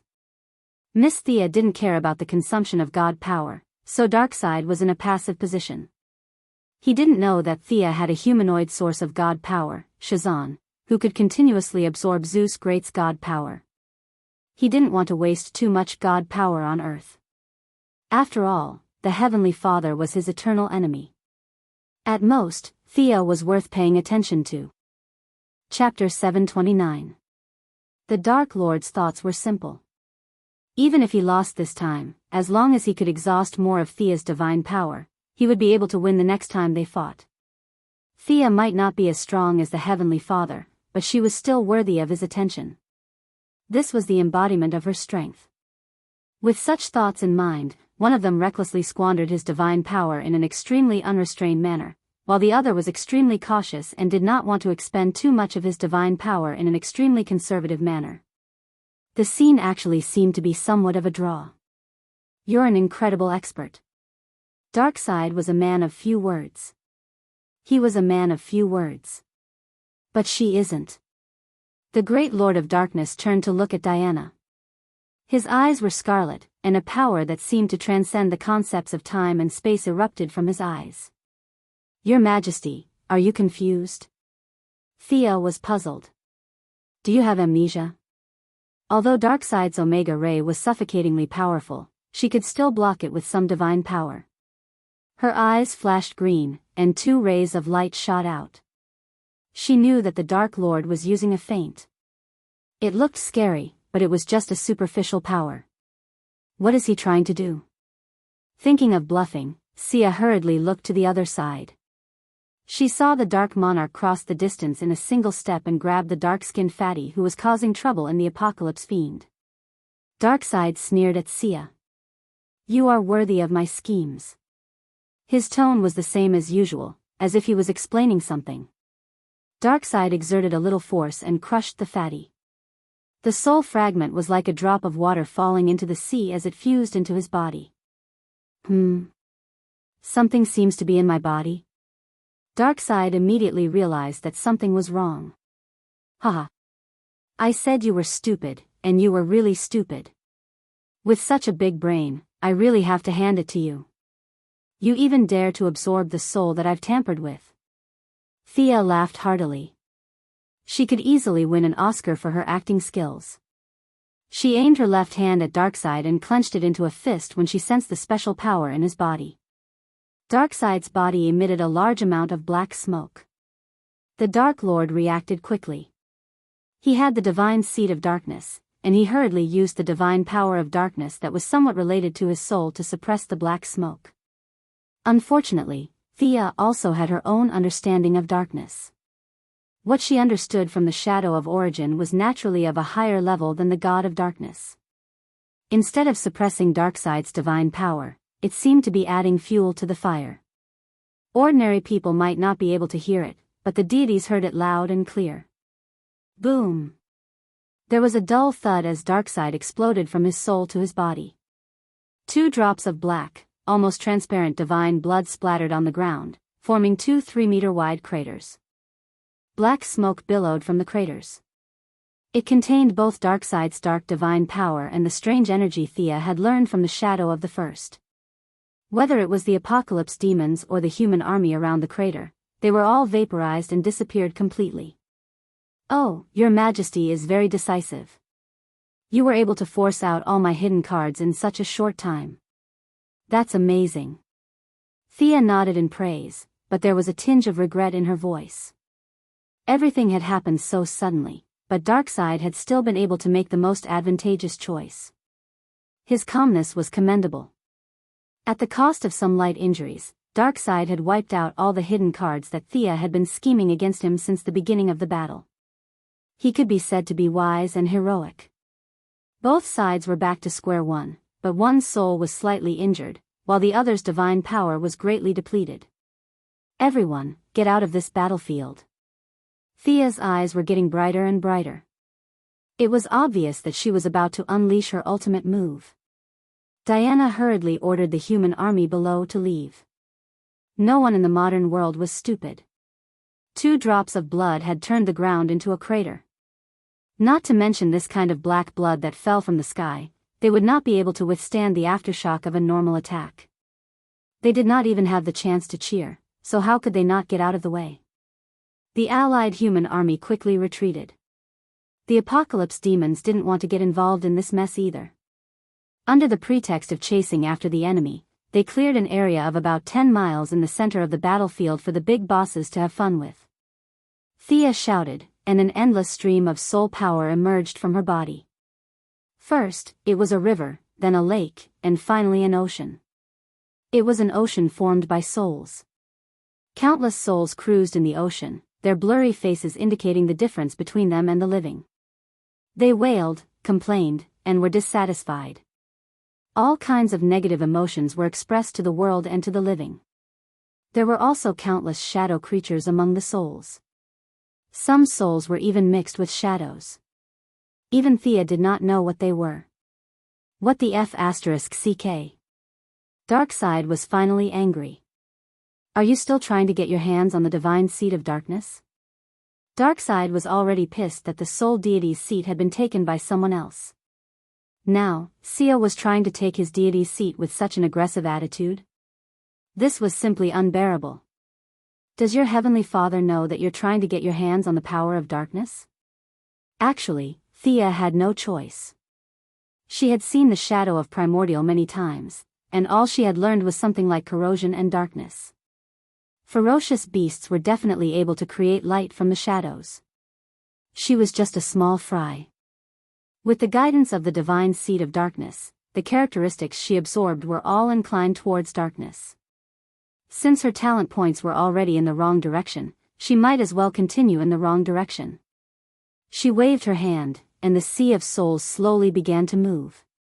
Eventually, it gathered all the energy and rushed toward Darkseid like a boundless river. This was a new technique that Thea had developed by imitating the river Styx. It did not require the filtering ability of the river Styx. Instead, it relied on the power of the soul to wash away the enemy. Even if Darkseid was a huge mountain, she would still crush it. Without hinting with her eyes, Diana leaped into the air above the sea of souls and took out a golden spear. This was a divine weapon made from old Shazan's lightning staff. There was still a gap between it and the original Zeus lightning spear in Hera's hands. However, the two girls did not mind. No matter how powerful a divine weapon was, it depended on the user. Diana continued to pour divine power into the spear. She persevered and protected her guardian. Let's go together. Thea saw that the sea of souls had taken shape.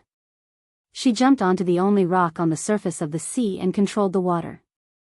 Diana also turned into a golden lightning and rushed toward Darkseid with the help of the Sea of Souls. 2 juniors. Darkseid said with contempt, but he was actually going all out. He reached out with both hands to meet the Sea of Souls and the lightning. He was the first to obtain the divine position of strength, and he was also the most familiar with it. He wanted to use his strength to subdue the two girls. The giant fist and the golden lightning came into contact first. Darkseid did not pay much attention to Diana. He could see through the Valkyrie's true power at a glance. He was confident that he could take her on. However, he could not see through Thea. Most of his divine power was in his right hand, and he could easily take on Diana's attack with his left hand. However, when he punched into the sea, he felt something strange. Souls did not have a physical body. Even an ordinary person on Earth could think of this, let alone him. The Dark Lord was very proud of his own power. He believed that his understanding of power was higher than Thea's understanding of the soul. This was not wrong, but he did not know that Thea had also learned some things beyond the laws of nature from the shadow of origin. These things could not be explained clearly, and could even be explained as unreasonable. No matter how deep your understanding of power is, it is useless. I have surpassed the laws of nature. I will not reason with you. Chapter 730. Darkseid's punch missed. Thea manipulated her Sea of Souls to avoid his attack. The surging waves gathered enough power to sweep Darkseid up. Darkseid's right fist missed, and he staggered. Diana, who was on his left, could not hold him back either. She and Thea were connected mentally, and the Sea of Souls was dragging him along with the golden lightning. The two goddesses pushed and pulled Darkseid, who was as huge as a mountain, into the Sea of Souls. The wailing souls were vaporized the moment they came into contact with Darkseid, but there were too many of them. Thea mixed a large portion of wealth divine power into the Sea of Souls. Even Darkseid was confused. He almost thought that there was treasure at the bottom of the sea twice, and he almost lowered his head to fish for it. Fortunately, the Lord of Darkness was not an ordinary god, and he quickly regained his senses. He felt that he had been tricked, and he attacked the Sea of Souls to vent his anger. Diana turned back into her human form. She took off the silver bracelet of protection and shouted. She grabbed Darkseid's neck and tried to push him into the sea. Thea was also controlling the waves on the other side. She turned them into several tentacles and grabbed Darkseid's limbs to pull him into the sea. Only half of his body was in the water, and he felt uncomfortable all over. Naturally, Darkseid resisted, and the two ladies were in a stalemate. No matter how hard the Lord of Darkness struggled, he had lost the upper hand. He was in the Sea of Souls, and he was constantly harassed and attacked by the souls. He could not get out in a short time. Thea did not hesitate. She turned into a gray river and rushed into the sky with him. That was the battlefield she had set up. There were still many moves waiting for the Lord of Darkness to experiment with. Seeing this, the Great Plains wolf, who was dealing with Superman, could a duck egg be stuffed into his mouth? His boss was not going to lose, was he? The giant axe that was tightly swung revealed an obvious flaw, which was caught by Superman. Superman was also very anxious. They had not taken down this monster for so long, and countless human soldiers were dying every second. This made him feel like he was committing a crime. Luckily, the wasteland wolf didn't know what he was thinking, or else it would have scolded him for being a small monster. His whole family were small monsters. Both of their attacking methods were similar, and both of them advocated attacking. Originally, they were evenly matched, but now that the Great Plains wolf was slightly distracted, it was immediately caught by Superman. Relying on his invulnerability, Superman grabbed the wasteland wolf's hand that was holding the axe and punched him in the face. The wasteland wolf had been through hundreds of battles and was very experienced in dealing with such situations. He reached out to grab the giant sword behind him. He wanted to teach the reckless Superman an unforgettable lesson. However, he caught nothing but air. Suddenly, he remembered that his giant sword had been taken away by Thea last time. He didn't have a sword with him today. Clang! There was an earth-shaking sound, and the Great Plains wolf's face took a solid punch. Blood mixed with a few teeth sprayed all over the ground. Fortunately, he was experienced and managed to injure Superman with a backhand blow. A 20-centimeter cut appeared on the blue tights. A little blood flowed out, but it quickly healed. Damn Kryptonian. Superman's martial arts were still not as good as the Wasteland Wolf's, but he relied on this healing power that was stronger than the gods to make the Wasteland Wolf feel like a mouse trying to pull a turtle. Unfortunately, he still had to fight. Although he was worried about the overall situation, he still had to persevere. The result was regrettable. He wanted to dawdle, but Superman couldn't wait any longer. Every wail on the ground could be heard in his ears. At least more than 100,000 people had died in the human coalition army. Batman's plan of first gathering the essence to annihilate the enemy's main force, and then turning around to clean up the rear was not very agreeable to him. Instead of annihilating the enemy, it was better to repel the enemy. But now, not only were the Lanterns fighting a bloody battle, but even Batman himself had joined the ranks of the army with the remaining personnel in the command center. Lex Luthor and Amanda Waller had joined the battle with pistols just to buy time for the main force in front. Superman couldn't say anything. Thea and Diana were fighting the fiercest of the enemies in the distance, and he couldn't help them at the moment. The Flash was carrying the clown girl in a strange posture, followed by a giant man. They didn't seem to be in danger. After dealing with the Wasteland Wolf in front of him, he would join the human forces and end the war as soon as possible. His mission was very important. Superman, who was full of honor, told himself so. After making up his mind, he began to fight the Wasteland Wolf without caring about the damage. 2 punches for an axe, 1 kick for a punch, and injury for injury. Superman began to fight a war of attrition with the Wasteland Wolf. Facing Superman's serious eyes, the Wasteland Wolf complained in his heart. Superman didn't have any divine power, not at all, but this extremely strong physical attack power also made him suffer.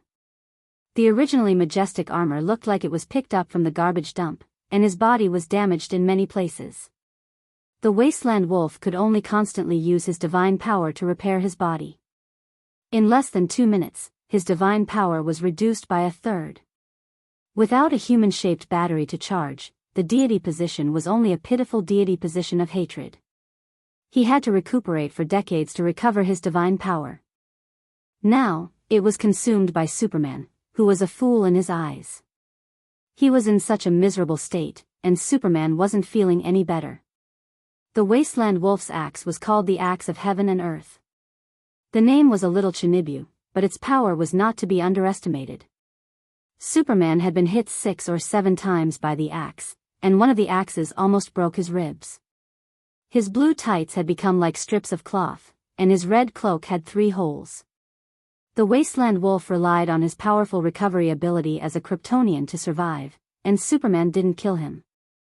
According to the wasteland wolf's estimation, the enemy should have been scared away by his crazy attacks, but why wasn't the guy with the axe running away? Superman had supervision, and the wasteland wolf was also alert. If he had encountered a madman like Superman in the past, he would have retreated if he couldn't win. After living for tens of thousands of years, he cared about his life very much. But now, he didn't dare to run away. How could he run away?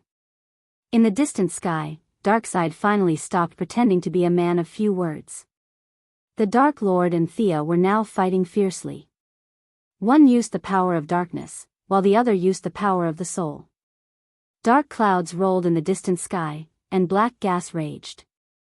Seductive singing could be heard faintly, and Diana's lightning and the Dark Lord's Omega rays could be seen intermittently. What if he ran away while his boss was fighting? What would happen to him? The wasteland wolf didn't dare to imagine that scene. As for defecting to the Heavenly Father's side, that was even more ridiculous. He had a feud with the Heavenly Father for killing his wife. If he defected, he would die even faster. Attack? It seemed like he couldn't win. Run away?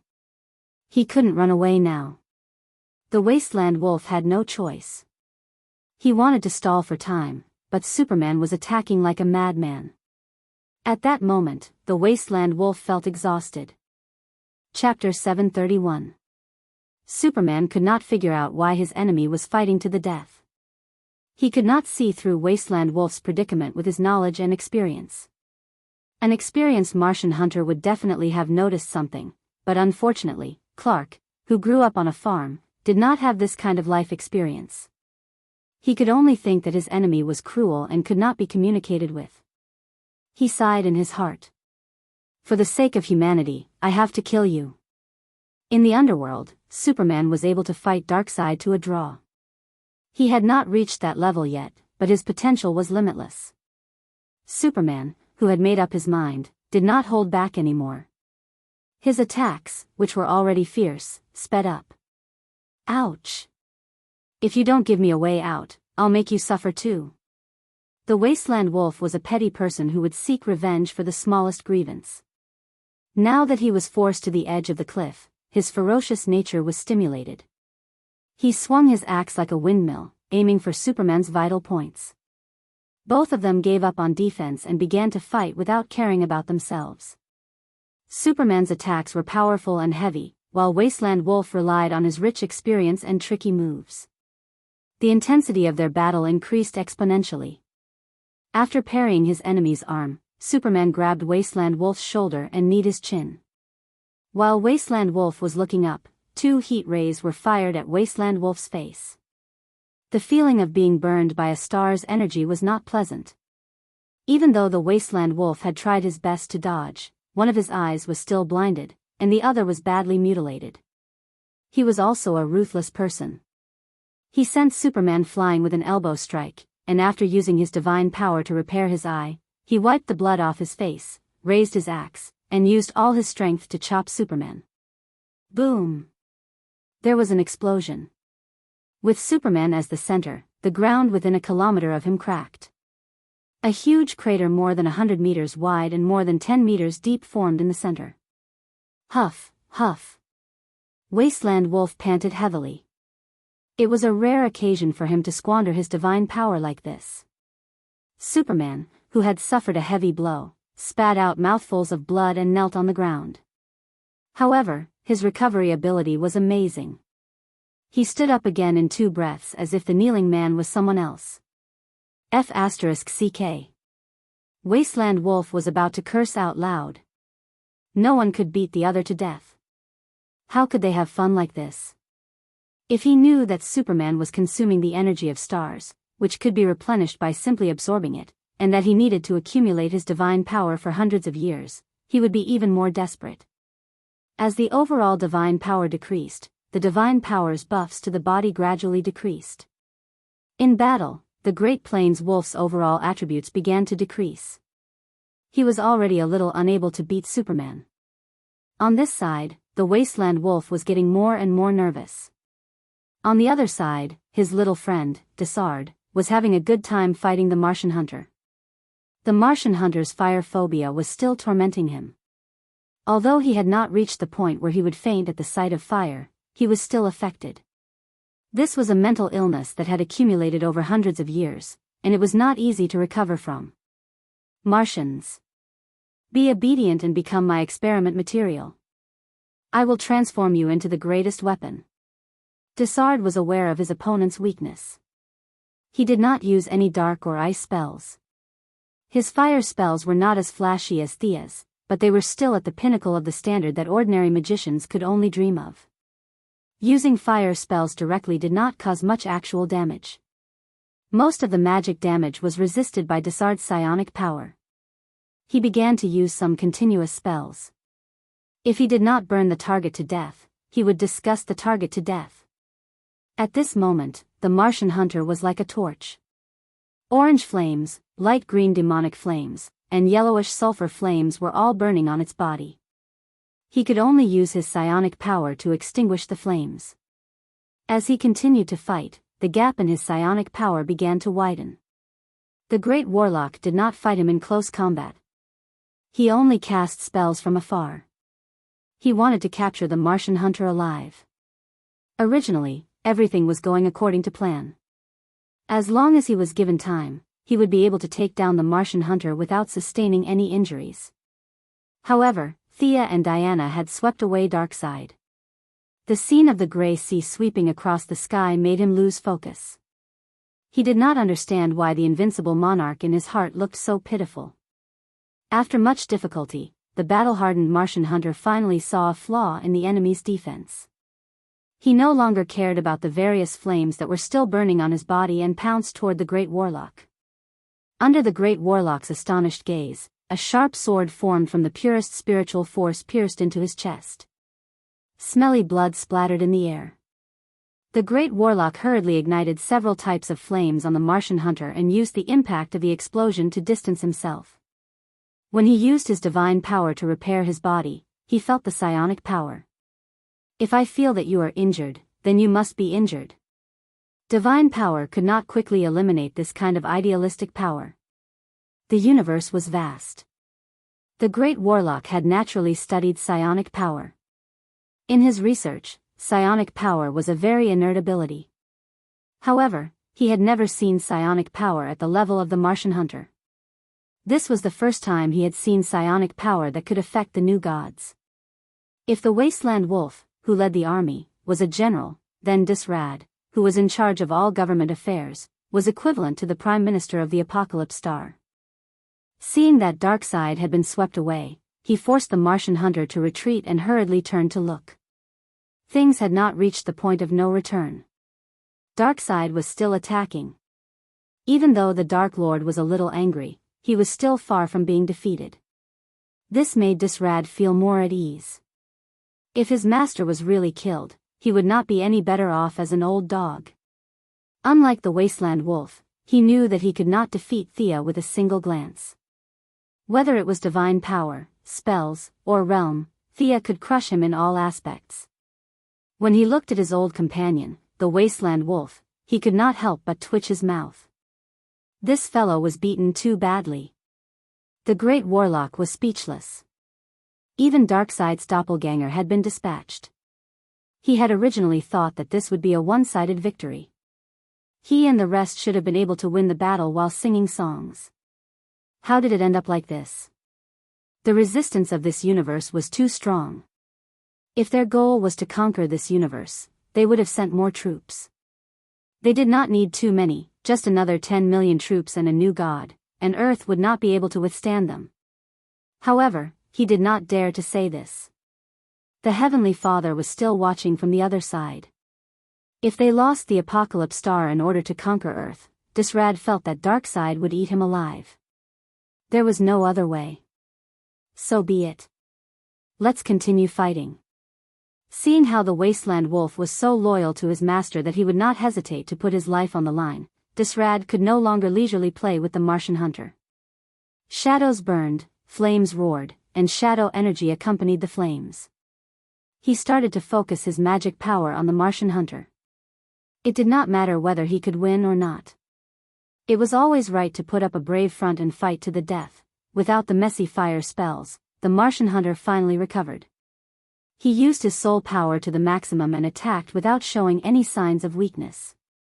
While casting spells wildly, Disrad rejoiced a little. Compared to the density of Thea's shadow energy, his spells were a little shameful. Fortunately, they had gone to the side to play. Otherwise, it would be too embarrassing to show off in front of an expert. Chapter 732. The battle in the sky was extremely intense, and the battle on the ground was also in a stalemate. The killing speed of the Human Alliance army was still sharp, but the enemies were constantly flying out of the tunnel. The advancement of the battle line was seriously delayed, and most of the melee fighters were injured. The long-range ammunition was also reduced to a very dangerous level. Batman stood on Hal's lantern ring and panted heavily, looking at the battle situation while thinking of countermeasures. Thea and Diana were fighting all the way to the horizon. Dark clouds were rolling and black fog filled the air. It was impossible to tell who was winning and who was losing. In the remaining battles, Superman obviously had the advantage, and the Martian hunter was barely tied. The main forces of the human race also had the advantage, but it would still take some time to wipe out the enemy. The rest was the rear. Thanks to Diana breaking the mother box, the Flash and Clown Girl luring Yamojua away, even if there were only 1,000 lanterns, they could still barely hold off the millions of Apocalypse Planet soldiers. Now, the only one who was still energetic and shouting on the front line was Violent Wolf Rob. The Lantern's endurance was really worrying. They could only fight for 3 minutes. If it weren't for the 2 little blue men and the planet above, the line of defense would have been broken through long ago. At this point, they had to use their trump card. Before the battle, Thea and Batman had a deep talk. They could be considered mobile troops or seeds, but they couldn't put all the resistance on Earth at once. Most of the ordinary superheroes like Kara, the Green Arrow team, Batman's team, the Flash team, and most of the ordinary superheroes stayed on Earth. Batman also agreed with this point. Now that the situation was critical, they had to use some of them. He crushed the teleportation gem that he had already prepared, and 4 people appeared on the battlefield. Swamp Monster, you and Animal Man will join the battle below and replace Hal Jordan. Nightwing, you and Princess Starfire will replace Green Arrow on the western battlefield. Hal, put me down. You will leave the battle line and pull Green Arrow on the western battlefield to help Superman first, Batman ordered. Hal Jordan's so-called greatest Green Lantern was just a little stronger than ordinary lanterns in Batman's eyes. However, he was not very useful in such a big battle. There were 1,000 lanterns, and one more or one less would not make much of a difference. If he joined the battle between Superman and the Wasteland Wolf, then he would be the last straw that broke the camel's back. Not to mention, with Green Arrow and Superman who already had the upper hand, they could completely crush the enemy. Hal immediately accepted the order to provide support. His empty spot was filled by Swamp Monster and animal hero Buddy Baker. On the other side, Green Arrow Oliver was even more anxious than him. After giving a few words to Nightwing and Spark, he controlled the power armor to fly into the air and took out the pseudo-divine longbow made by Diana. He knocked the specially enchanted armor-piercing arrows and shot 2 arrows at the Wasteland Wolves. Green Arrow's martial arts attainment was much higher than Superman's. What he aimed at were the openings that the Wasteland Wolf would reveal in the next second. The wasteland wolf, who was struggling, dodged the first arrow, but he hesitated for a moment for the second arrow. If he continued to dodge, then he would not be able to dodge Superman's fist. Might as well take one arrow. He thought that the arrows of the people on Earth were just so. They were completely incomparable to Superman's casserole-sized fist. However, he underestimated Oliver. The first arrow was just a normal enchanted arrow. Even if he was hit, it would not be a big deal. However, he used a special arrow made by Thea for the second arrow. Thea added a trace of soul power to the arrowhead. The rest of the arrows were all magic arrows. This one was definitely a divine arrow. The wasteland wolf did not notice and was pierced by the arrow in the ribs. This arrow is quite sharp. It can pierce through my armor. The wasteland wolf was numb from Superman's attacks. He reflexively wanted to pull out the arrow and use his divine power to repair his body. However, when he pulled out the arrow, he realized that something was wrong. Why did he suddenly become so weak? In low-intensity battles, he could wield his axe and fight for a month without feeling tired. But now, he felt more tired than if he had fought for a month. His eyes were a little blurry, and he could only see two shadows. The axe that used to be like an extension of his arm now felt incomparably heavy. He had been tricked. He relied on his intuition to dodge two of Superman's punches. He hurriedly checked his wound. It was a shocking sight. There was a grayish-white hole in the skin below his ribs. He tried to use his divine power to heal the wound several times, but it was blocked by a strange divine power. Furthermore, there were fragments of his soul flowing out of the hole. This was the reason why he was so weak. Darkseid was very proficient in the path of the soul. Even though Thea had taken away his divine position, he was not afraid of soul attacks. The wasteland wolf did not have this ability. He tried several methods, but none of them could stop his soul from flowing out. Although he was a god and his soul was thousands of times stronger than an ordinary person's, he could not withstand this constant flow. On the other side, Hal Jordan arrived at the same time. He thought that he would be a savior in this battle, but reality gave him a solid blow. First, he was beaten up by Sumo, who had mastered black technology. Then, he joined the mission to stop the million-strong Apocalypse Demon army like an ordinary Green Lantern. This kind of terrible battle did not reflect his greatness as the greatest Green Lantern. I'm not happy. Hal Jordan saw that the wasteland wolf was a little dazed. He did not hold back at all and conjured a large green hand to grab him. He did not know that the wasteland wolf was competing with the divine power in his body. Seeing that his opponent did not dodge, Hal Jordan became even angrier. You're looking down on me too. The large green hand grabbed the wasteland wolf and squeezed. Knowing that he had broken the taboo of battle by being distracted, the wasteland wolf did not care about the flow of his soul and struggled with all his might. If he was at his peak, Hal Jordan would not be able to trap him. Unfortunately, half of his divine power had been worn away by Superman, and he was hit by an arrow. He was not prepared and could not break free. In the next second, Oliver shot two more arrows. The wasteland wolf gritted his teeth in hatred, but he was not sure if these arrows were normal magic arrows or divine arrows. He could only tilt his head to avoid them. Naturally, he was hit in the face by Superman's heat ray. Faced with the siege of 3 people, he could not hold on anymore. Although he was embarrassed, he still chose to call for his personal guards to help. Thousands of elite Apocalypse demons were ready to join the battle. The warriors of the new god race were not incompetent either. Both sides had been fighting for tens of thousands of years, and their tricks could be seen at a glance. Hold them back. The mages of the new god race, under the command of the blonde Becca, collectively set up a fiery red curtain of flames between the wasteland wolf and the ground troops. Occasionally, there would be a few who rushed over, but they were shot to death by the green arrows like sparrows. Desard, come and help me. The wasteland wolf and the great warlock, 2 gods, 1 civil and 1 martial. No one would believe that they lived in harmony on the Apocalypse Star and had brotherly love. But the wasteland wolf was in too much danger, so he could only lower his head and ask for help from his old rival.